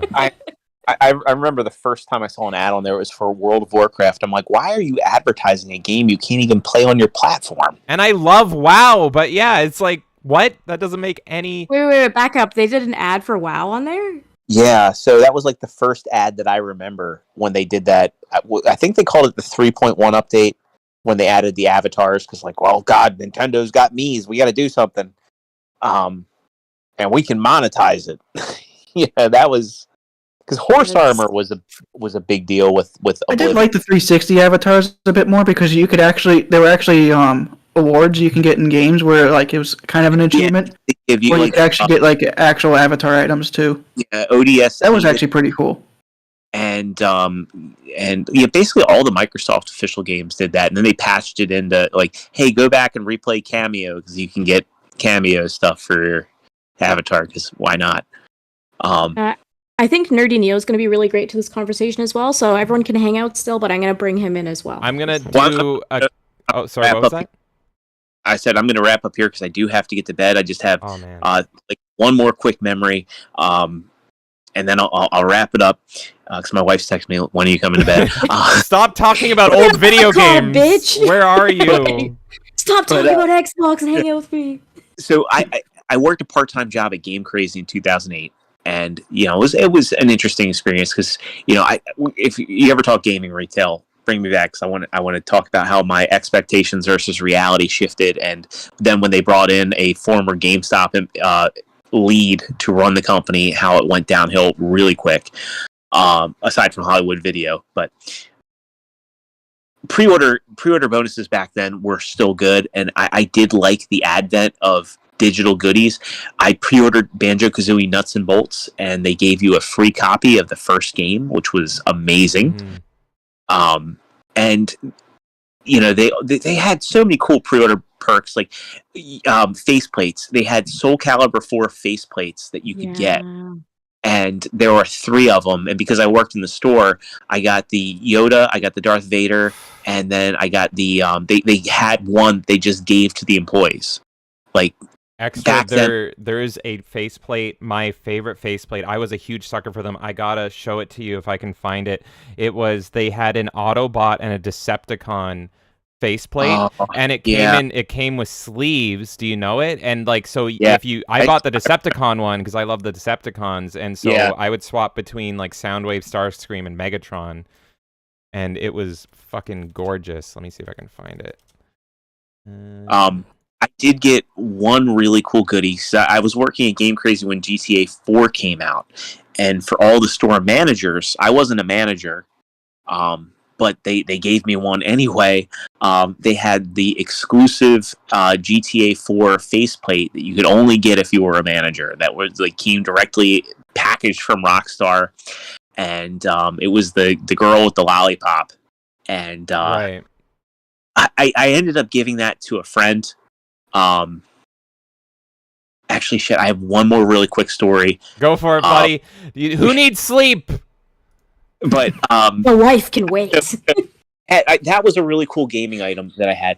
The last cool story, it's a cool story and kind of a funny story. I was not hurt in this incident, but so Troy, who I was talking about earlier, who I camped out with, so we live in the state of Maryland. Bethesda is in the state of Maryland. It's not that far from where I used to live. It's about a 40-minute drive. Fallout 3 coming out. We get word on the interwebs through GameFAQs that there's going to be a launch party at the Best Buy in Bethesda, Maryland. So we're like, fuck it. We are in. So we go in, and it's a big event. There's a big line. And one of the coolest things that happened was they started having people cut in line. And this is like, again, this is a period where gaming was still edgy and you could do subversive things. They have all these people cutting in line. They're the developers and the artists at Bethesda. And they're cutting in the line to talk to the fans and tell them about the work they did on Fallout 3. Each and every person in line got to talk to people that worked on the game. Then, this is like the craziest part. Right next to us, this silver Lamborghini pulls up, and out of the Lamborghini comes Todd Howard and Linda Carter. No way! What? Yeah, because Linda Carter was actually dating the owner of Bethesda Games. What? Yes. I don't know if they're still together, but yeah, they were an item. Oh my god! Holy shit! Yeah, so Linda Carter comes right up to us, and she takes Todd, and he was much younger back then, and she goes, "Hi, I'm Linda Carter, and this is Todd. Todd made Fallout." Oh my god! So, I go in line, I buy my collector's edition of the game, and when you get to the end, there's a table. And at the table is Todd and the lead developers. and they had an empty case, like, so basically no matter what version of the game you got, you didn't have to open it up, but they had blank 360 cases and Fallout game sleeves, and they're all there with Sharpies. Who can I make this out to? So I got to meet Todd Howard, shake his hand before I even knew who he was. That's insane. Did he tell you any sweet little lies? No, he was very friendly. He just said, "Hey, I hope you enjoy the game. We worked really hard on it. I think you'll agree." And that was it. And then we left, and then we get into a car accident. No! Oh my god! I was in the passenger seat. We got T-boned, so I ended up with a concussion. Oh, but but I was okay. You didn't wake up in the Skyrim world, right? You didn't wake up and suddenly like. I did go to the hospital. I didn't stay overnight. They cleared me in about 6 hours, and so I'm like concussed. I had to but the fun part was I wasn't planning on taking off work. I had to call out of work, and then I ended up getting a settlement check for like $5,600 from the people that T-boned us. Holy shit! So I got to meet Todd Howard. I didn't get to interact with Linda Carter, but I got to be like 3 feet from Linda Carter. I got a signed copy of the game. I got a day off, and I got a sweet check for $5,600, and that was Fallout 3 launch story. Jesus. Somewhere Todd Howard was like, you know what? I don't think this guy's going to buy enough copies of Skyrim. And he put in the call. Well, that's what happened. Now when I see it just I've only got 8. Yeah. Oh, that's right. Oh my god. When I see it just works, I'm like, yes, it does, Todd. Yes, it does. So Todd standing over your body after the car accident. Who's laughing now? So the fun part was like my head, like my right temple cracked the passenger side window. Fuck. Ooh. And I remember they were shining like the flashlight in my eyes. And they knew I was concussed when I said, I don't think I want any McNuggets. Oh, no. There was a McDonald's across from us. But if you say no to the McNuggets, there's something wrong. Nobody asked me about McNuggets. The officers is asking me if I was okay. And I'm looking at this, he's shining a flashlight in my eyes, and I see the McDonald's. And that was what I said, is I don't think I want any McNuggets. Oh my god. Yeah, and they were like, all right, we have a problem. If you were like, yeah, I'll take a 12-piece McNugget meal, they would have been like, yeah, it's fine. Who doesn't want the McNuggets? Jeez. What a fucking wild story. Dear Lord. Yeah. And it was also midnight, because they wouldn't sell us the game until midnight. Now they do like the 9 o'clock releases. But yeah, so it was like midnight. By the time we got out of there, it was like close to 1. I'm like, oh fuck, I have work in the morning, but when I get off, I'm gonna play Fallout 3. Nothing good happens after midnight. Yeah, not even Fallout 3. So with that, I'm the hay because it's 1:30 my time here on the East Coast. Well, Extra Zero, I hate to make you talk more, but you absolutely have stuff to shill, good sir. So why don't you, before you head out, shill all the stuff you are doing lately, and you're an expert at it. Let's hear it.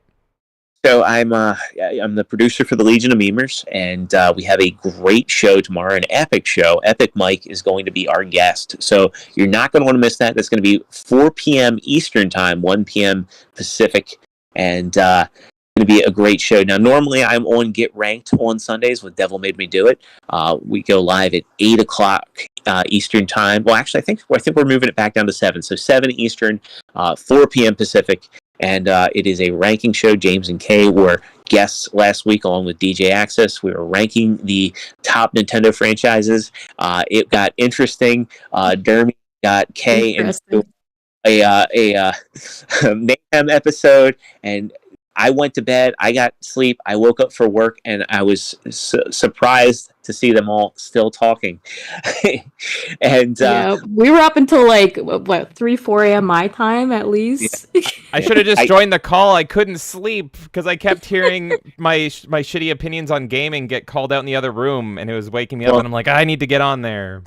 You know how Dermy judges me, so you should know by now. Exactly. And lastly, I am the creator and host of the show Figure Action over on the Figure Action YouTube channel. If you like action figures, if you like collecting, if you like Transformers, Star Wars, Marvel, Storm collectibles, you name it, we're talking about it.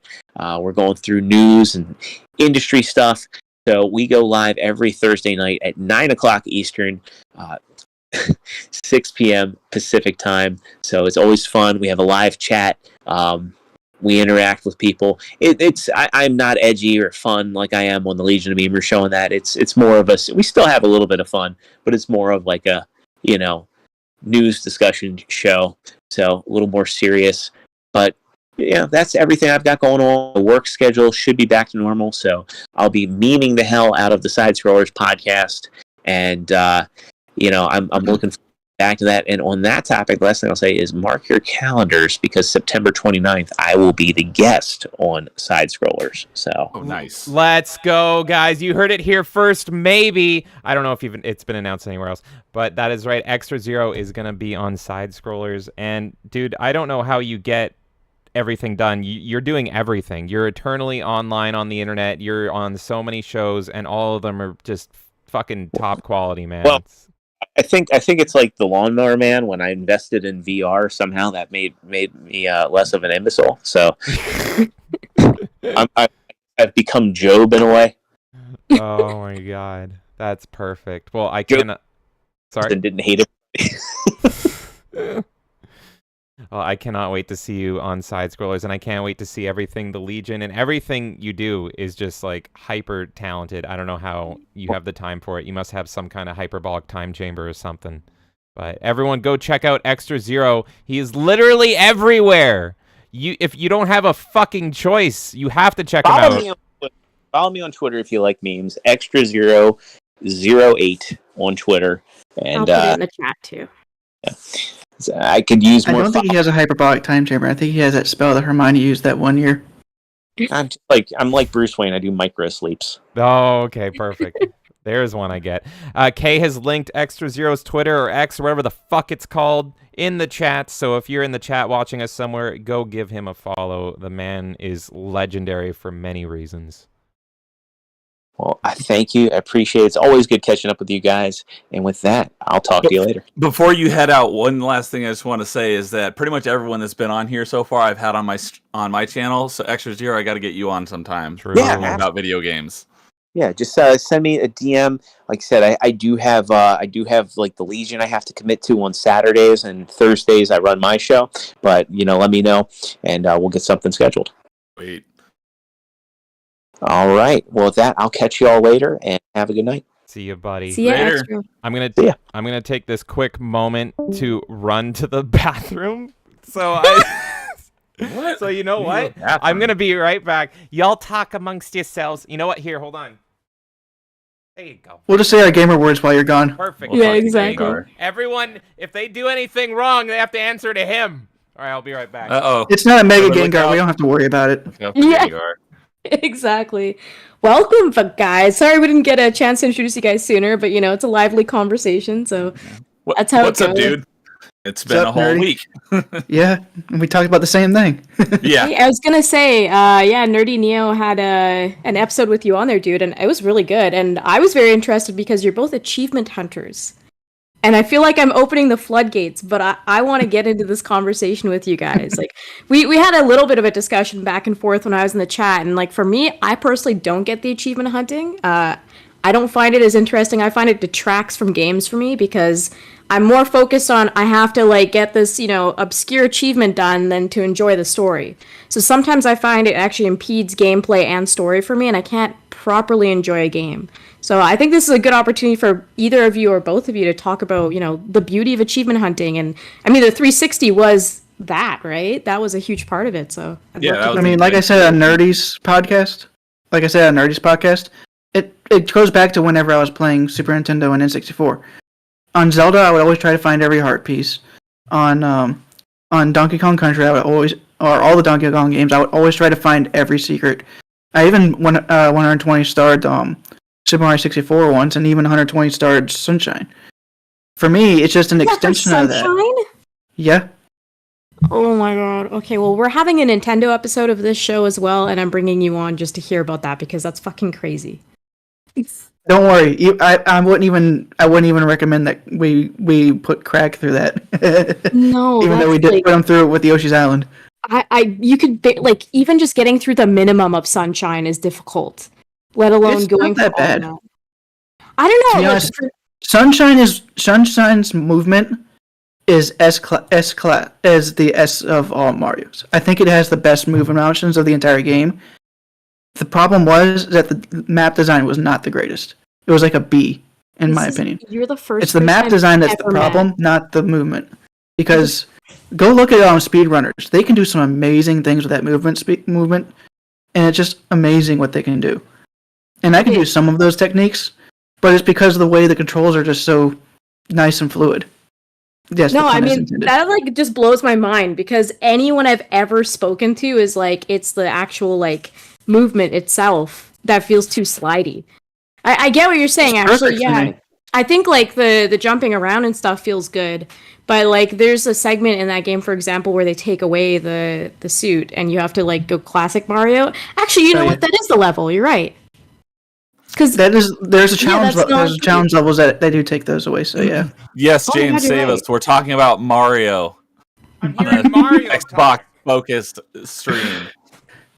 Thought this was an He Xbox disappears for stream. 1 second and we talk about Mario. No, we were just talking about achievement hunting and just like what's And the we got there approach because of how I got to achievement hunting, because like I just said, it's because back on the Super Nintendo N64 days, whenever I was growing up, I would try to get every heart container in Zelda. I would try to find every bonus in Donkey Kong, and I would get every star in Super Mario 64 and Sunshine. Good lord, yeah. I don't want to derail off Xbox too much, but yeah, I played So I was just Sunshine. saying, achievement hunting is just an extension of that to me. And yeah, that there are makes some sense. challenge achievements, but most of those challenge achievements are not too out of the way whenever it comes to Xbox and PlayStation. Yeah, I did. Another open mic last night. Went solo again, which is the first time I've done a solo one since my very first one. And I talked. It was basically a continuation of that first stream because I started out just talking about each console I had growing up, my favorite games on each, and I left off at the end of the first one, right at the beginning of like the Xbox. And so this one was basically Xbox through Xbox Series X. And I just talked about my favorite games on each console. So a lot of it was spent on 360. Not surprised. Just talking about it last night. So, I wrote out because I've been in the chat the whole time. Wrote out stuff to bring up. So, the first 360 game I had was Perfect Dark Zero, and I had that. I bought it like basically right when it came out, even though I didn't have an Xbox for a few months later. But I got the Steelbook Collector's Edition. Oh, I think we have that too. Yeah, it's a nice one. Because the original Perfect Dark was my favorite game of all time for years. So Really? I was super stoked for this game. It was a bit of a disappointment, but I didn't think it deserved as much hate as it got. I didn't think it was as bad as everyone said. I agree. Yeah, It's probably because of the hype you had before. Yeah, I thought It it was probably the okay. hype before. What was that, dude? It was probably the hype before you got it that probably helped make you feel disappointed. Yeah, one of the things that I was saying on my stream last night is that like I think everyone's expecting Perfect Dark Zero to be like the big killer game for the 360 launch, and I think the one that actually did the best was probably either Call of Duty 2 or PGR 3, which did really well, and that's one of my favorite racing games of all time. That's such a good game. And I think I talked about that previously because some of the achievements in that game are some of my most proudest achievements because they were really difficult. But the funny story on getting my 360 is I wanted to get it at launch, which November of 2005, but I didn't have a pre-order. So I was calling around probably like 4 or 5 different stores, like 3 or 4 times a week, just to see if anybody had them stocked. Oh man! And then in the beginning of February, so it was still well into the 360 shortage. No one was able to really get their hands on them yet because it's only been like 2.5 months or whatever. I called a GameStop. They're like, "Yeah, we've got like 5 left." I'm like, "Put it on hold. I'll be there in 20 minutes." So I got in my car and I raced down to GameStop and I walked in, eyes wide, bushy tailed. And I'm like, hey, I called like 20 minutes ago. I told put it on hold. I'll be right there. And the store, the guy working behind the counter is like, sorry, dude, we just sold the last one. I was like, kidding me? And then like 5 minutes, he's like, no, dude, I'm just messing with you. But Are you you should see the look kidding on me? your face. Only back then. If that was done nowadays, you totally would get someone being like, I'm gonna blast you on social media. How dare you trick me like that? Oh my god. Oh, he got me good. I was like, my heart sunk like a stone, and then he's like, nah, man, I'm just messing with you. I'm like, oh my Good god, thank goodness. Lord. So I was able to get my 360 that day. So that was fun. And then my first 360, the actual getting it wasn't that big of a deal because it was when the Elite was out, and it was out for a while. So for me, it wasn't too big of a deal. But the way I earned the money to get it was I actually umpired for minor league as like a 13 or 14-year-old. Oh shit! And for a year, I got like $20 a game. So that was like $10 an hour at the time. That's pretty cool for a 13-year-old. No, 100%. And I think I did all right.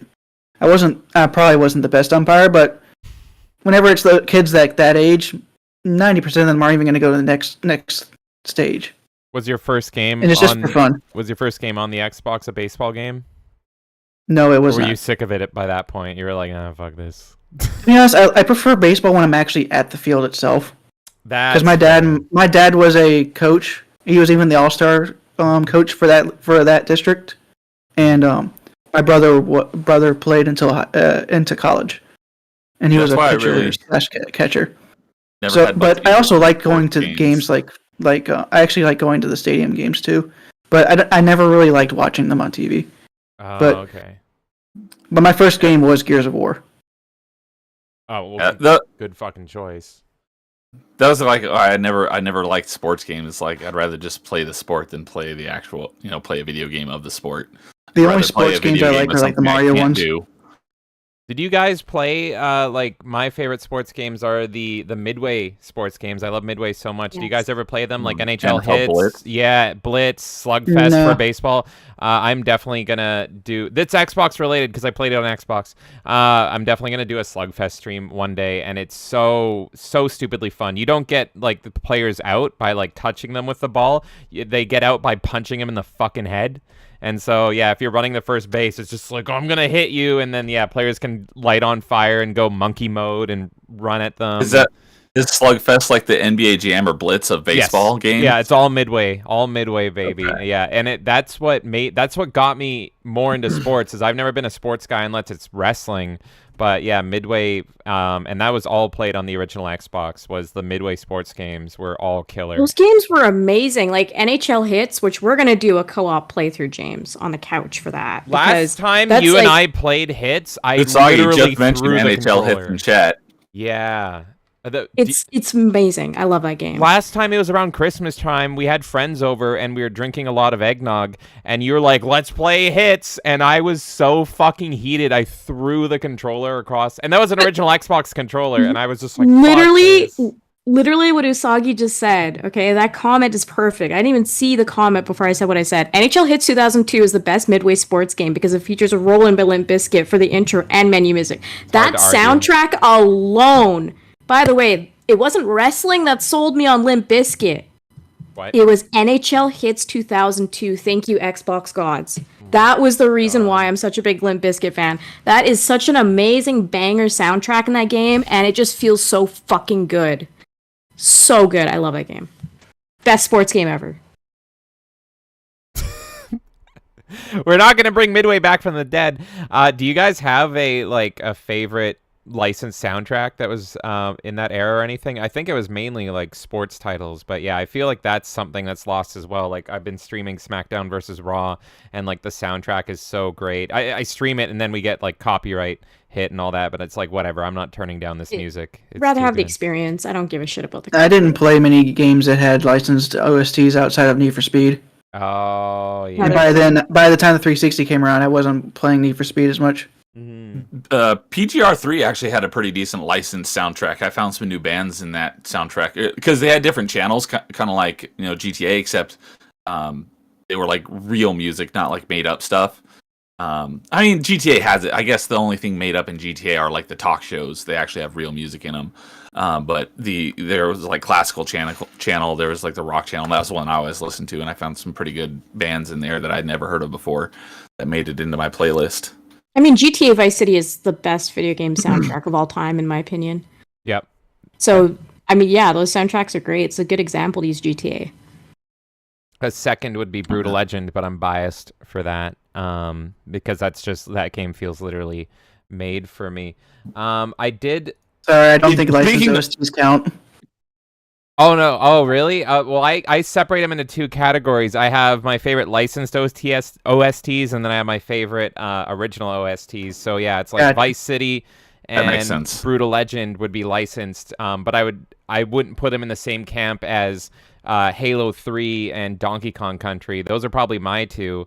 Which like if we're bringing this back solely to the 360, the Halo 3. Every time I boot up Halo 3 and that piano fucking hits, it's just like, who cut the onions?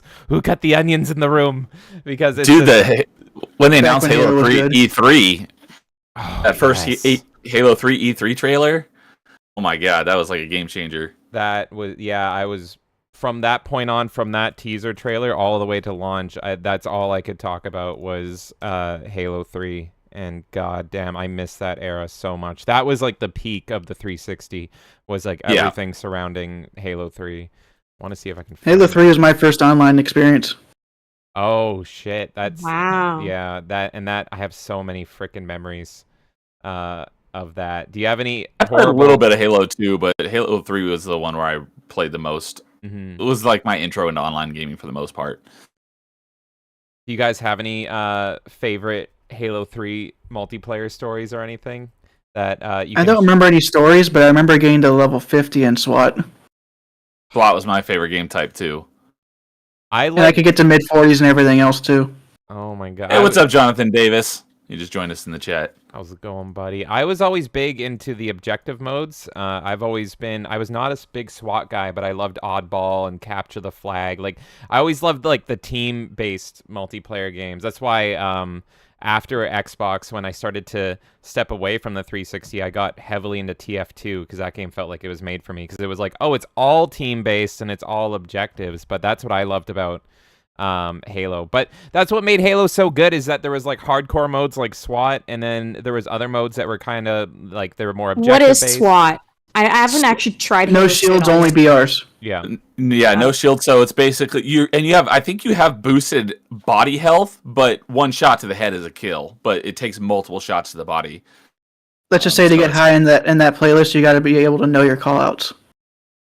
You gotta have quick reflexes. It's all about getting the headshot. Let's just say during that time I was playing SWAT, I did not get mad when I died. I would immediately call out where I died and where I got shot from. Yeah. It's that competitive and intense. That's crazy. Halo 3, Halo SWAT was insane. I actually did some of it in Infinite, and I had a good time. I have a love-hate relationship with Infinite. I did a lot of SWAT and Reach. Hopefully one of these days it actually gets to be good enough. Yeah, for people to come back. I don't know. I think like Microsoft, ever since they got a hold of Halo from Bungie, they just keep fumbling the ball, in my opinion. Like it's just it's not like Bungie's much better. No, it's like they were the perfect peanut butter and chocolate combination. I'm definitely not touting Bungie. I cannot stand Destiny for a number of reasons, and I played hundreds of hours between Destiny 1 and 2. I finally quit right before they spoiler alert after they right before they killed Cade 6, because I just couldn't be bothered to care anymore. But yeah, the only reason I liked Destiny even remotely is because it felt like the combat, I don't know if you guys agree, but the combat felt more Halo than Halo did, but everything else about the game I didn't like. So it was like the way you threw grenades and how the guns worked felt more like what Halo 1, 2, and 3 felt like versus what Halo 4 and Guardians and Infinite I felt was like a little bit. That makes sense. I love the Destiny raids, and I did play them on 360, so before I got the one. But I'm never going back, not since they they started just keeping their DLC up on the store, particularly on Steam, but then they would delete content from that DLC because it's an always online game. So suddenly I was starting to see reviews on Steam that were like, don't buy this. The content literally doesn't exist anymore. You can't play this. Oh, that's Destiny 2. Yeah, Destiny 2. Yeah. Yeah. I played 1 and 2. All of but- Destiny 1 is still there. Are you serious? The only thing, yeah, Oh the my only God. thing that kind of got soft locked was when new expansions came out in Destiny 1, it would lock access to content that you previously had. But Until it you didn't bought the remove- DLC. Until you upgraded to the new, bought the new DLC, but it didn't remove it from the game. But I know Destiny 2 actually removed content from the game. Because I was talking to Hijabi Gamer about that when I had her on Party Chat a couple weeks ago, because she's played thousands of hours of both Destinies. Oh my God. So if you know what she's talking My about. biggest problem with me playing Destiny was that I was a day one player, and guess what they did at the end of that year? They reset everything we did. Oh my And then the next time I remember finally that. played Destiny, like don't trying to remember play that. it seriously, was Destiny 2. Was the expansion after they killed Cade 6, the one where they brought back the moon. Right. Guess what they did at the end of the year? That one reset everyone's progress again on Yeah. the year. As soon as you I don't start Every remember time I reset in decide to Destiny play it, 1. they decide to want to reset. I don't remember it reset in Destiny 1. I was Well, a day yeah, one because- player as well. That was No, probably one of my in most Destiny anticipated 1 games of all time. In Destiny 1, remember that after the first DLC, they upped the light level, but all old content couldn't be brought up? Well, then in expansion 2, they added a mode of light where you could upgrade every equipment to the expansion 2 level. And Gotcha, so okay. I would actually go in and do that the wave-based thing on every character each week, so I could upgrade all of my raid gear from both raid 1 and raid 2 up to expansion 2 levels. I actually went and actually tried to upgrade every equipment up to modern light level. Jesus. And then they decided to say, "Oh yeah, all that work completely gone." Yeah. No, I that is. think you What can was see the why I did- incentive though to remove that? I don't understand. because they want you getting the new. They want you grinding the new gear. Because you could And get. I a would have lot of done the same thing too. stuff in the new expansion, but you have to reacquire it and then level it up again. You Dude, can that's still some use the old bullshit. stuff, but you can't get it any higher, so you can't. It's not powerful enough to make it through the new content. You have to get the new version of it. And even the year 2 And version even of like it. a silver at the new higher light level is better than that old gear. See, this all makes Or sense to gray. me. Kay has avoided, as Jonathan Davis said in the chat, bro, that's all MMOs. And yeah, Destiny is like a pseudo MMO-ish game, but that's the That's MMO why I hate life. this shit. Yeah. Like it's just so Warframe doesn't do stupid. that. I'm terrified of Warframe because I know I'd love it, so that's why I haven't played it. Because I just Yeah. I am in I'd it. I probably am do the in same. sunk cost fallacy on it. I have 8 years and about 4,000 hours on it. Good lord. But luckily, they don't remove content. Although they might be starting to do that recently because they did announce that they were going to remove the Mark 1 gear, which is only like a couple of items, like 5 items. But I'm someone who actually tries to make all gear good, even the Mark 1 gear, because I like taking the stuff that you don't expect people to take into high level content and still do well with it. But the fact that they're removing that is kind of weird for me. And it's the And I've heard first. for a free to play game, Warframe is probably one of the best examples of it because they do a lot of stuff right. And the one time they created a Skinner box, and it was with just Skinner box with paid premium currency. Whenever they realized what they did, because it was with just the colors of your pets, you could pay to randomize the colors. As soon as they saw someone spend like $1,000 worth on it, they refunded them and said, "We're not doing this." And they removed it from the game. Yeah. Good. It's bullshit. $1,000. Come on. But right now they are owned by Tencent, so they are making some questionable decisions every now and then. There you go. I did not know that they were owned by But they Tencent. do actually respond to criticisms better because they did have a recent thing called an heirloom where they didn't have any premium currency in it. And 2 of the complaints was that it was a limited time you can buy it, and the second one was that there wasn't as much value added. So they added some platinum, but they didn't, which is the premium currency. But they didn't change the time limited because people already bought it based on that idea. Yeah, But at least they responded. I hate all of these trends so much. Loot boxes, I all hate this FOMO as stupid well. shit. Like, that's why even when we were talking about the 360, like, it kind of is the beginning of the end in some ways. I agree with what some other people were saying beforehand, because It was the that's first where to all this introduce stuff this. started to, like, Yeah. spiral into this. And it's like, the 360 was the perfect point, and that's why I said at the beginning of this show, to me, it's like the peak of gaming almost, and everything just kind of went down afterwards. It's like, why introduce all this bullshit? I don't know. Thank you, Horse Armor. I was just gonna say that. I was just gonna say that. The fucking Because classic. I've got my collector's edition right here. Oh my god. And it came with the map of Cyrodiil. I have that too. That I was saying It's it a earlier. beautiful map. The horse. I would pull it out, but I I just have like a pulled it out. 5-hour drive to go back and get it. I pulled it out the other day because I'm like, wait a minute, I have a map. I need to put that up somewhere here in my office. But yeah, that Oh, was a great James, game.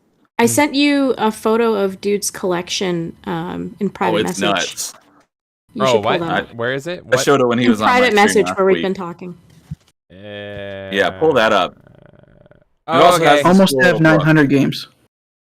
Give me Also a this second. What is book. that, Nerdinho? What was that?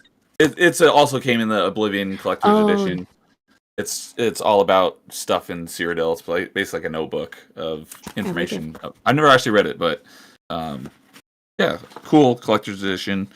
I was just at work one day, and I'm like, I want a game that's going to take a long time. I literally knew nothing about the game other than there's this game called Oblivion, and people were like raving about it. So I went into Game Crazy, which is where I did most of my game shopping, which was the little video game section inside of Hollywood Video, for those of you who had a Hollywood Video.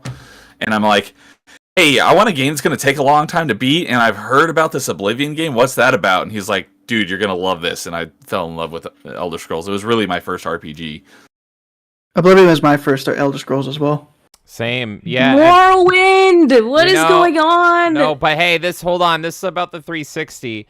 Because don't you guys feel that Oblivion came out at like the perfect time? Because it came out like before Halo 3, before Mass Effect, before BioShock. It was 1 year before that. And I found, because I was diehard into Xbox at this time, I found that like at this point, there was kind of a drought going on. Like there wasn't a lot of good titles on the 360. And then suddenly, boom, Oblivion. And it would keep you busy for months on end.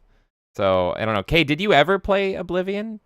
Or have you only played Morrowind? Yeah. I've played Oblivion. I mean, look, it's like you were talking about Halo and Call of Duty, right? And you had this like personal vendetta against Call of Duty just because people call you out on the shit. There's just this like weird community that formed around being like Morrowind is so much superior to Oblivion. So like I'm one of those people. Or I stick with Morrowind. I love it. There's a similar there's thing people now in where both Oblivion and Morrowind fans who hate Skyrim. Exactly. Yeah. Exactly now we what I have was gonna Unity. say. We're together, and we just all hate Skyrim. Fuck you, Oblivion Skyrim. was way better. I like Skyrim a lot too. So I don't hate either. I had a lot of fun in both. Skyrim's too much. Skyrim is way too big, way too ambitious. I don't think it's like a bad game. It's just like it's draining. It's draining. It's the same reason I don't play WoW, because it's just like it feels like it never ends. Like where's the sense of accomplishment? Don't get me started on WoW. We need to do a WoW retrospective. There's gonna be I an played WoW for 10 online years. multiplayer. Yeah, WoW is an counter. MMO. There's no real end to it. Oblivion and Skyrim actually have an end. Okay, but There is- Skyrim, there is come an on. end to WoW. Who beats Skyrim? Like really? The end to Oh, what? please do. You're an achievement hunter. I just want to say, You care about those random quests the guilds give you, because those ones don't really do anything except give you a small amount of gold, and I can get more gold by just raiding another dungeon. the end to WoW is Lich King. Dude, 1286. What in the fuck? Do you have a store? Paul Where is beat it? Skyrim too. What is wrong with I've beat all of Skyrim you? 3 times. Thank you, Paul. I never played Skyrim because it scares It me. just felt like I was sinking so much time and energy. It is I twice. just couldn't with Skyrim. I've got every achievement on it 3 times. Actually, no, wait, I think I have it on 4 times. I've done it on Xbox 360, Xbox One, the original Steam release, and PS3. I'm so stressed out hearing that. So, dude, I am looking at your 360 collection right now, and I am in frickin' heaven. And there's other stuff Yeah. mixed in here as well, but this is very 360 focused, and this is fucking beautiful. I'm loving just zooming in, and this is a high quality photo. I'm loving just zooming in and recognizing like what spines I know from my own collection and being like, look at this. They are alphabetical. I did Yeah. the same thing when I had him on last week. Well, we lost Kay. Here's what happens when everyone starts dogpiling about Skyrim. She's just like, fuck this, I'm out. She hates Todd Howard. She must. She fell for his sweet little eyes. You back? No. Are you able to pull up Dude's collection on Do screen? I exist? Maybe. Yeah, it should be. It should be on. Yeah, you can see it on the stream. We're seeing it. Gotcha. I'm only looking at I the just Discord don't- right now, so Yeah, same here. You get on our okay. YouTube stream. Everyone can see it that's watching. Gotcha. I've got a funky. yeah. setup. If you notice, I have post-it notes on the spines as well. Oh yeah. Or What are you- post-it flags. What are you writing on those? Yeah. The orange means that it's a game that you cannot get any more achievements for, or certain achievements for, because these either like the servers or DLC is no longer available. And I see Guitar Hero Metallica, which I've ranted about that achievement on. I believe it was Nerdy Neo's show. That was a huge rant for me there. Oh my god, this is freaking beautiful. Yellow means it's backwards compatible on the modern consoles. And blue means I've actually gotten every achievement for it. That is beautiful. There's Crackdown, glorious Crackdown. Oh my god. I need to play those games one of these days. Big bumpin'. Oh, you never played Crackdown? Nope. But dude, we were talking about it earlier. We all bought a Halo 3 beta and we got a good free game with it. I didn't get Xbox Live until a couple months after Halo 3 came out. Oh my god. So for me, the beta was useless. Yeah, I was, when I was talking about Xbox 360 games last night, I was talking about Crackdown because I love the Crackdown franchise. But I only bought Crackdown 1 because of the Halo 3 beta, and I fell in love with the Crackdown franchise. My first beta was Halo Reach. Okay. I didn't even play. So I remember. What's funny is I remember playing the Invasion for in the beta, and I actually ended up with my armor lock. I was able to kill 2 wraiths right next to each other. Nice. I used to have the recording, but of course I didn't. At the time, I didn't have a way to get it whenever the servers were still up, so now I can't get that video. I wish I could. So I've completed 100% Crackdown 1 and 3, but I still have a number of multiplayer achievements in Crackdown 2, so I need a co-op partner in Crackdown 2. I should be able to help you with that. There we go. I do have Crackdown 2, I just haven't played it yet.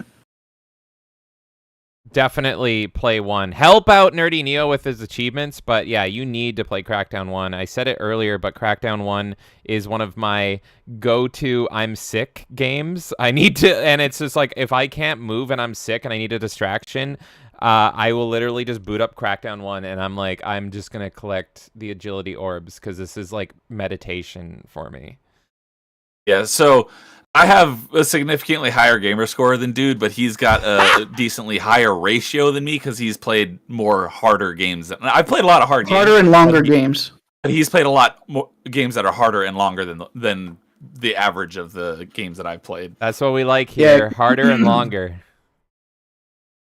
Yeah, like I know you love Hyrule Warriors. Yes. So I've played a bunch of the Warriors games, and those games take like 80 hours to get every achievement in. Oh fuck! Really?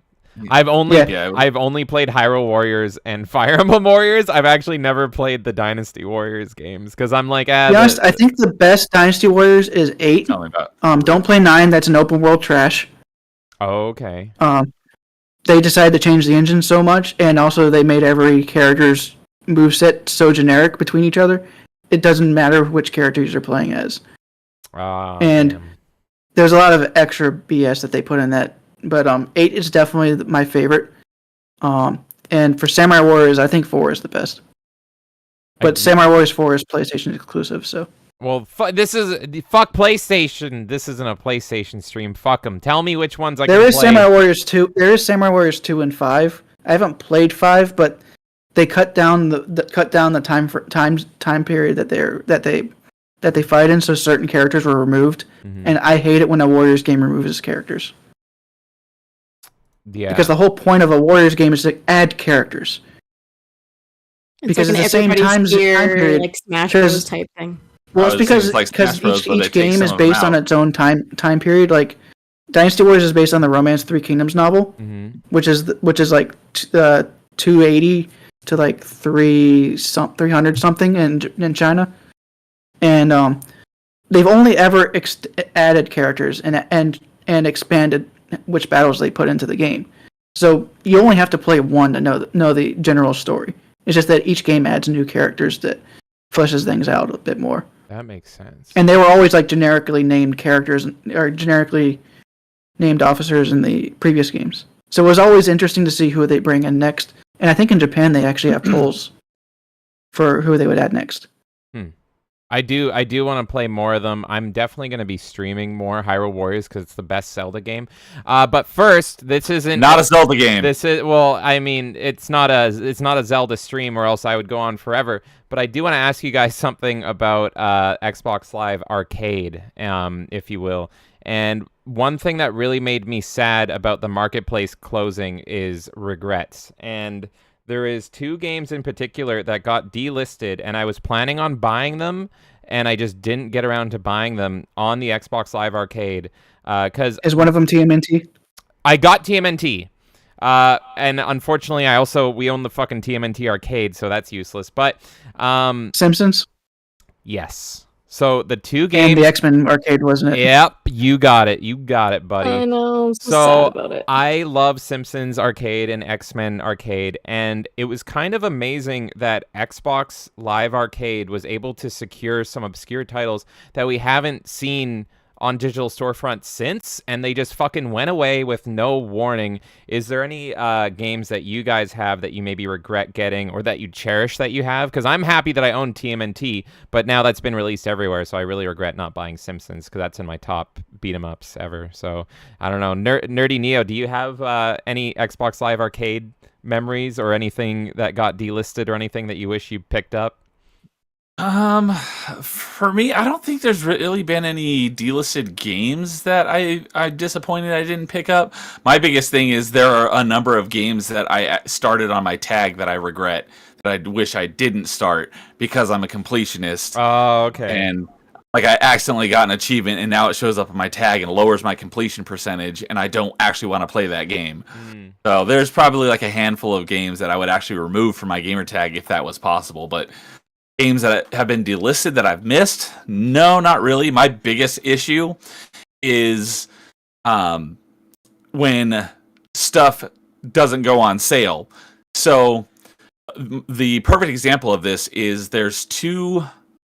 They are both backwards compatible, so they're not going to be removed or anything when the store closes, but there's 2 360 Tomb Raider games, and the games themselves go on sale for like $2 all the time. So you get both of these, the base games, for $4 for both of them. However, both of them have 2 DLCs, and they're $10 each, and they've never been on sale. So you can get both games for $4. To get the completion in both games, it's going to cost $40 for the DLC. These games are almost 18 years old, and the DLC's never gone on sale. Put the old stuff on sale before the store closes. That's ridiculous. But they're forgetting about it. That's why. They're literally just forgetting about it. Buddy, this reminds me Tag them. Of one of my favorite games, or game series. Fear 2 is the exact same way, and the Fear 2 DLC you can literally beat in 15 minutes, and on Steam it's like $60, and it never goes on sale. And everyone's like, you beat this in like 10 to 15 minutes. Is not worth $60, and they just forgot it existed. And so Fear 2 will go on sale, but the Fear 2 DLC, that is like the actual ending, so you need it to fucking see the proper ending that goes into the third game. Did they lock the ending of the game behind the DLC? It was like, it came out almost, it was one of those DLCs where it came out to tease the next game. So it was almost like, you know how you see a movie and you like wait till after the credits and it's like, oh, that's where they're going to go. So Fear 2 is a complete package. But then when they started doing Fear 3, they were like, here's another DLC. And it's like, oh, that's what they're doing. But it's literally worth like $3, maybe, because you can beat it so fucking quick. And they just dumped it on Steam. I think it's like $60. I don't want to paraphrase here, but it's the exact same thing. It's the exact same problem, is people dumping their games on these storefronts and then forgetting they exist, and they don't put the appropriate prices on it. And now with the 360 closing, you know it's never gonna like be proper. But Yeah, I don't know. mean, Dude, do you have any Xbox Live Arcade complaint or anything at all? Whether it's Well, I mean, pricing shit. I might try and do the same thing as with him, is like games that I started that I can never complete now because of either a broken achievement or a server's closures. Like Smash TV is a regret, not because of the game itself, but because one of the achievements has been broken since launch and they never fixed it, and you can't get it. The only way you can get it is by hacking your Xbox account. Oh shit. Which, at least on True I can't Achievement, remember can which get one you it is, banned. but it's never, you can never get it because of the way the game is coded. I have a question for both of you guys because you're both achievement hunters. So achievements are interesting in how they can kind of change how people play games. And Xbox started it all. Xbox started it with the 360. They invented achievements. Developers didn't really know what achievements were. And then PlayStation retroactively started it up in the middle, or like a year later into the PS3, something like that. Yeah. But I always felt like the way that people treat achievements is very different depending on what system they play. And from hearing you guys... with developers working on it, really. Yeah, but like the difference of trophies and the difference of achievements, like how I see PlayStation people go for trophies is very different of how I see Xbox players go for achievements. I think you guys are actually two of the exceptions because I tend to find that Xbox players want the bigger number. So I thought that Xbox players don't really care about completing. They just want to get that number higher. Whereas I see all the completionists, they on PlayStation, they want that platinum trophy. They specifically want the platinum trophy because that's how PlayStation works. Is Xbox is a big number that goes up. PlayStation, it's bronze, silver, gold, platinum, and platinum is to 100% it. What do you guys feel about that? Because I've heard you guys talk a lot about completing and having regrets about starting achievements, but do you feel it's different? And then you also have Steam, which I've seen people complain about achievements on Steam and how it's like, oh, you can't complete this, and it's like there's so many broken games on Steam with Steam achievements. Like who cares? It's such a shit Funny show. with Steam is that you could actually go to like an older version that might have the achievement still working, and if it's not an online game, you could actually go get it with the working version, because you could go back in versions on Steam. Like I did do 7 Days to Die on Steam, and there was an update like a long time ago. There's an achievement for killing 2,500 other players. Well, there is a glitch that was available on the Xbox and PlayStation versions, but it's been patched out since. But I did do it on the Xbox with this glitch, but you can still go back to it on a Steam version. Well, you could just set a shop owner on fire, since they have infinite health. For some reason, every tick of fire damage they take if you set them on fire is considered a kill by the game. So you just have to wait for 2,500 ticks of damage to get the achievement. Oh my god! It's always fun to be able to do stuff like that. Leave it to the achieving community to find other ways to get achievements that were never intended. Yeah, because the only other way would have been me plugging in another controller and killing that one 2,500 times. But to answer touch more specifically on what you're talking about, James, yeah, definitely. Yeah, I think it's because on PlayStation, I think Dude was that one who actually informed me about this when he was on Open Mic last week, is that when PlayStation implemented, they just had trophies and like saying, oh yeah, I've got 500 bronze trophies and 100 silver. Like, what does that mean? But saying, oh, I have like 50 platinums, that means something. Yeah. Whereas on Xbox, you don't have that. You wouldn't have. The only way you would even know how many completions you have is if you're like us on True Achievements that tracks all that stuff for you. Otherwise, the only way to know that is to go onto your Xbox and count all your completed games manually. But it does increase your gamer score. And it's easy to say, oh yeah, I've got 600,000 gamer score. That says a lot in one thing very, very quickly and precisely.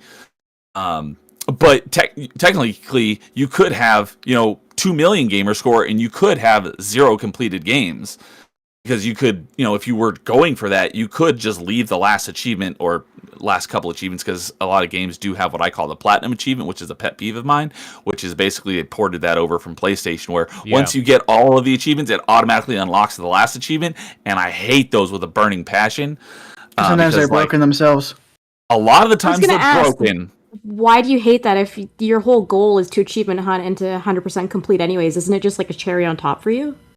Well, there's a couple of reasons. Like dude said, a lot of time the platinum achievements are broken, so you could get all the other ones, and that one won't unlock, so you don't have the completion. Another reason why is because like if you're gonna have that extra achievement in there, do something interesting with it. Rather, be creative. Don't just have it just be you got the achievement for unlocking all the other achievements.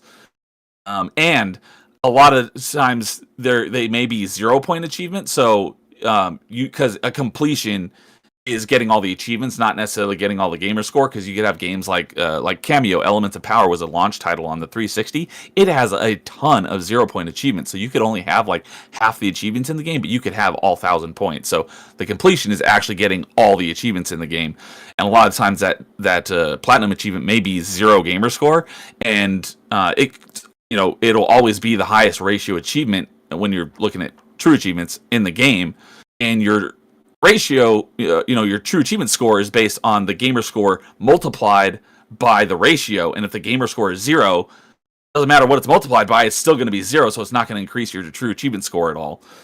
Yeah, like look at World at War, those two prestige achievements. One for getting the first prestige and then one for getting the 10th prestige. Those are both worth 0 points. Yeah, so you spend all this time to get that last achievement, but there's no numerical value to go along with it. Or you could have the opposite end of the spectrum where they are a huge achievement. So, it's like 100 gamer score and it's got a big ratio. So it does give you a huge boost in true achievement score. But it could be ridiculously difficult. So, you may be locked out of like that one achievement, or technically 2 achievements, rather than just having 1 achievement left that you can't achieve. You now have 2 achievements left that you can't achieve. So that's my gripes against what I call the platinum achievement. No, that makes sense. Jonathan Davis asked an interesting question, which I think is going to divide us and make us Yes, fight. I want to hear this too. And I'm going to add Paul in while we're talking. He's going to be like our last guest. I think we're definitely going to have a lot of disagreement on this. I think I don't even fully know my opinion. I'm of 2 minds of this. I'm going to be a centrist on this, Jonathan. But he says, do you think achievements ruined gaming? Asking the panel because people play games they don't like for fictional points. Yes. Okay, well, Kay just said 100% yes. ruined gaming. Okay, and I hate them. I honestly do. Like, I can't. So we're gonna have obviously these 2 gentlemen are very much achievement hunters. I love these guys, but I hate achievements. I just want to start that by saying achievements. It's not personal. I actually think yes and no. My opinion on it, I'm very curious to hear what these 3 have to say, because I think they can enhance the game for some players, and if they're done right, they can work. Like, obviously, these 2 guys get a lot of enjoyment out of it. However, I do think there is a issue, if you will, of some people playing games that they wouldn't normally like, and they actually don't enjoy the game, and they're just powering through it to get up their score, and that's disappointing. And then it also will stop people from playing games that maybe don't have achievements, or from other systems. So, for example, if I can talk about myself quickly, which I know everyone loves hearing me talk about myself. No, you may not. Okay, goodbye. I used to achievement hunt to an extent. Really, it's more like if a game has achievements, I want them to pop when they are supposed to pop, and that's my biggest pet peeve. Like on the 360. Yeah, and so, like, I mean, we did the It Takes Two stream, and then the achievement didn't fucking pop when I did something, and I went apeshit. But yeah, and if you watched that stream, what was your reaction versus my reaction? I was like, let's just keep fucking going, who cares? Yeah. You're sitting there screaming at the game, being like, I have to beat this or else I can't continue. That ruins a game to me. We could have literally been like, this is the worst game ever, because you would have been like, I can't fucking leave until I finish this. Yeah. And I'm like, let's just get through the story. And guess what? The story was better after we got through that, and it was optional. So yes, achievements fucking ruin everything. And I do have a like bad feeling of like when I replay Arkham and it's got brand new achievements. And Nerdy Neo, what was the term you came for when like the layered achievements, when there's multi? Oh, stacks. Stacks. So it kind of irritates me when I get a hard achievement in a former stack, a former version of that game, and now I'm playing the new version, and I'm like, I just want to play for fun, but now I see an achievement I got previously, and now it looks like I suck at the game, and it's like, I just don't don't want to do that again. So there is an issue. I always prefer to play the game on the hardest difficulty. And then there's a lot of layers to this question, honestly. You asked a good question, Jonathan. Because the day that I fully stopped caring about achievements at all was the day I got a PS3, because I was like, oh, am I really going to stop myself from playing games on this system for this score? And there was games I wanted to play on the PS3, and it's like, I'd want to give these games time too. And so there was a really cool website called Raptor that existed briefly, and they tried to make a overall gamer score, and it combined like your Steam, your Wii U at the time, your 360 and your PS3 to give you an overall score. Oh, cool. I have that idea. Oh, really? Raptor did it, and the site went down, and it was a little janky, but it was kind of neat, and it was just kind of like, here's your gamer score, pretty much, and you're level 14, because you have these trophies and these achievements. But yeah, I used to think that Nintendo is missing achievements was negative, and now I think it's a positive, because it's like, I can get what I want out of the game, and the game stands on its own 2 feet. But then there's these gentlemen here that probably wouldn't play Nintendo because it doesn't add to their score. So anyway, I've talked enough. I'm very a cloudy mind of it. I think it can add for some people, but I think it can also detract from some people, and it can prevent some people from playing otherwise good games. Anyway, you guys, I'm sure have a lot. For me, I think I've actually played more games because of the achievement systems. Like That's what I was gonna say. Because there's games I would never think of playing. And like I played Blue Dragon this year, and I talked about it and whenever I was talking about it on Nerdy Stream, or Neo Stream, Kay came in and was like, "That sounds like it would be fun game for me." Oh yeah, well, she was in the chat. I would have never played that if I didn't want to get the achievements. And back in the Super Nintendo and N64 era, I would always go back and even the PS2 era, I would always go back to the same couple of games and keep playing them over and over again. I wouldn't go play as many games as I do now. I would get stuck and play the same games over and over again, and I would just that's another reason why I played harder difficulties, is because I would get so used to playing those mechanics. And but the way achievements incentivize me to want to go and play games I would never think of playing. And usually I don't play games that are outside the genres I enjoy. Like I do play, the genres I mainly don't like is mainly sports games and RTSs. I don't mind RTSs. It's just that I don't want to play them constantly. So I have 100% Halo Wars 1 and 2 and Definitive Edition. And probably one of these days I'll do Command and Conquer, since I got those online achievements before the server shut down. Would you sit through a sports game to get the achievements? Depends on how long it would take me to get those achievements, and also the fact that most of those servers are shut down and they had online servers or online achievements. I never touch them. Because that's my thing. It's like achievement hunting. It's like you put yourself in a position where you sit through games you don't even want to touch because you want the points to say that you've got a higher score. And it's like, so you're literally going to put yourself through an experience you don't care about just to get that score.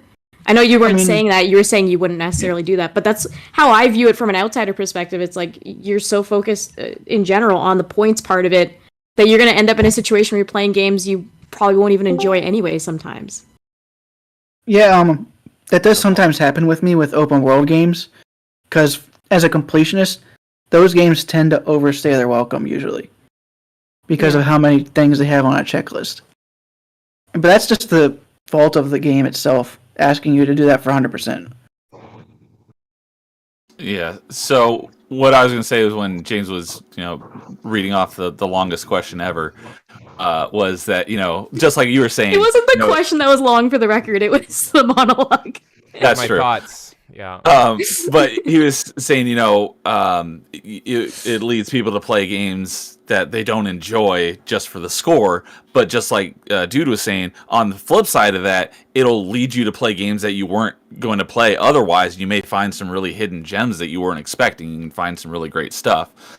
But I don't think that, when achievements are done properly and they're not like broken on release and just ignored or thrown in there just because it's a requirement of the platform, I don't think they've ruined the industry or whatever, because the things that you were mentioning, that's more of how you approach the achievements. It's more of a you thing than the achievements ruining gaming. It's more of you ruining the experience for yourself potentially. With the exception of like my biggest gripe when it comes to achievements is the Gears of War games, because they intentionally throw in like the seriously achievements, which dude has seriously 1, 2, and 3, which are nuts. And then 4 and 5 actually has 2 seriously achievements, 5.1 and 5.2. And they intentionally do this just to like screw with the players. So that is the reason why I haven't played anything past Gears 3.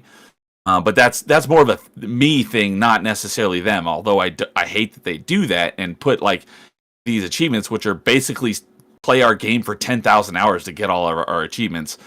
They have the right to do that, and I have the right to, say, you know what, I'm not going to play your game, or if I could play it on an alternate tag that I don't care about my completion percentage if I wanted to really enjoy the game. You have an alternate tag to play games that it's like your incognito mode for your games. So you do play games not just to do the achievement hunting, you also have an incognito tab where you play games and you don't achieve all of it. That's interesting. Dude, I'm sure you probably have an alternate tag too, right? I have 3 accounts, although they usually don't have gold all the times.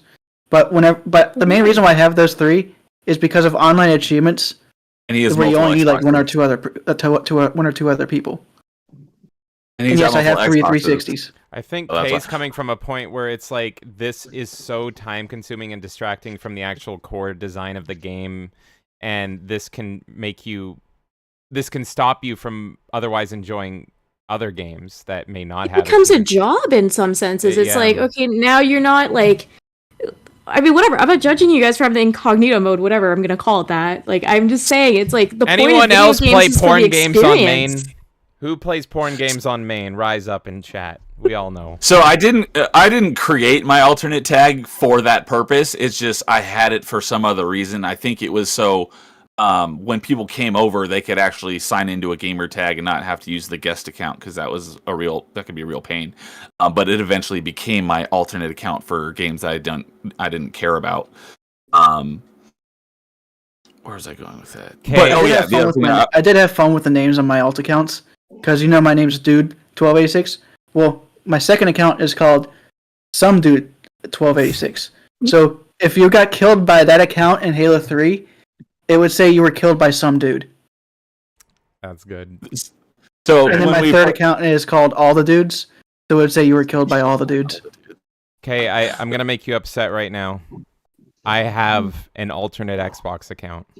I know you do. And But you and I get into conversations about this too, because you're not at the level of these two, but you still have this thing where literally, if we share consoles, our entire collection back here is not just my collection or his collection, it's our shared collection. But we share everything. But if I want to play a game and I'm accidentally logged into his account, it's like the biggest fucking conversation in the world, and it makes no for the record, sense. I And care you know why about that hour is? tracking. I No, care no, about no. hour You tracking. know why that too. is? You know why that is? Because of achievements. He wouldn't give a fuck otherwise. I care about So hour I do tracking think as it well. ruins gaming I because don't want you can't playing just on. sit on the fucking Xbox. I don't and want you to play games on my Switch account either, just because I don't want people thinking I have 800 hours in some JRPG. I don't. I'm saying all of this tracking shit has ruined gaming. Who fucking cares? No one would even know. I think didn't online gaming has ruined a lot of gaming too. Like started all you these on a- like extra bells and whistles fucking ruined think- everything. I Remember when think you could it's- just go and play your fucking N64 in your house and nobody knew you were playing a game? You weren't worried about this trophy or this. Like,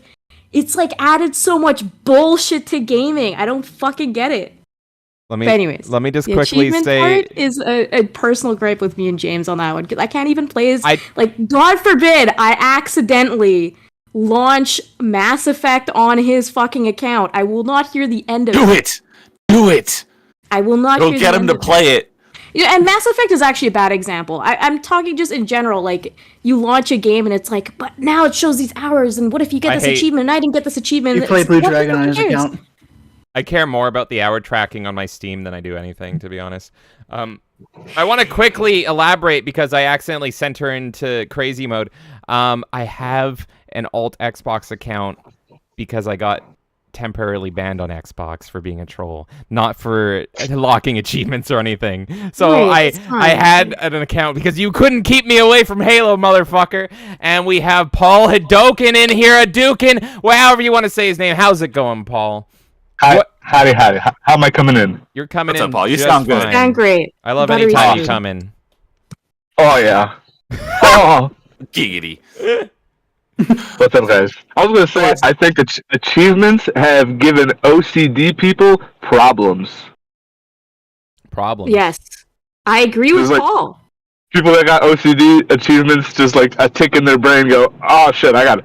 Well, yeah, no, it enhanced it, cause like, dude, you not that it's OCD, but kind of like, you know, like, oh, I gotta get everything and everything. It's like, I don't know, something in you's getting there, and now you got this level of achievements, and you're like, oh shit. It's like when, you know, someone that, like, you throw something, you know, what is it? Like, oh, what is it? When you throw something on the ground and the guy has OCD, has to pick it up or something. Yeah. I feel like that's what it's done to people, achievements. Gamers with OCD achievements have fucked them up. I mean, I already had that before achievements. It's just that now it's account wide. Yeah. Yeah, exactly. Now It's a it's number public there, though. information. Exactly. So what, am I less accomplished for beating the Spider-Man on PS4 because I didn't get all the trophies versus somebody No, who it just did? means that Like, it just means that your brain doesn't have a tick that goes, "Ooh, I gotta fucking get everything."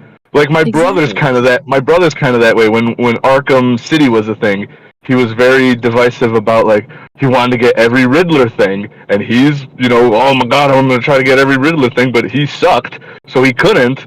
And honestly, it's kind of like when I started noticing he started playing games less. But yeah, no, like, and when I played Arkham City, I was like, cool. If something's within reach, I'll grab it. Or if it's something that I'm like, oh, I could do this real quick right now and grab it. But I've never been a completionist. Like, it's just not in my brain to go, oh, I gotta go get every Riddler trophy. It's just not in there. So, like, it just depends on the person and the brain and how it's wired. Yeah, I guess you'll get weird people like James who'll freak out if you launch a game on their account. That's wild to me. Even if That's there wasn't funny. that thing, I still wouldn't like someone else logging into my account. But that's just because I don't like other people logging into my stuff. right, but like, I've been with him for like almost 10 years. We've known each other for 25 years. If we're sharing everything and I fucking press a button on a controller and it sends a game launching on his account, you know what I mean? It's like, to me, it's just like insane. But I don't blame him for it, because that's the culture that's been created with achievement hunting and all this other shit. All right, let me Dude, talk to you. I don't blame you for it. I think I've been silent too Accounts much. are important in this current day and age because that is what gaming is transformed into. I wouldn't give a fuck if you launched my fucking PS1 and 64, any of that shit. Sega Genesis, because nothing would come of it. But now something does happen because of these extra bells and whistles. So I don't blame you for it, James. I blame the culture of gaming. Okay, It's well, also- here's oh, what God, happened this is with real- me. Here's what happened with Okay. me. I care He's like, more. let me clear the air. Let me talk to you. Here's my pet peeve. It's more so the hour tracking that Switch and Steam does specifically. So that's what I hate more. And I have a story for it. It's because I like looking at what games I've played the most and all that, but my second most fucking played game on Steam is Binding of Isaac. Guess what? Those aren't my fucking hours. That's my ex-girlfriend's hours, because while I was busy slaving away, she would just sit on the computer fucking playing Binding of Isaac. So now people are like, what are your most played games that are on Steam? And I have to fucking stare and see this shit constantly, and I can't manually decrease the hours, even though those hours aren't fucking mine. So For the record, that was not me. You did say X, so I I did say kind X, of yeah. Yeah, I was gonna say, that was not me. So I actually care less personally if you get achievements on my account. I care more of the fact of, like, leaving games running on my You would account. care if I got an achievement on You your can go get a Blue Eyes White He said Dragon, not whatever. as much. Yeah, you can get a Blue Eyes White Dragon achievement or whatever on my fucking Blue Xbox Dragon? account. Yeah, Blue I Eyes don't White fucking Dragon in your Digimon game. Whatever. You can At least Blue Dragon has good OST. You can pump up my score all you want, but what I just don't want is for it to look like I have 50,000 hours in some JRPG that I don't give a fuck about. That's what I care about personally. And I've had to play so much fucking Deep Dick and Dwarves and so much Dead by Daylight just to get those at the fucking tippy top. I honestly have been tempted just to soak games on Steam just to bury other games. Okay, anyways, I'm sorry I derailed it. Sure, yes, that we can call that a time issue. I want to give time to these guys to give me an argument why achievements are a good thing. Silent. One thing I was just going to say earlier is that when we played Rocket League last week, I was playing on my alternate tag because I didn't want to put Rocket League on my main tag. Because I don't get that. Hold on, I will say that it's because it'll lower my completion percentage. Yeah. Play that game. How bad are Rocket Leagues? I never looked at those achievements. I don't know. I'm gonna eat my hat soon. But it's funny, but I also understand you guys because you guys have invested so much time into this account that is like, ooh, like that. Well, then the argument also could go to how about accounts, not just achievements, but like accounts, like in general. Like there's a little thing in Xbox to show you how many years you've been there. So you want to, I want to fucking, get that number as high as possible or whatever. Like. That's for how many years you've been subscribed to Xbox Live. Yeah. So, okay, I guess that but My still, number's about to reset because I'm not upping after the next one because of all this BS they're doing with recording you. Oh yeah. And all the fuck strike that. systems. Yeah, it is. Yeah. It's a sad state in gaming right now, but yeah, man, it's so fucking stupid. But there is the, back in the day, you could have done something really amazing in a game, beat some super hard game like the original NES Ninja Gaiden, but you have no way of proving it. Now, when you do have, some sort of awesome accomplishment, you can prove that you actually did it. But do you play games because you want an achievement hunt, or do you play games because you enjoy them? Yes. Yes. Yeah, mine is also This is the core of the problem to me, because I feel like achievement I enjoy hunting achievement hunting. But I feel like it introduces, and whatever, people can do whatever the fuck they want at the end of the day. Yes, I think it ruined gaming, but I'm not going to knock you guys for doing it. Do it. But it's like, it kind of takes away from the original purpose of a video game. No, like I said, I always did this already. It's just that it adds something extra to what I was already doing. There's also, at least on Xbox, I'm sure there's something similar on PlayStation, but it's Paul. Hey, Paul's on camera.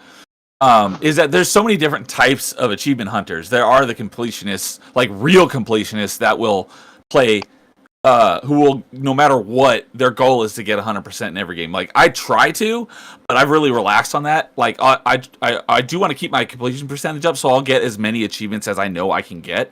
But if there's one achievement now that's like, you've gotten 99% of the achievements, but this last one's going to take 3 times the amount of length that all the rest of the achievements took to get, I'm not going to bother with that anymore. But, real completionists will do that. Then there's completionists that are more about, I'm going to play nothing but hard games and get my ratio up really high, but I may not have a very high completion percentage, or I may not have a whole lot of games played. I may not have a very high gamer score. And, there's all these different types of achievement hunters as well. And then there's ones that'll just go for the easy stuff, and that's it. That too. Then you can find people who have massive gamer scores, but if you look at the ratio, it's super tiny because they play nothing but the easy baby games. So, like My Name is Mayo over on PlayStation 4, where you just have to press the X button like 10,000 times. Or there was a recent cat game that came out that literally it's just you look at a cat for 16 minutes and get all the achievements. So there's super easy stuff out there, which I used to play a lot of that stuff. I've eased off on that, and I've eased off on my completionism because I used to kind of be that way where I wouldn't play a game if it had an unobtainable or an achievement I know I couldn't get.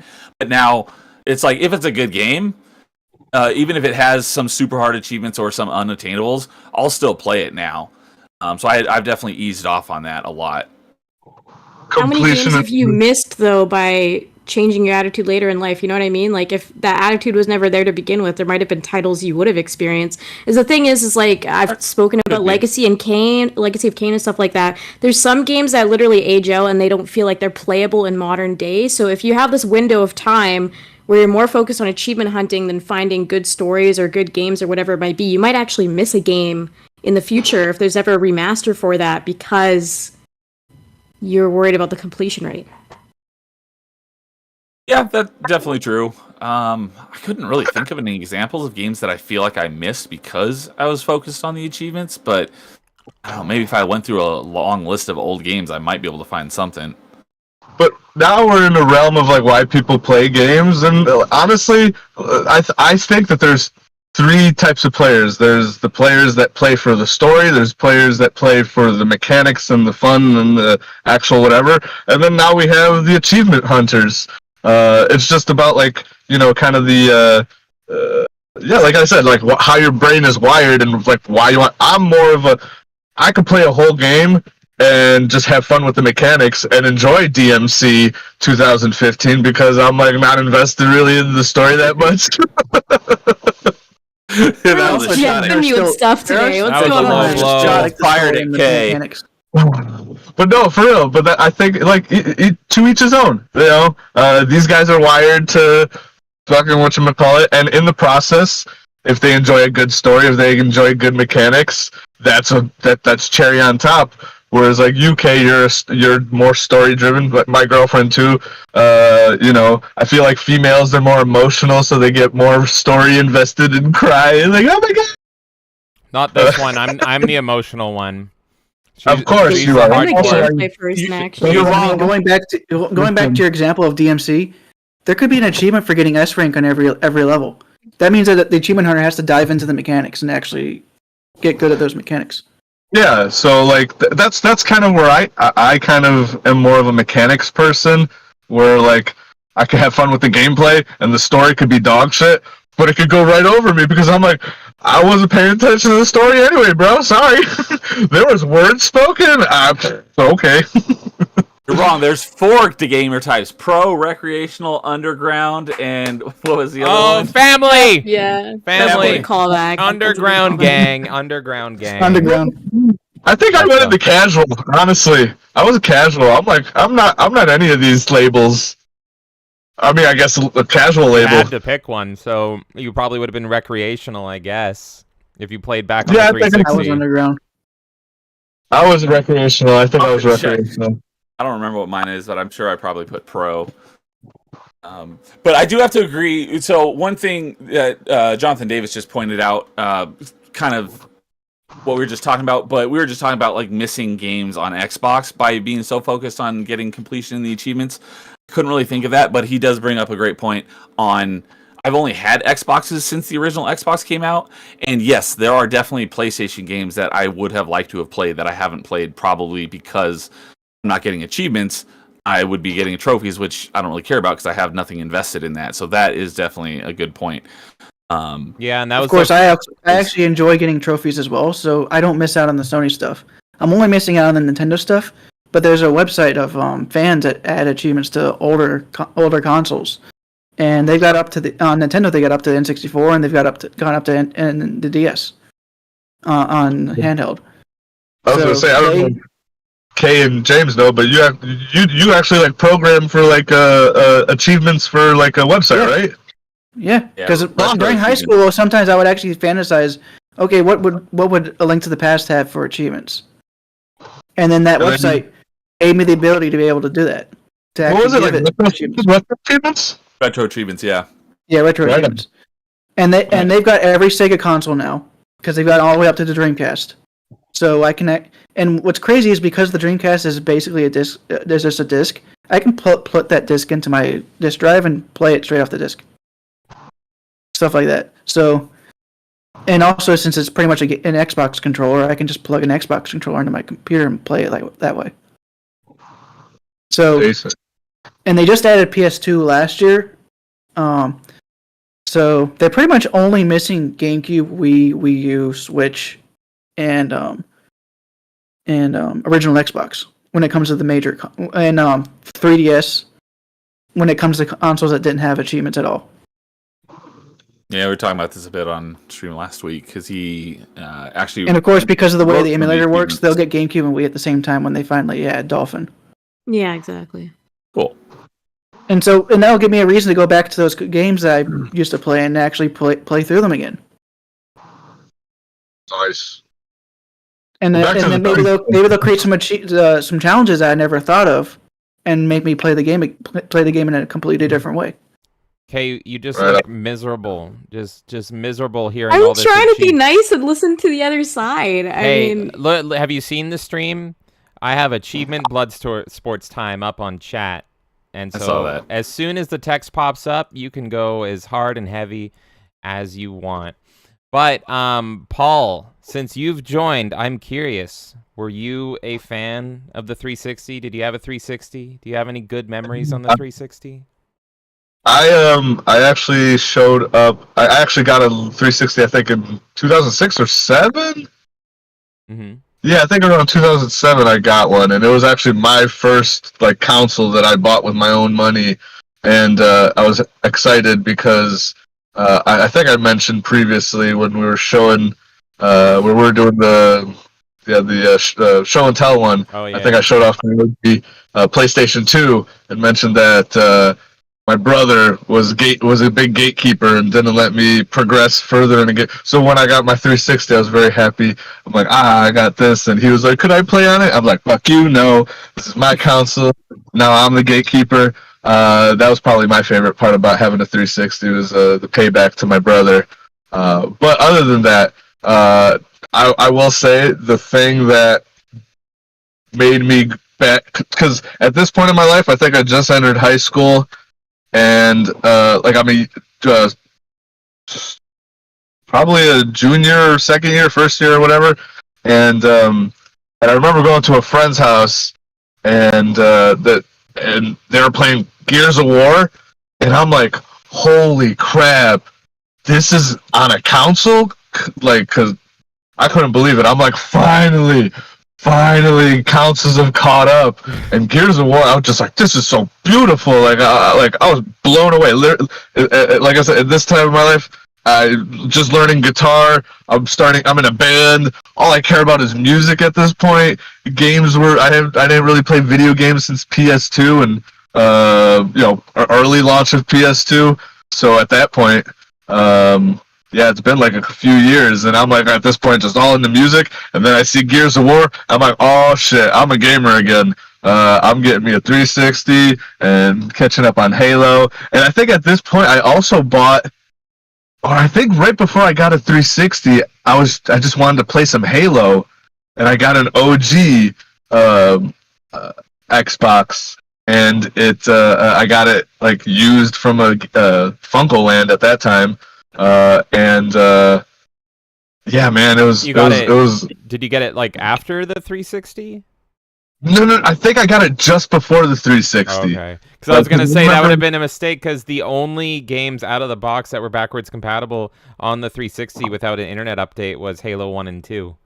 Those were the only ones that were like hardwired into the original 360 console. As soon as you updated it and connected it online, you could play their list that Extra Zero was alluding to. But Right. And I'm pretty sure I was just broke and couldn't afford a 360, and so I'm like, you know what? I'm gonna do the next best thing and just get a like really cheap used original Xbox and a copy of Halo 1. And then I was like, fuck it, when I get a 360 I could still play the Halo 1 because I knew about the backwards compatibility and all that. I just wanted to play something because I was like, dude, the 360 looks awesome. Halo 1 baby. actually ran. What was that? And you're just back in, baby. As soon as you saw that, you're fucking in.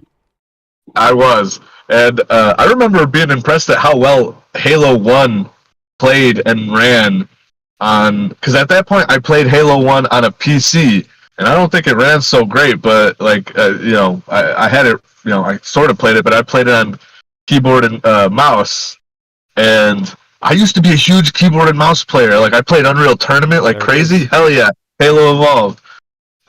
comment It had about maps good that the things. Xbox version didn't have. Until And the Master guns. Chief Collection. Yeah. Yeah, I have a friend that swears by Halo on PC, but I have never touched the PC, the original PC versions of Halo 1 and 2, but he said it was way better, and I was like, that's fucking heresy. You can have mods on those versions. Oh. That was fun. There was a point where I was playing a lot of PC games. I think this was before I just stopped playing games altogether. Like, I was playing PS2 games, and then we got like a decent compact computer at the time, and it ran Unreal Tournament pretty good. And I remember playing, the OG Halo. I think it ran okay. I played Knights of the Old Republic on PC. So like a lot of these games I never played on the OG Xbox or 360. Yeah, I didn't play on the OG Xbox. I played jankily, I guess that's a word, on like a potato PC. And so when, like I said, I saw Gears of War like a few years later, I get pulled back in, and I'm like, yeah, screw it, I'm gonna get a OG Xbox and play Halo 1 and 2. And I'm like, dude, it surprisingly runs well on here. So when Gears of War came out, and I'm like, I'm sold on Gears of War. This thing looks, and it being Unreal next Unreal Engine, I played a lot of Unreal Tournament, and I modded the shit out of that with naked ladies on my team versus whoever. I didn't play online a lot, but I modded the shit out of the game, so I ran bots, and all the naked ladies were on my team. I'm like, go boobies, go attack. And I modded the shit out of it. I don't think I modded, like, dude, there was some sweet mods for Unreal Tournament. But anyways, but then when I saw Gears of War, I was like, oh my god, that fucking engine. Like, I was so used to the Unreal Engine, so they're seeing it looking like that. I was like, oh yeah, that shit looks good. Yeah, man. And I remember seeing Gears of War for like the first time at like a kiosk at Best Buy, and I'm like, holy shit, this looks good. And then I actually saw friends play it a couple months later, and I was like, damn, games have gotten so good. And then from there, Gears of War, and then Call of Duty Modern Warfare comes out, blows shit out of the water. I was like, oh damn. And then Modern Warfare 2, and shit, man. A lot of good. You skipped over World at War. What's wrong with you? World at War? I skipped that one. I remember that. Yeah, I remember that being a big debate in high school. Are you team Modern Warfare or are you team World at War? Yeah, because they were different companies, right? I was team World at War. Treyarch was World at War, and Modern Warfare was Infinity Ward. Treyarch came out with Black Ops, though, and that's when I jumped in. I was like, woo, zombies! Oh, zombies! Come on! Zombies came out first on World at War. I know, but they perfected it at Black Ops. It was perfect. Yeah. And then Black Ops 2, they made it a little bit too complicated. Yeah. Fuck that. And then after that, it became even more insane. Black Ops 1 was great, where you just run. What's that first map? Yeah, Durkadikviknik. You just ran in a circle, teleported, upgrade. Man, good times. I think the highest level I ever got to was like 35 or something. I got past 50 once on the Aztec map. Oh man, yeah. But man, those were just some good times. And shout out to other great games. I remember the hype. Remember the parkour hype of like fucking 2006 or 7 when Assassin's Creed was coming out, Mirror's Edge was coming. And like, I fucking love parkour. Hardcore parkour everywhere.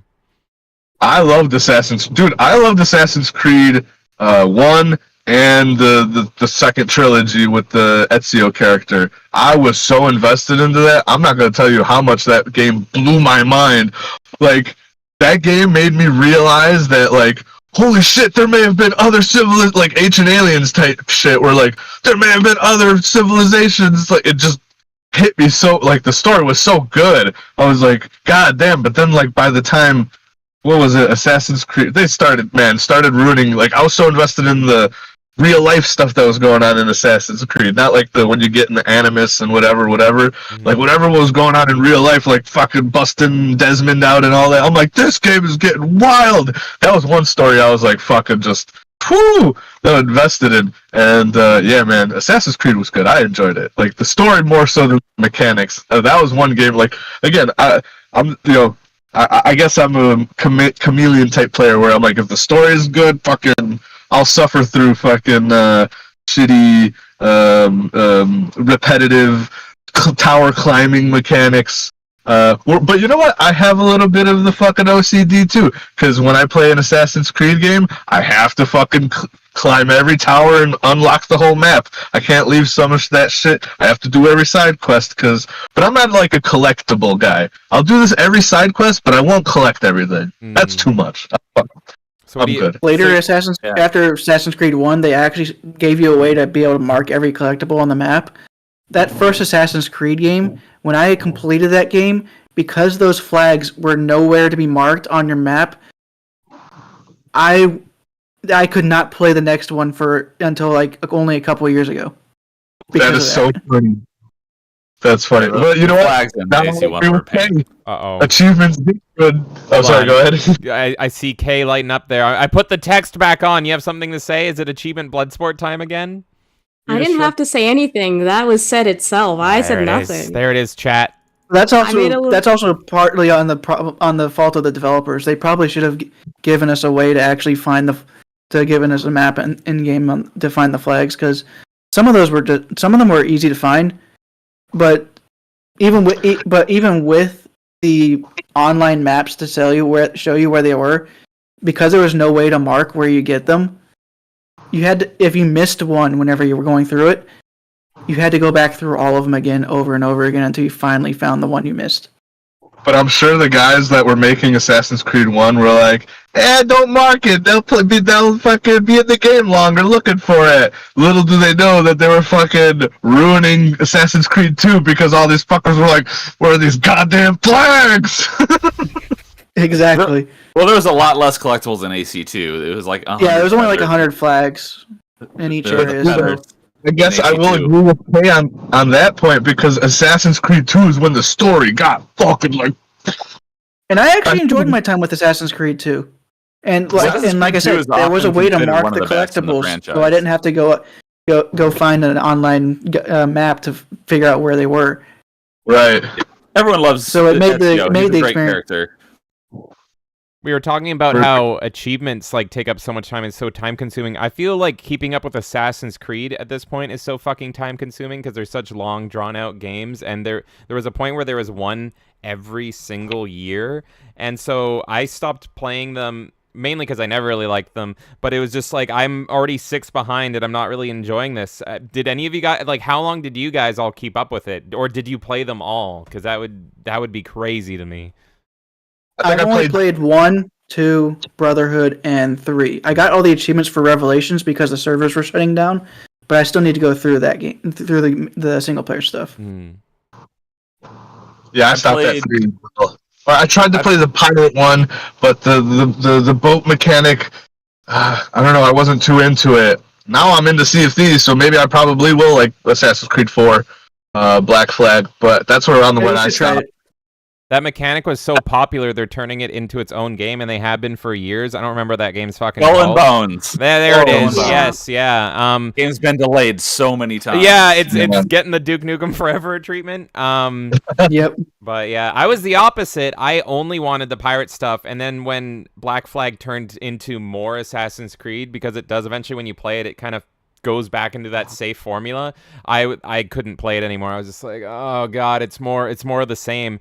So we started the boat system. Yeah, I was tempted on there the was boat like system, it was like a side quest portion. Yeah, in AC3. But to answer your question, I originally played AC1, 2, Brotherhood, and Revelations when they came out, and then I didn't play any after that until 2020, when I basically spent that entire year playing Assassin's Creed games. Playing through Syndicate. I played Syndicate. That one was actually really good. I'm currently playing Syndicate right now. Not at this moment, but I'm in the middle of it. That one was really good. I actually enjoyed it. They did a brother-sister thing where you swapped between, and I think you could even choose at any time to be them. It's really good. Certain missions you're dedicated. You have certain missions you play as a specific one, but there are other missions you just play whichever one you want. The one thing that I really like about Syndicate is it's the closest thing to a Batman by Gaslight game we'll probably ever get. Oh, fuck. Don't tell me it takes that. place in Victorian London, and you have a grappling hook that you can go up the sides of walls super fast. I need to get that and mod it so that there's Batman in it. So you can basically throw a smoke bomb, and you got tons of people around you, and you just I'm pretty sure building, someone's already made that mod on where'd he go? PC. Oh my god. Okay, that's Syndicate. I'm gonna look that up right now. Let me see. Yeah, I actually really enjoyed Syndicate. That was the last one, and like, yeah, Before they got rebooted Batman with Origins. Yeah, I own Origins. I own the Odyssey. I don't own Valhalla. Yes, but I'm probably gonna try those out because the fighting mechanics are Batman. You know, it's the dodge thing and all that stuff, and you know, I enjoy to be honest, the series has always kind of been that way. It's just been more parry focused. Right. So I kind of like that. Makes you feel like a badass. I like fucking parry, fucking double fucking assassin. When they introduced the double assassinate, when you could just walk up and just go, pff, I was like, holy shit, I'm a goddamn ninja! Holy hell, that was great. It was in 2? Yeah, dude. I think they added the second hidden blade in AC2. Assassin's Creed 2 and Call of Duty Modern Warfare 2 were such big jumps in the games that I was overwhelmed at first. When they introduced care packages in Call of Duty Modern Warfare 2, I was like, what the hell's a care package? I'm like, I don't get it. Turn it off. Go away. Same thing with Assassin's Creed 2. They own this whole, upgrade the town or something like that. That was like the first time they introduced the town thing. And like, upgrade this, and now you can, have a bank and, all that. I'm like, I don't understand these mechanics. Go away. But then I'd come back to it, and I'm like, oh my god, it started introducing me to like new, more RPG style mechanics. I was an RPG tard up until Skyrim. I'm coming up with all sorts of wordisms. That's a good one. RPG tard. The RPG tard is the time of when you played up until the first time you played an RPG. First for me was Skyrim. I met my girlfriend that I'm dating now like 10 years ago. She's playing Skyrim. I'm like, what is this game and how do you play it? She's like, well, the way I play it is I basically pick everything up. And I'm like, Professional hoarder. Dude, because I tried playing Fallout 3, and I think I actually played Fallout 3 before meeting her, and I didn't understand how to play Fallout. I was like, what is it? Side quests? Like, again, I was an RPG tard. I only knew linear, I knew Contra, whatever. Like, I just know basic stuff. So when she started playing Skyrim in front of me, she's like, started picking everything up and all that. She's like, yeah, you can pretty much, like, I'm gonna show you how to make bank by combining these flowers and just constantly mix them together and then go to the store and then buy it. It's like she taught me how to hoard and make money. And too bad it doesn't apply to real life. I wish I could do it like that. But so I started side quests. I started get your alchemy skill up, bro. Yeah, I gotta get my alchemy skill up, and then that was always my favorite thing. Is to as soon as I started Skyrim gaming, as soon as I get the house, I always start upgrading my enchanting, alchemy, and smithing, so I can make myself as broken as possible. Because I would always do the glitch where you can make your enchanting so damn high that I would always make it so that I would be able to hold like 2 million pounds of stuff. So I never have to put anything in the containers. Oh man, that was so fun to just like enchant. Like, ooh, I can now enchant just 0.3% more damage, and just you keep doing it and add it until you're like, I'm so fucking OP. No, that was good times. And the way, but there was a glitch that you could keep on stacking it with alchemy to the point where you could just make it completely broken. And That's awesome. I would actually make it so that I completely broke the game with just a wooden sword.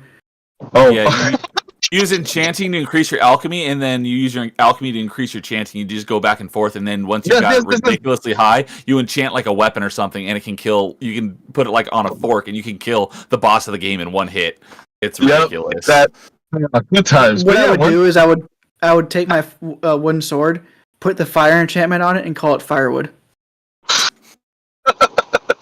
But no, see, once you understand the mechanics of something like that, you're like, oh, okay, I get it. And then you come up with things like that. Like, I'll just enchant to alchemy to enchant, fucking back and forth, and yeah, man. I love finding the new mechanics in a game, and yeah, like the 360 era, man, had like such like a wide variety of games that like introduced me to like so many games. And like I said, like yeah, the RPG tart in me when I played Fallout 3 for the first time was hilarious because I just didn't understand it. And like I said, I went back to it after Skyrim and all that and learning and all that, and I like owned and like it's yeah, no, I don't know where I'm going with this. No, I was the same way with Fallout. I think I've said this before, but I rented Fallout 3 thinking it was a shooter and like a shooter of the time, and I rented it and I beat it within the rental period and I returned it, and I was like, that sucked, and I just ran through the main quest of it, and I'm like, that was a terrible game. And then I talked to people that liked Fallout about it, and they're like, you played that totally wrong. That's not how you play Fallout. And I'm like, what do you mean? I played it like I play Halo. And it's like, no, it's not Halo. Yeah, so I was like, yeah, I thought. Did you even use VATS? I stopped using them because I hated them, and so I was like, where's the fun in this? Why I want to shoot. Then I hated turn-based because I was like, I just want to shoot the enemy. Why would I want to pause and have an animation do the shooting for me when that's the fun of it? And so I stopped using VATS, but I need to play. We got Franchan in chat, and he is a diehard New Vegas fan. And if I like any Fallout, it's going to be New Vegas. I love the atmosphere and the aesthetic, and I need to approach it not like a shooter, but as like an RPG, and see if I enjoy it that way. Most people say that New Vegas is the best Fallout, at least of the rebooted. I haven't really heard a lot about the original ones, where they're the isometric RPGs, but of the rebooted series, a lot of people say that New Vegas is the best.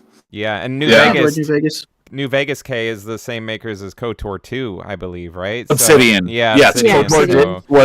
Obsidian did KOTOR 2 and New Vegas, and more recently they did Grounded. The South Park games, I think as well. Yes, they did. Yeah. Published by Ubisoft, developed by Obsidian. Right. Yes. Yeah. And also Obsidian did the original. I think they did one of the original Fallouts, one of the isometric ones. I can't remember if it was both or one of them. They weren't called Obsidian at that time. I don't think so. But no, I love Obsidian. And I think you were going to mention the other game they got, Outer Worlds. Outer Worlds. Play Outer Worlds instead of Starfield, because Starfield looks like. What was that, Paul? You were cutting out there. Oh, I said play Outer Worlds instead of Starfield, because fuck Starfield and Bethesda. Oh my God, Todd is not happy with you. He's coming. Outer Worlds is great. They're both under Microsoft, so it's funny.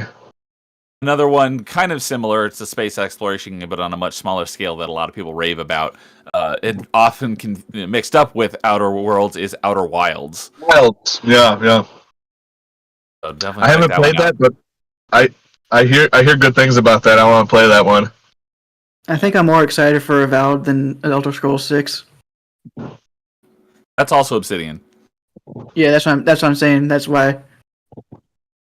It'd be funny to see Obsidian beat Bethesda in their own game. I mean, arguably they did with New Vegas. Well, it was Obsidian's original property, so they knew how to write for it. That makes sense.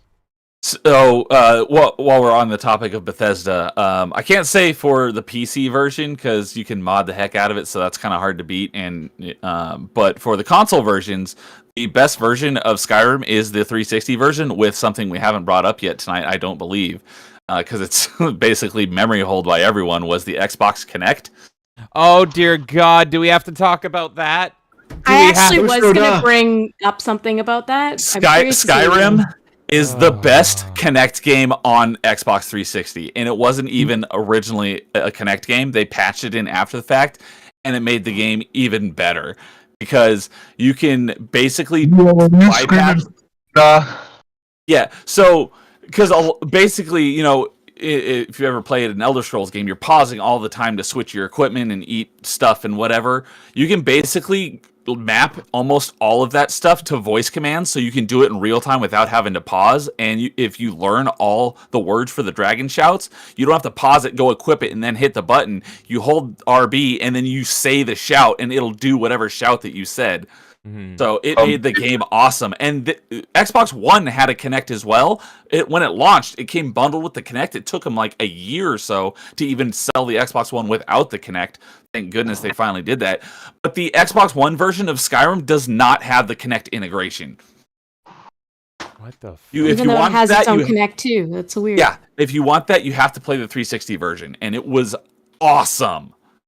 At least the Xbox One version has mods on it. This is literally the only conversation I have ever been in where someone says the Kinect is awesome. And that is crazy to me. I didn't even know it had that support at all. When I think of the Kinect, I'm thinking of Star Wars Kinect, and I'm thinking of dancing embarrassingly to that. It's fun for parties, but that's about it. I think when Kinect is pretty fun. When Kay and I first started dating, that was one of the first things she made me do. Was she was like, "You need to do Star Wars Kinect," and I'm like, "Is this like a trial by fire? What the fuck?" I avoided it for so long, and now you're having me do the fucking moves. So I don't think I ever played. Somehow it's not as bad as the rest of Disney Star Wars. So it's true, and it pains me that was the final LucasArts game before Disney was Star Wars Kinect. Oh, was it? I'm pretty damn. I didn't realize that. Yeah, I'm pretty damn sure. So fucking LucasArts, all my favorite games were Star Wars games once upon a time, and then they ended it on Star Wars Kinect and dancing to Han Solo's Carbonite. The Rancor mode was really fun in Star Wars Kinect. That was it. That was it. Is I was making fun of it. I was doing the fucking dance as a joke, and you were like, the Rancor mode, and then you like ran and like busted out the Kinect, and you're like, you have to fucking be a Rancor right now. Isn't that pretty much just being Godzilla? That's probably why you wanted me to try it. There you go. Yeah. There you Yeah, go. Kinect Star Wars was released in April of 2012, which is right around the time Disney acquired them, so that would make sense. Exactly. God, good lord. There was something I wanted to bring up that I want to say before everything ends is the Xbox camera brought in a lot of memories, but the Vision camera, that was it. And the main memory I have with the Xbox Vision camera was with a little game called Rainbow Six Vegas. And I knew you were going to say that. Yep. And with this game, you could take a photo. Correct me if I'm wrong. You could take a photo of your face and make it your face in the game in the multiplayer. So what everybody did was take photos of their butts and make it their face. I never actually saw that in game. I did played once. Both Vegas 1 and 2. Those are great games, by the way. I think one of those games actually has an achievement for you to do that. They both have an achievement for using the camera to put your face. I think that's on the only reason why I even have the camera, and I need to do it. The thing that was really annoying was that when you use the custom face, though, there's a lot of things. There are a lot of items in game that you can no longer equip. Like I usually liked having the backwards hat and sunglasses, but if you put a custom face on, you can't put glasses and a hat on your character. So I just went with one of the default faces so I could put my backwards hat and glasses on. I just did it in real life. Yeah. There you go. Perfect. Oh. For the record, don't go on Microsoft Bing and type in Rainbow Six butt face. I'm glad that was not showing on stream. But yeah, I remember seeing many people then I was like tilting my head and being like, are those balls? Are those butts? And then even worse is when you talked in the game, even better, your mouth would move. And so when you were communicating, your character's mouth would like actually talk. So the butt would be going. It was an amazing time. It was what a time. I don't remember alive. the face moving. No, I distinctly do because I thought it was so cool. I had like a balaclava on and everything, and so like you would see like the movement. It's like that episode of South Park where those family has butt faces. It really is. I wish I could find footage, but all I get is porn when I type in Rainbow Six butt face. I'm not even typing in ass. I'm typing in butt face. Rainbow Six Vegas is backwards compatible. Oh, I need to bust out my camera. We need to bust out that old Vision camera. I don't know if you can. I don't know if you can actually do it on the Xbox One with the camera, Yeah, but you can probably you can not. I don't probably think the do Vision it on your camera's Xbox 360 and then transfer the save over. As God is my witness, I am getting my butt onto a Rainbow Six face. Or my The servers are still up too, so if you want to play it, fuck. They probably took that feature out for that reason. I guarantee it. Modern Ubisoft would never. There's no way. When you were scrolling through your purchase history earlier, I mentioned in chat, but you probably didn't see it. Speaking of the Vision camera, because it was a free game, so if you had a Vision camera, most people played it. Do you remember Totem Ball? Yes! Oh my god, that unlocked a memory. Totem Ball. Totem Ball is how it works is you look at the camera and you would hold your hands out like this. Yes. And you would, to turn left, you would go like this, and to turn right, you would go like that, and you'd like lean forward to have your character go forward, and like lean back for your character to go back. And it was basically collect all of the items. It was a really terrible game. Kind of sounds but it has fun, honestly. It was a cute idea at the time. I told that fucking unlocked didn't a work memory for great. me. Yeah, like those PS2 eye camera games. Yeah, exactly. It has a really high ratio, so I might go back and complete it at some point. Dude, you should stream that if you do it. I think I got the game. Let me see here. In order to make it easier, I downloaded a program. I think I found it on the on True Achievements for because when you're looking at the guides for achievements, you'll find like some crazy solutions for some games. And somebody created a little program where it's just hands, so you can actually use your fingers to right and left arrows on your keyboard, and you just point your camera at a computer screen to control it rather than doing it yourself. Because you can really holding your hands up like this for a long period of time. We're looking at the hands of some IGN employee from 12 years ago. Good lord. Yes, that was Totem Ball. I mean, you can do the same thing with Rock Band and using the microphone. Yeah, and I put it on easy and just put your microphone in front of the fan. So it didn't control great, but it was an interesting concept. I see K's hands. Now we're up. talking about literally not playing Rock Band properly just for achievements. Do you want the blood sports back? Look, I don't know when you want to call it. Do you want to fight for 30 minutes? Who actually Go wants ahead. to use the microphone in Rock Band?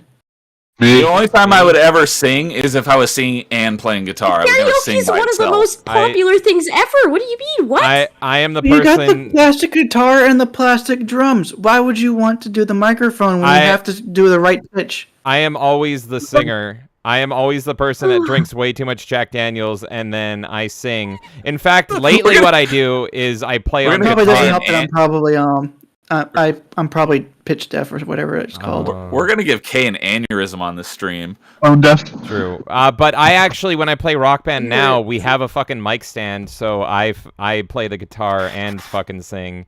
I'm like, I didn't have a mic stand. Yeah. So what I did to play guitar and have a sing at the same time is I had a fan in my room, so I hung the cord over the top of one of the blades, and so it would hang right in front of my face, so I could play and sing at the same time. That's amazing. When I was going through Guitar Hero Metallica, when I wanted to do the co-op achievements, I just used the microphone on the easiest difficulty, just so it didn't matter what pitch I was doing. And just like real Metallica. I would sing and play guitar at the same time using a co-opted with a friend or something and had memories. I actually sang though. I didn't just put it on easy. Well, I still sang. It's just that I knew I couldn't do it properly, so I would fail immediately, even on easy. He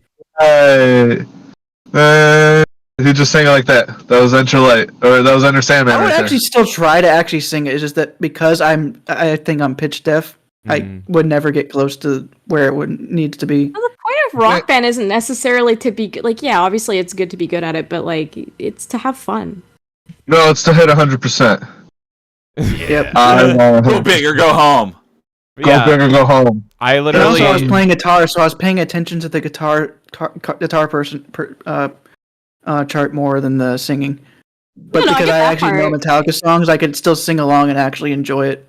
I get that part. Like, obviously, people play the guitar and sing at the same time, and whatever. It's fine. You want to focus on the guitar more, but I just feel like those co-op achievements. You could have just been like, "Hey, I'm gonna have someone I know over. We're gonna do this together. It'll be a great night of drinking." Yeah, well, playing here's the Rock thing, though, Band. they would never play it long enough for me. Look, Kay, you were a popular person.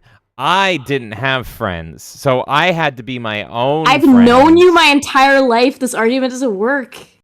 Don't break the illusion of me not having friends here. I had no friends. I had to play all the fucking instruments on my own. Yeah. I'm like, Wouldn't what's you his accuse name? me of the I'm other like, day, what's oh, his no name one's from trading Mary? Pokemon with me? Like, what? I'm like, what's his name from Mary Poppins and how he has all the instruments going at once. That was me. I had a guitar and a bass slung around my back. I had the drums here, and I had to sing and drink.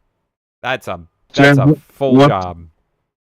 What's the most proudest song that you got a high percentage on that you were impressed by?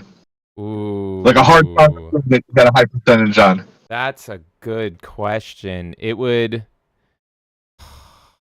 I already know mine. Fucking Sunday Morning by No Doubt. Oh, I sang what? on that. For Do you know how singing? high pitched that song is? You're saying for singing. For singing, I almost 100% the Coheed and Cambria song on the Rock Bands. Oh, I love that song. Oh yeah, that was it. No, I mean singing, specifically singing. Oh, singing. Sorry. Singing, That was guitar. I never really paid attention to like the percentage because I just want to fucking sing it, and I always hate how they measure the pitch. Like, I'll like go off and have huge pet peeves on how they handle the singing. Like, I'll play Alice Cooper, and they're like pitching it up, and it's like Alice Cooper is doing like an intentional like dark, sinister voice. And I used to actually go and take singing lessons. Just for fun, and it's like you're not supposed to mimic and sound like the person. You're supposed to sing in your own proper voice. But a lot of Rock Band and Guitar Hero, it's like, no, we want you to sing exactly like that person, even if you actually can't. And it's like, bitch, I'm a Motley Crue fan. Vince Neil can't sing like Vince Neil anymore. Why do you expect me to? But one of my biggest songs that I hated that because the pitch that you had to sing, when you're following the lines in Rock Band, did not match up with the pitch of the actual singer in the song. Yeah, was a Rolling Stones song. I hated that song because if you sang in pitch with the singer, you'd like fail the song because you actually had to sing a different pitch than what they were singing, and it drove me nuts. Or sometimes there'll be harmonies, and you're like, which one am I fucking supposed to do? Yeah. Like I don't know which one is. Yeah, but the Beatles did that correctly though. Was that Beatles Rock Band? Beatles Rock Band did that properly though, because they actually had it so you could actually do three microphones. On that. Yeah, no, yeah, you're right. Yeah, they nailed it there. But for like Rock Band 1 and 2, there's some. The mainline Rock Band games didn't have harmonies until Rock Band 3. But I think it was introduced in Beatles. Yeah, because Beatles was 2 and 3. Beatles was after 2. Yeah. Right. But I agree with James where the microphone on Rock Band 1 and 2, and even 3, they were all maybe? spotty, I found. Yeah, like you said, don't try to sing like the singer, because you try to do Ace of Spades, and you try to sound like Lemmy. Oh my god, are you kidding me? Yeah, you just need They to... won't recognize it. They won't recognize it. I can Lemmy's voice. I'm like, if you like to get... It's like, what are you doing? I'm like, okay, yeah. So that's what always that's pissed part me of the off. reason why I didn't like playing doing the microphones, because it just was completely off, and I'm pitch deaf, so... If you actually Didn't try have to either. sing properly, like how you're supposed to sing, you would get a low score. But if I had a lot of friends that would do this. They didn't want to sing, and they would just go for the high percentages. And if they whispered and mumbled the song, then it would pitch correct it, and then they would get 100%. And I'm like, are you fucking kidding me? You're not even fucking singing. And I was complaining to Kay when we were drunk playing the other day because I just wanted to sing Judas Priest. And so I was singing Electric Eye. And they were pitching me to the part at the end where Rob Halford is going, it's coming on. And it's like, he's just winding down the song and grooving with the end of the song. You shouldn't actually add pitch to that. He has never sung Electric Eye identically to the original recording. That's just him like vibing at the end of the song. Those aren't even really the fucking lyrics, but because it's in the original track, they're like, well, those are the lyrics. And it's like, what? No, that's not the fucking lyrics. That's like him humming and ending the song. Anyway. That's why I like Guitar Hero whenever they added microphone, because they actually added a beginner mode, which just acted like karaoke mode. Yeah. It should just be where it didn't like, care about your pitch. Yeah, the singer should just be like as long as you don't make your friends want to jump out the fucking window, you're fine. That's pretty much the goal. You gotta add the connect to make sure someone doesn't leave the area. Yeah. That's how you know that's the singer. It brings a big warning on the screen being like, your friends are leaving you. Sing better. I see them walking out of the door. Your friends are punching you, and they're now punching you in the face while you're on the ground. You're losing. Right. I didn't even need a warning for this. I feel pain. Listen to that video crowd boo. They hate you. Oh my god. Are we ever doing a Rock Band stream? Or is that just going to ruin the internet? Is that a terrible idea? Uh-oh. I'm just kidding. Can we stream it because of copyright? So we don't you wouldn't be able to care. do it on YouTube or Twitch. That'd be a Rumble exclusive. I'm thinking of making it a behind a paywall thing for our channel because it makes the most sense with copyright. See, potentially. You could also just do it on Rumble. I mean, I know you guys have issues with Rumble, but yeah, well, it's a have love-hate relationship with Rumble. Love-hate relationship. Yeah, well, anyways, I have a bunch of ideas around it. We'll do it eventually. I don't know how I feel about putting behind a paywall or not, but we might need to. See, I'm more concerned at the fact that I will be memed forever if I have a live stream of me singing a Rock I mean, Band. you're putting more at risk by doing something like Rock Band, so it almost should be behind a paywall. It's like kind of... I don't You know care what I about mean? the copyright strikes. I don't care how it's done. It's more like, do I really want to expose myself to the internet in that way? I'll expose myself to the internet. Legion in will do other it anyways. ways. I know. Look, I'm no stranger to exposing myself on the internet, but a Rock Band stream? I kind of feel like it's a more intimate thing as well. It's one of those things you just kind of do in a small group. You know what I mean? I only I'm play Rock undecided. Band naked. It's not that I'm like saying it has to be behind a paywall. I would play Guitar Hero on stream and or Rock Band, but because I think I have undiagnosed. But if I play for too long, these two fingers just completely lock up. I have that now too, but when I was in high school, I was fine. And now I looked it up. I think it's called ulnar tunnel syndrome, and it's actually common among some guitar players. Maybe I need to look to see if it can get fixed or not while I'm still young. do it. Definitely do it. Yeah, because I used to play the game on expert. I've actually beaten every song in Rock Band 2. The only hard achievement for me is the one where you do the entire the endless set list without pausing. Mm-hmm. Which Nerdy Neo, you did that, right? Yeah, exactly. But I have beaten that set list on expert on bass. Good lord. Depending on the bass song, that can be hard. If you're playing old, There's only Cliff Burton only Metallica- one hard song, and that was that one death metal song that they put in the game. I'm curious what it is. I'm not even a death metal guy. I'm just curious what it is, but I want us to address Jerry Crow's question as well, which he said, have you guys gotten Guitar Hero 3, and was it patched the 5 stars on Dragon Force? Is that like an achievement thing specifically, or? Yeah, so Dragon Force has a song in there. It's probably one of the hardest songs in any music game ever. There's been harder since, yes. but most of those are DLC. They aren't like main game achievements anymore. This one wasn't part of the career mode, but it was in the bonus set list on the disc. And there was an achievement. There was actually a few achievements within this game, basically all tied to expert, which I believe you can glitch to get those achievements. I don't think that was ever patched. The thing I hate about those Guitar Hero 2 and 3 achievements was that the difficulty achievements did not stack. So you had to play through the game on easy, normal, hard, and expert. Oh, yeah, I remember that. And it was like, I mainly played on hard. I just found hard to be more... I played for fun. I thought hard was more fun than expert. I enjoyed expert. Yeah, I never made the leap to expert. But I was like, I don't want to play on anything but hard. And now you're making me go back to easy and the medium. Like, really? So... yeah, that was bullshit. That achievementness. But that's because the way those achievements were actually coded, they were coded to be tied to the guitar unlocks that were only unlocked whenever you beat those career modes. Mm-hmm. So it was more just because they were lazy when they developed those achievements. I've got the stream up right now on my other monitor muted, so I don't get double audio. But so I've got it muted, and I can still hear Through the Fire and Flames in my head. Oh my god, yeah. No, because I didn't play the audio of that, but yeah, you could see the Oh yeah. yeah. Oh, you had it on mute as well? Yes, I had it on mute. Okay. Yeah. You just get instantly like nuked with that kind of stuff. That's why I'm so hesitant on the Rock Band Guitar Hero stuff. I I always did love- actually beat Guitar Through the Fire and Flames on the Smash Hits version because the opening you didn't have to strum at all because of the way the solos were added into Guitar Hero at that era, where you just had to press the buttons, you didn't have to strum.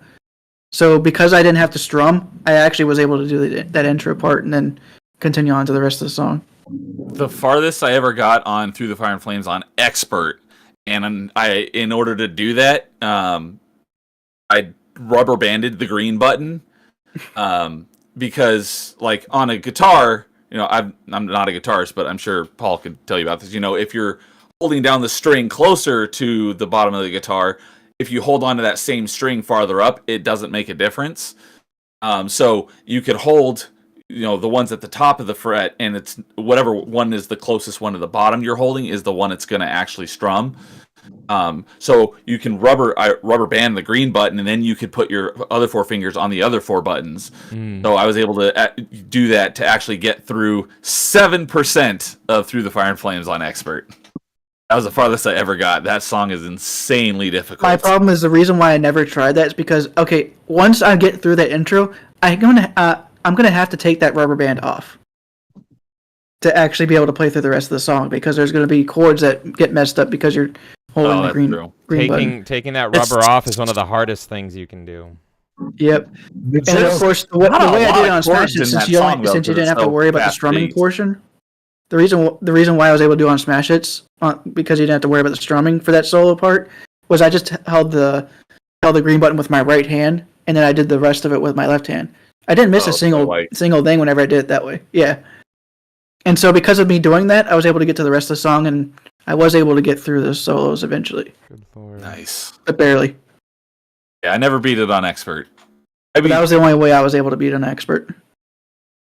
That's that song. insane. That song is nuts.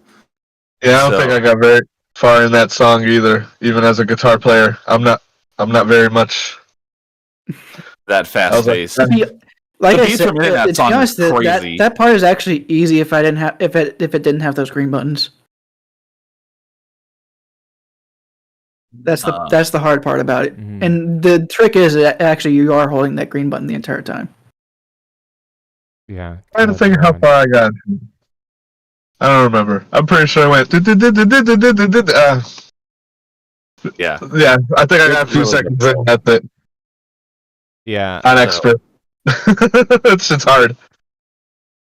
So Well, I say that we do a round of what's everyone's favorite song on Rock Band, Guitar Hero, any of it, and then we'll all at the same time say where to find our stuff, and we'll wrap, because it's been 6 hours of us talking about Xbox. We are 10 minutes away from 6 hours, and it wasn't even Xbox, but that's what I liked about this town hall. And if you've been watching this whole time, I'm really curious what you guys thought about this town hall, Town Square, because it is chaos, and that's what people love, is chaos. So it's been Xbox, it's been Assassin's Creed, it's been achievements, Bloodsport time. It's been a lot of achievement Bloodsport time. So yeah, let me know in the comments what you liked about it. But yeah, ending it on Rock Band. My favorite song, I don't know. I really love singing Turn the Page, personally. I love that song. Sorry? Bob. I only know it from Rock Band. I think it's Bob Seger, I want to say. Turn the I thought that was on Guitar Hero. Bob just Seger. any music. Yeah, whatever. It was on Metallica. It's all the same shit. But yeah, it's Bob Seger, Turn the Page. I love singing that song. I also love what's that other one? That Roy Orbison song. In Dreams. I love singing In Dreams. I'm not even that good at it. And I know Kay likes it when I sing 30 Seconds to Mars, and because it brings her back to when I was a small emo boy in high school singing that. And of course, Black Parade. When I'm drunk and Black Parade hits, y'all watch out. Your eardrums watch out. See, isn't this the perfect membership perk? You can have James doing Black Parade. Great. Now we're going to get 0 memberships. Everyone's going to be like, can I pay you not to sing?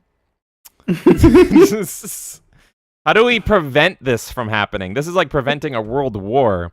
But yeah, those would be mine. How about you? And it doesn't have to be singing, because not everyone likes singing. It can be drumming, bassing, guitaring. Paul, what about you? I think my favorite drum song would be Chop Suey, System of a Down. I don't know if I said it somewhere. I think I said it on open mic with Nerdy Neo where you brought up Chop Suey when we were talking about music games. Yeah, I worked at Best Buy, and I bet one of my employees that I could do Chop Suey on expert on the drums, and get at least 90%. Or no, I think he bet me 80% or something. And he bet me $5. And then I asked my supervisor manager, I'm like, yo, can I get on these? And we had it on display, and it was right there, and then I did it. I did the song. I knew the song just from memory. I looked the dude in the eye as I was like fucking ding. Oh my god. And so after I do the song, it's like 95%. And the dude, and as I was doing it, not only were employees surrounding us, but customers started. Yeah, I drew a crowd, and I think even the manager turned up the speakers because it was on the speakers. And then drew a crowd. It was over 95%. I'm like, pay up, brother. To be honest, it was actually a good advertisement for the game. Exactly. Yeah. It was pretty funny, but that's I have a fond memory of playing that on drums just because I like memorized it. I'm like I got really good at it. It's pretty accurate. Like if you could play a song on Rock Band on Expert, you pretty much could play it on real drums. That's what I liked about that. Drums were real accurate. Did you like the addition that Rock Band 3 did where they added the cymbals? Oh yeah, I love those. I got those. That was cool. And now I think you could just plug in a regular electronic, like I have a legit electronic drum set. I think through the USB I could plug it into my 360 if I'm not wrong. Really? And still Xbox One probably. Probably Xbox One, yeah. But I'm pretty sure you can also do the same thing with bananas.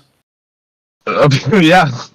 But as far as singing, my favorite song, I don't know why, but I love it when somebody does not me particular, but anyone, because everyone starts chiming in. Anytime somebody puts on Wonderwall by Oasis. That was one of my favorite songs to play guitar and sing at the same time. I love when somebody puts on Wonderwall, even if it's not me. If I'm playing guitar, everyone starts singing. I love Wonderwall. And what was the other song? Oh, there was another song. But like I said earlier, my most proudest moment is when I got like really high percentage on Expert doing No Doubt's Sunday Morning because it's such a high pitched song, and I did it in pitch perfectly. Hell yeah! The mic so high pitched you cut out there. Yeah, that's how good it was. Yeah, exactly. Couldn't handle it. We're saving it. Nope. You get to hear Paul's sweet voice on a Rock Band stream. That's all. Yep. And Paul, where can the lovely people find you as well? Don't forget to say that. Oh, we exiting as well. All right. Yeah, combine it at the same time. Why not? Yeah, if you want, I could, because we actually got copyright on my stream. Check me out at Paul Hadouken, where we get copyright struck by Metallica for playing off of their best album, Saint Anger. Actually? Oh my god. Yeah, we played their first song on Saint Anger, the most hated album. That's their new metal album. I actually enjoy Saint Anger.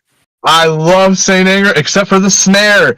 That snare sound, James. I mean, I can't remember which songs exactly, but a couple of the songs it actually works. It's not, but not for the entire album. Some Kind of Monster is not bad. Saint Anger itself is not bad. Invisible Kid is fucking hilarious. Frantic is like Chinese water torture.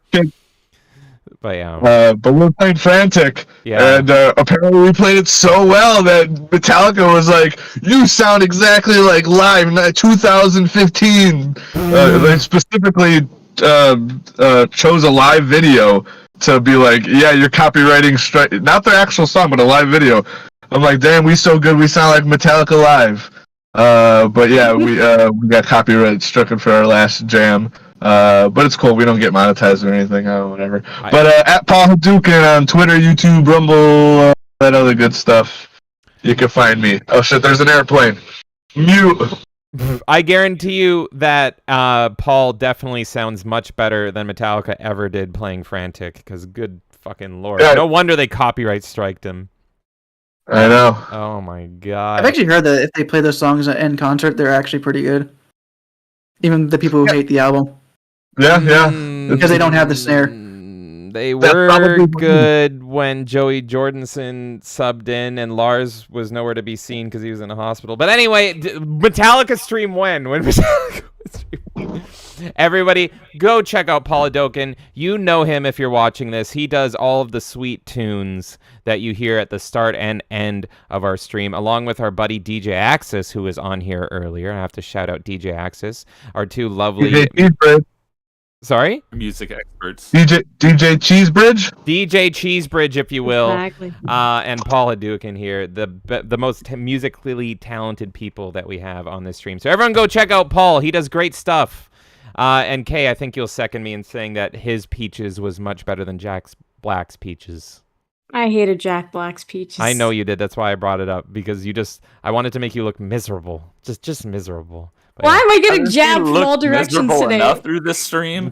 I've never been jabbing at you. I just say what I'm thinking. No, I prefer that. Honestly, I prefer it. I would rather just like have heated debate. Hey, and guess people know what? it's not You personal mentioned stuff. jabs. This is a 360 stream. Fight night round 3. Let's fucking go. You and me. Let's do it. Anyway, thank you, Paul. No, because no.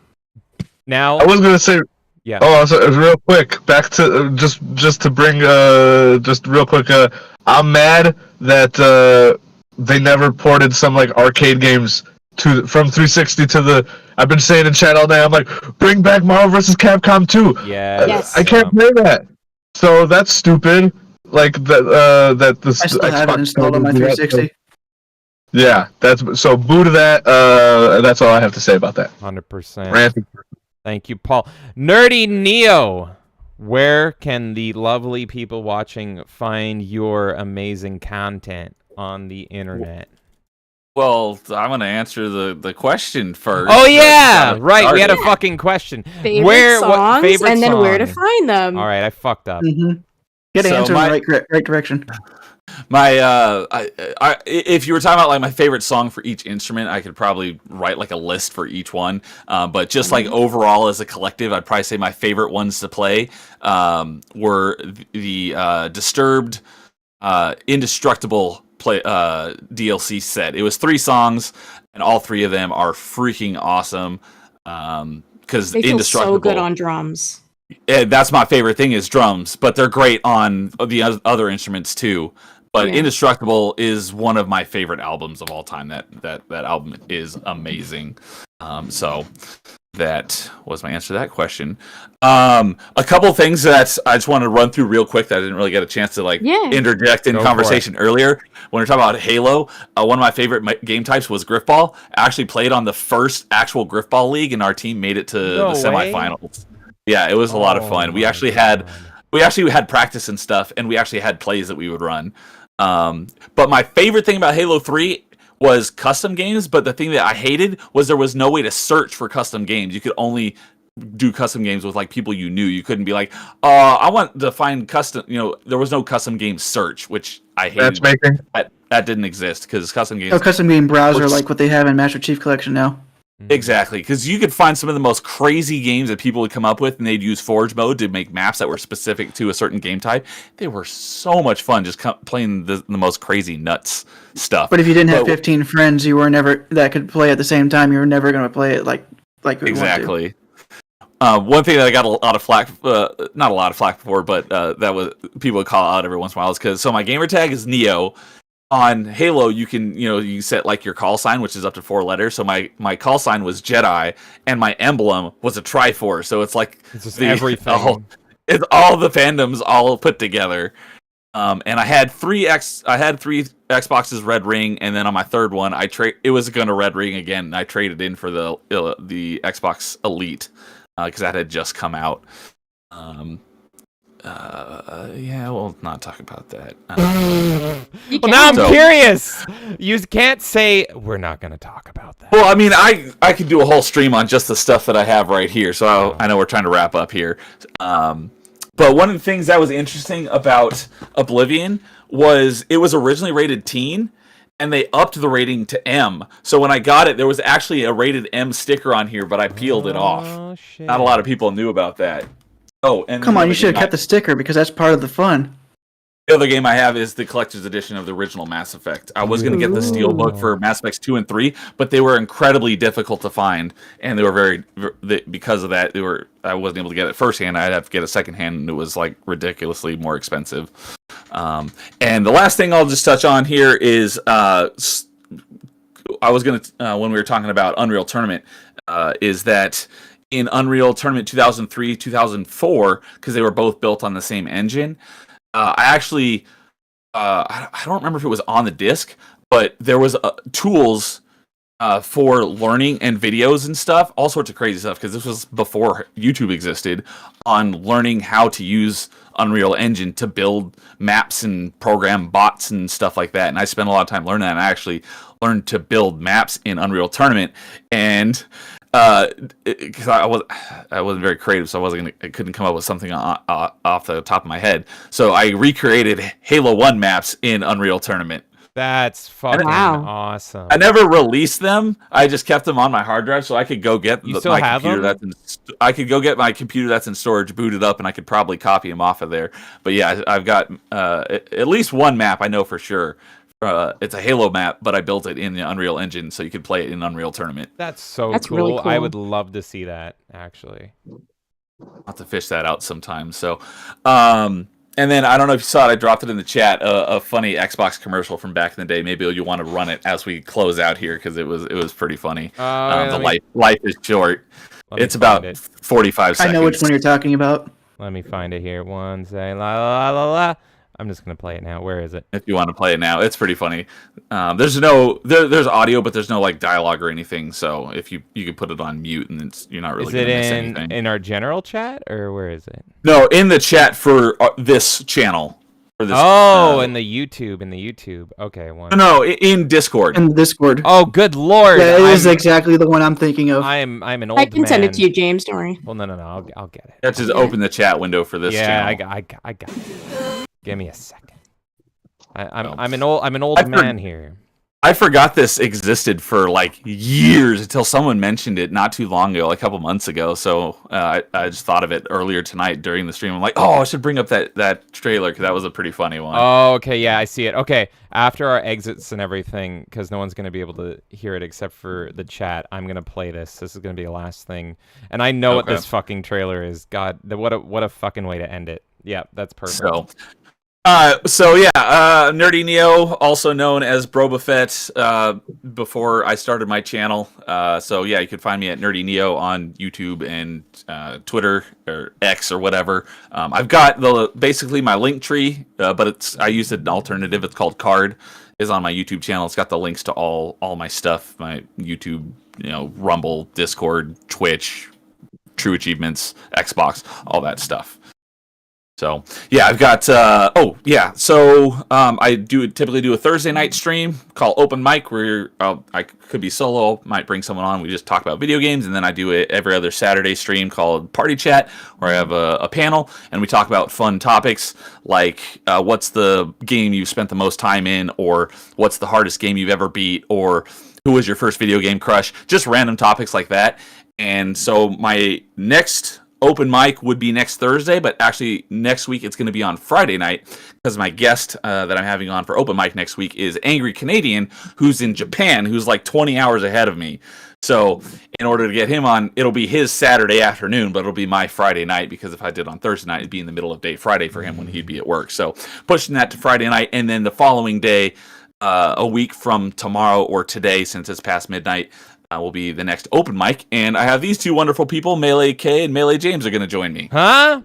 Oh yeah, that's right. Yeah, that's right. Is this the first time you're hearing about this? Did Kay answer on your behalf and not tell you? No, she definitely told me. She's really good. I at do the vet stuff. bookings. No, Yeah, she does. She tells me where to go and what to do. She leads me around, and I'm like, "What's this? knows, What am I he's just doing?" following. I'm just messing around. Yeah, but no, Nerdy Neo does a freaking awesome show. I recommend everyone goes and checks it out. And I'm just saying, if you guys liked tonight's show, specifically all the Xbox stuff, this guy is a Xbox master, and so if you liked hearing Xbox, he doesn't exclusively do Xbox stuff, but you're gonna hear a lot of Xbox stuff on his show, and it's a great freaking time. That's why we're returning on it. You're getting a sequel. For some reason, he decided to invite us on, which is his mistake, not mine. But tune in; it's gonna be good. He does good stuff. Yeah, I have to say as well, just to chime in about the Xbox achievement stuff, like if you want to watch Dude and Nerdy Neo talk about achievements, it's actually a very interesting episode. So go watch that on their channel. Yeah, on this Nerdy this Neo felt like channel. part 2 of that conversation. Yeah. Yeah, so pretty much everyone that's been on the stream tonight, except for Extra Zero, has been on my open mic stream before, so go check that out. I try to keep it platform agnostic, but there are some streams that have been very Xbox centric. But yeah, I try to keep it platform agnostic to talk about all games, not just Xbox games. 100%. Yeah. Dude, 1286. Gonna answer Did you answer Can the I answer question the first yet? question? No, he did What? not. He needs the he needs the musical question. Yeah, so the first question, of course, I only play guitar because I hated the mic, and I'm not very good with the drums. So my favorite songs to play were "Welcome Home" from Coheed and Cambria, which was on Rock Band 2. "Pull Me Under" from Dream Theater, which was on I think Guitar World Tour, and "Sanitarium" from Metallica. Nice. Those were always real fun to play. And I'd go on with Neo. I probably add a couple more things that I didn't get a chance to. Yeah. One of my favorite Call of Duty moments was in Black Ops 1.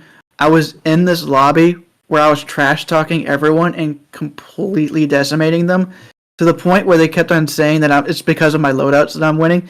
So I literally gave them a fun challenge. They would make me a loadout and I would use it the next game, and I still kick their asses. That's awesome. I think I even saved the video of me playing that one because it was like the mini Uzi with the ACOG sight, like flak jacket, and I can't remember what the other things were. But it was like the most useless Like putting a loadout I've He ever used the had. worst trash ever to see if he could do it. Yeah. And I did. They literally told me what to use. That was pretty fun. awesome. I mean, I still wasn't top at that point, but I still had like a really good kill death ratio that game. Yeah, but I mean, you were given like the worst stuff. Like, come on. I you was think still you in can like do top it? 3. That's pretty good. That's insane. Hilarious. Yeah, but I do stream on Rumble, Odyssey, and Kick on Do1286. On Rumble, I stream on Do1286_live. I pretty much achievement hunt whenever I'm on stream. So I stream Wednesdays, Thursdays, and Saturdays at 7. But this Saturday I will not be streaming because I'm going to be going to a concert. What concert? Nickelback. Oh And I my do not know God! who- National I don't know Canadian who the Treasures, opening Nickelback. bands are. That was my first concert. Was Nickelback. Really? They are a good concert band. My first This is not the concert first was time. Godsmack. Paul, what was your first I've concert? seen Godsmack. Head PE. I know IPE. Head PE, I forgot they existed. Blackout. That was a one-hit wonder. Yeah, but no, they were good. I like Head PE. And then I think the second concert was Static X. I thought I was wearing a Static X shirt.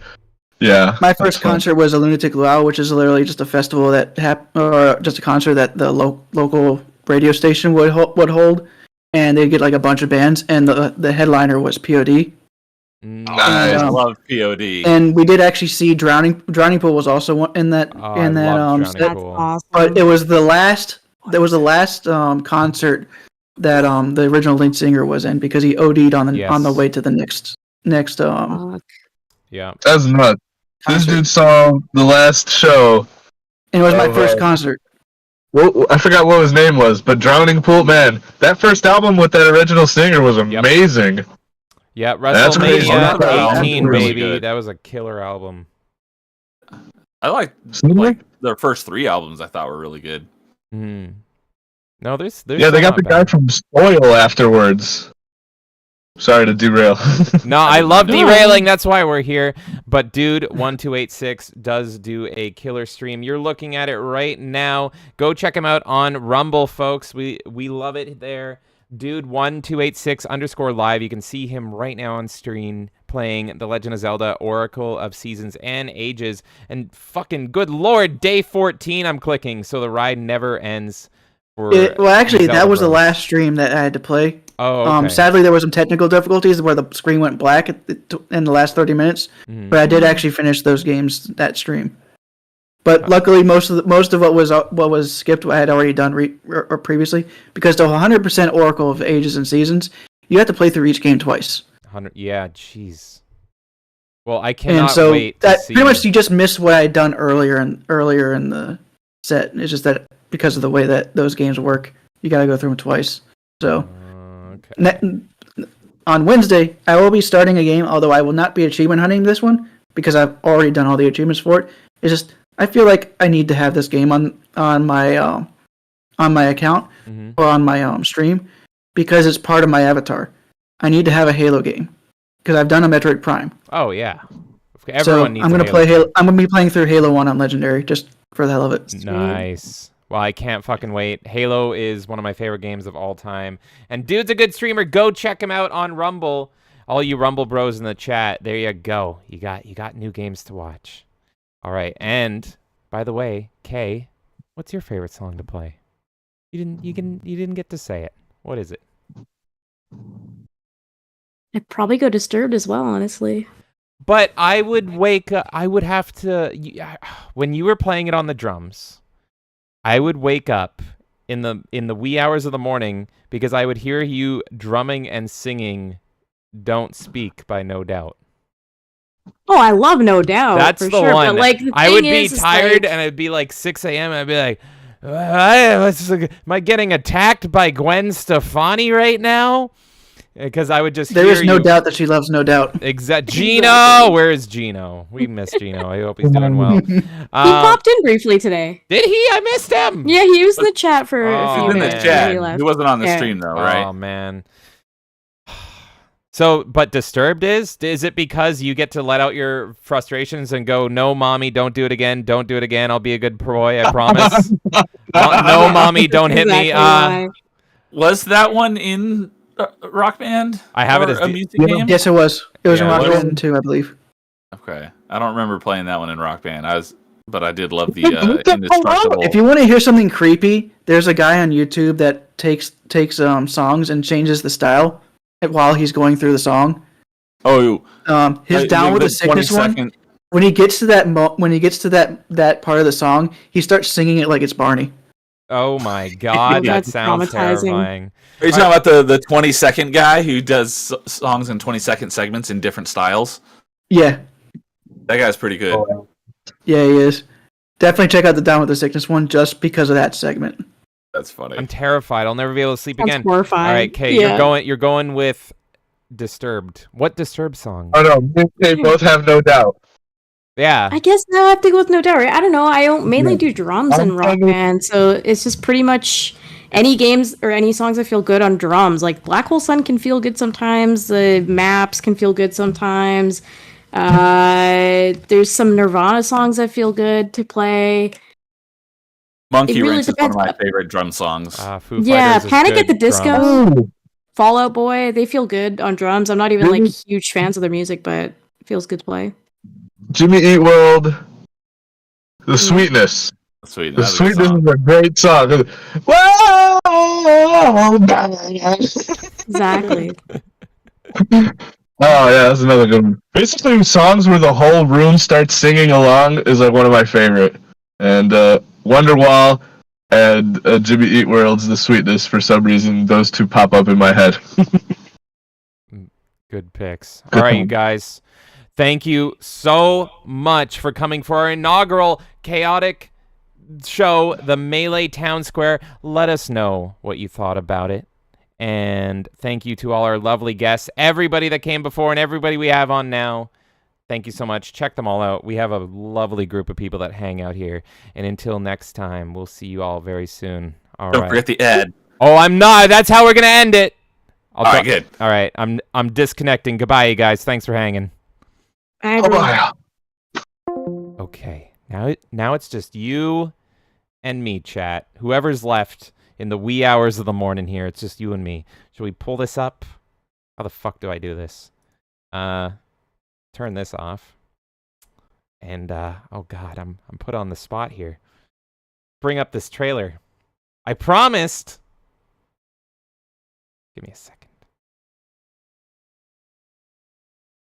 There it is.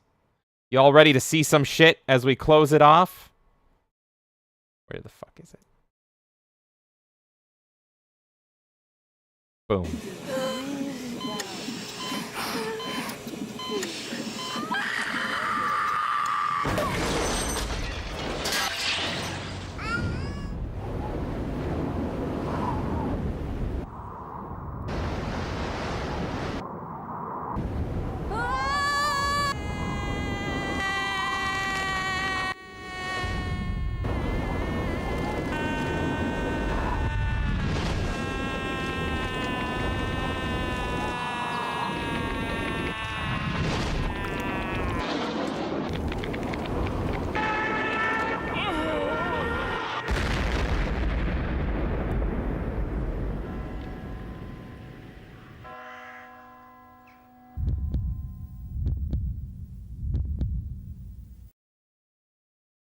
I don't know where Nerdy Neo got that footage of me being born, but I'm going to have a serious talking to him. Anyone else sold on Xbox after that? I know I am. That's what I'm going to do right now. After all that discussion for 6 hours and 20 minutes, I'm going to go play Xbox and be naked screaming through the sky.